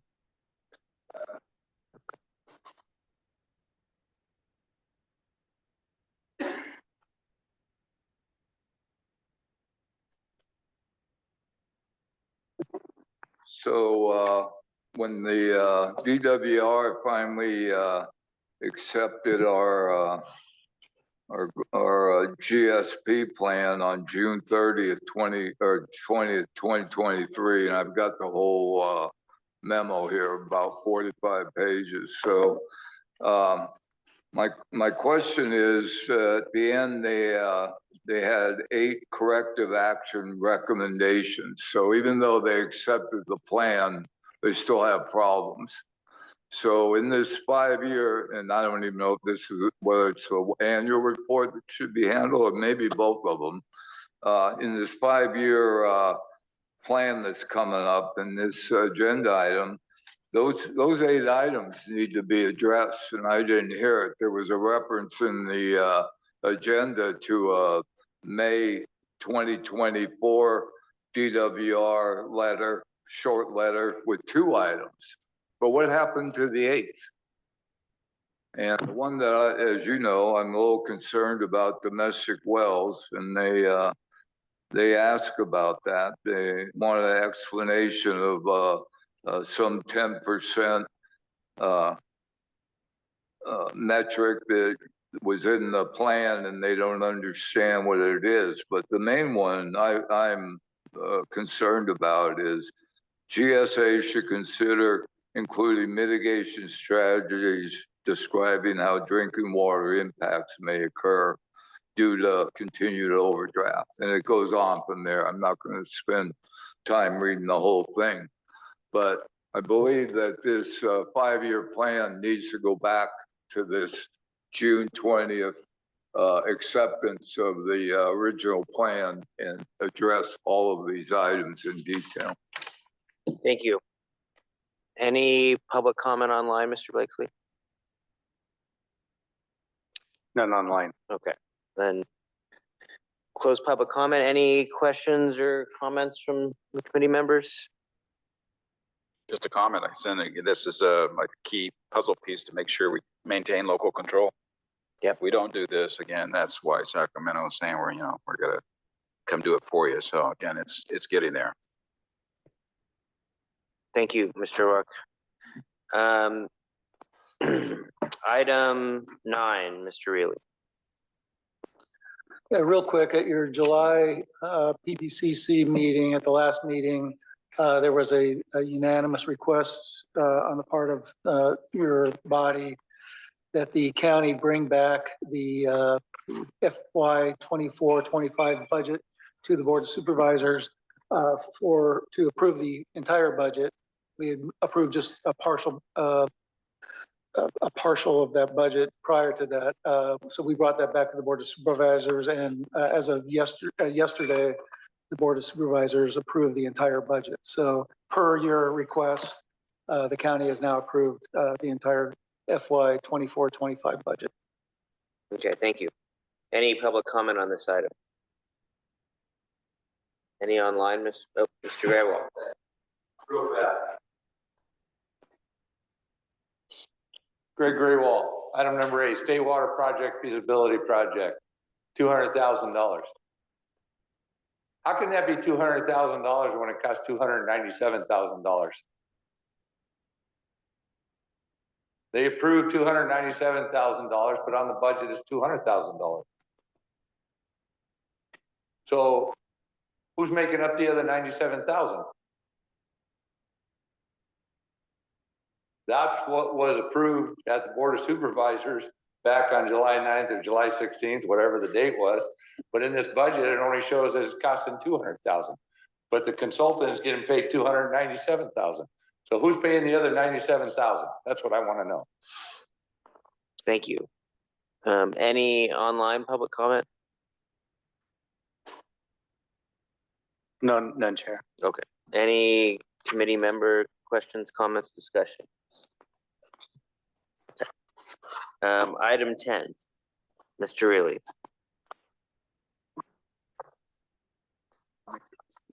Yeah, go ahead. I'll take this item. So this is item 10 is to authorize GSA staff. Again, this is an action item. We're looking for authorization for GSA staff to issue an RFP and award a contract for development and submittal of annual report for water year 23-24. Just as a reminder, this body knows that DWR requires an annual report to be submitted on April 1st of each year for the preceding water year. The annual report for water year 2024 is due April 1st, 2025. So the consultant will need to start working on that here shortly, starting the next month or so.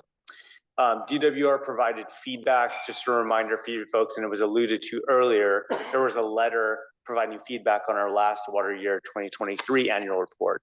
There's 2 items that they requested additional information on, largely related to the deficiencies with the alluvial monitoring network. And so that will be something that the consultant will be addressing. And we discussed earlier efforts to install additional alluvial monitoring wells. The County of San Luis Obispo proposes to administer the RFP and facilitate the cost share of the annual report development with PBCC member GSAs. So again, the recommended motion on the screen is to recommend the county issue an RFP and award a contract for development and submittal of the water year 23-24 annual report to DWR. Okay, thank you. Any public comment on this item? Any online? None online. Any questions, comments from committee members? I'll entertain a motion to authorize GSA staff to make a motion, Chair, to recommend county issue a RFP and award the contract for development and submittal of the water year 23-24 annual report. A second? I'll second. Okay. All in favor? Aye. Opposed? Abstentions? Carries unanimously. Item 11, Mr. Blakesley. Thank you, Chair. This is again another action item, and we're looking for direction from this body to adopt resolution number 2024-001, which would amend the conflict of interest code. And this conflict of interest code is required to be reviewed and updated if required every 2 years. We did amend the COI or conflict of interest code in 2022. Since that time in 2023, the EPC became a party to the MOA. And so there's a need to appoint a member from the EPC to the reporting requirements. So the Appendix A of that code has been amended and is part of your packet, which designates an EPCC employee position to that designated position list. And again, anyone on that Appendix A is required to file and fill out a Form 700. So again, the recommended motion is to adopt the resolution amending Appendix A of the committee code to add the EPCC designated employee position to the designated position list. Thank you. Any public comment on this item 11? Any online? No, Chair. Okay, with that, we'll close public comment. Any questions? Staff's recommendation. I have a motion. Second. And a second. All in favor? Aye. Opposed? Abstentions? None. Unanimous. Okay, item 12. Mr. Blakesley.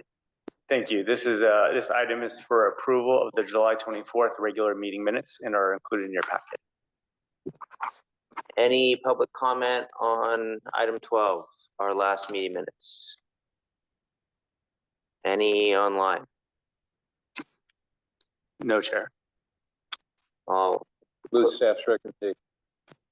I have a second. Second. All in favor? Aye. Opposed? Abstentions? It's unanimous. Item 13, any updates from committee members or their staff? None from Shannon.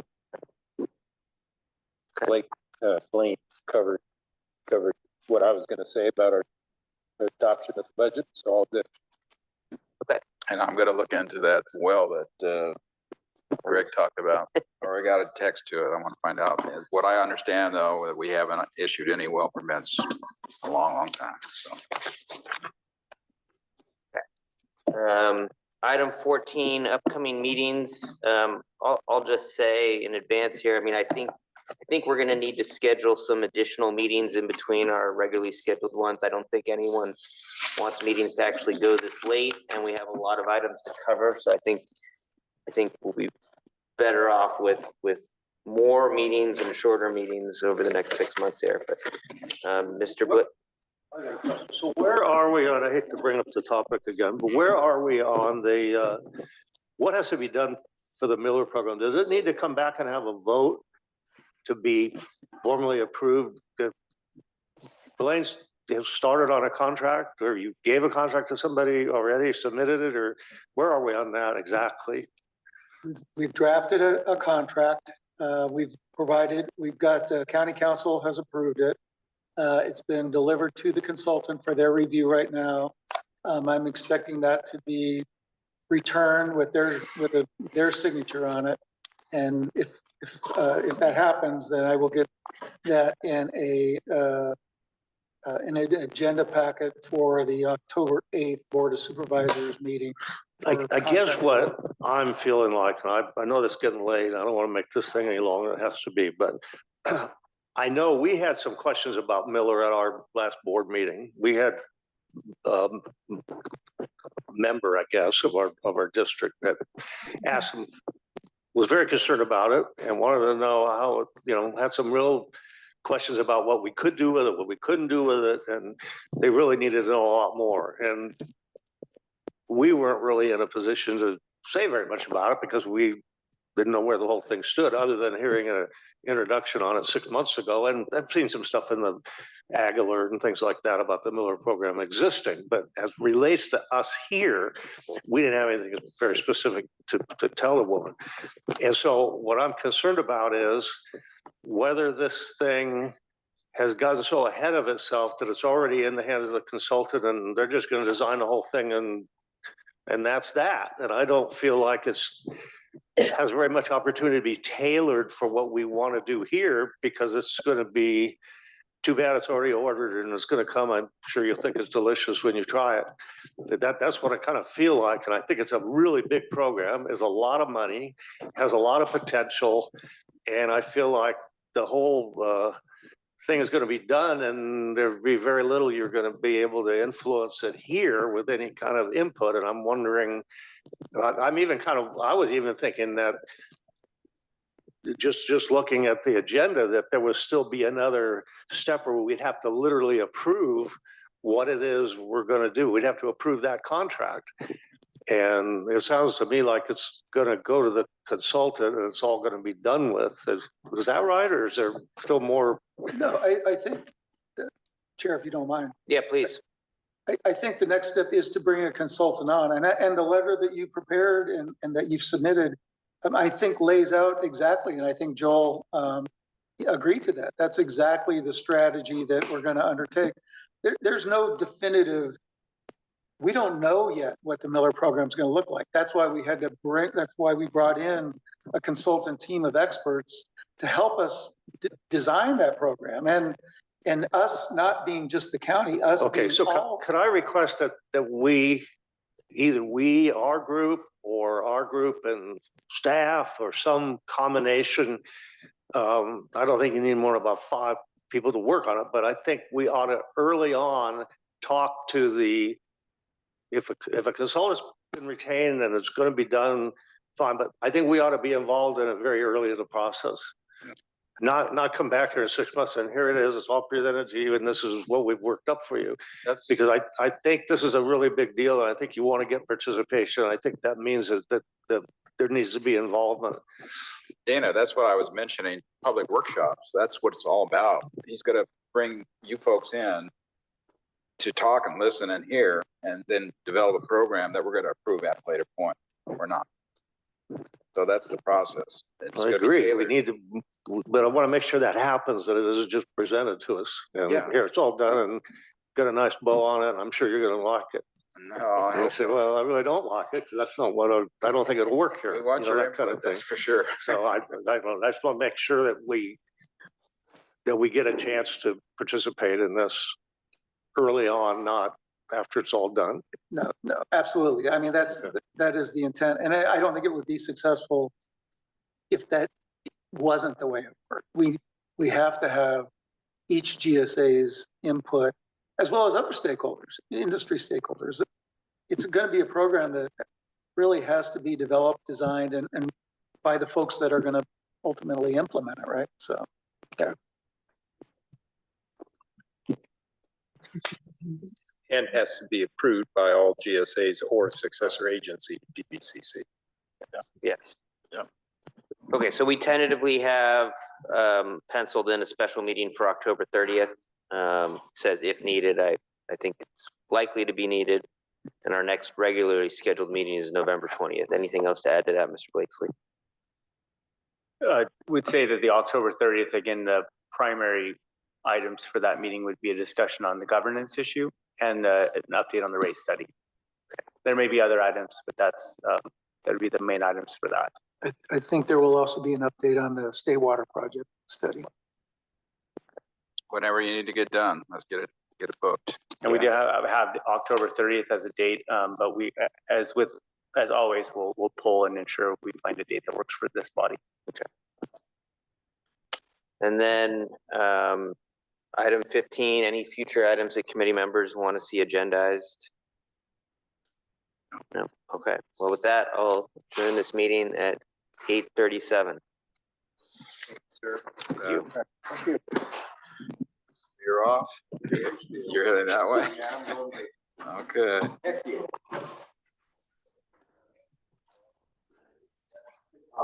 Are you gonna get something to eat first? You wanna do something? Just start blasting.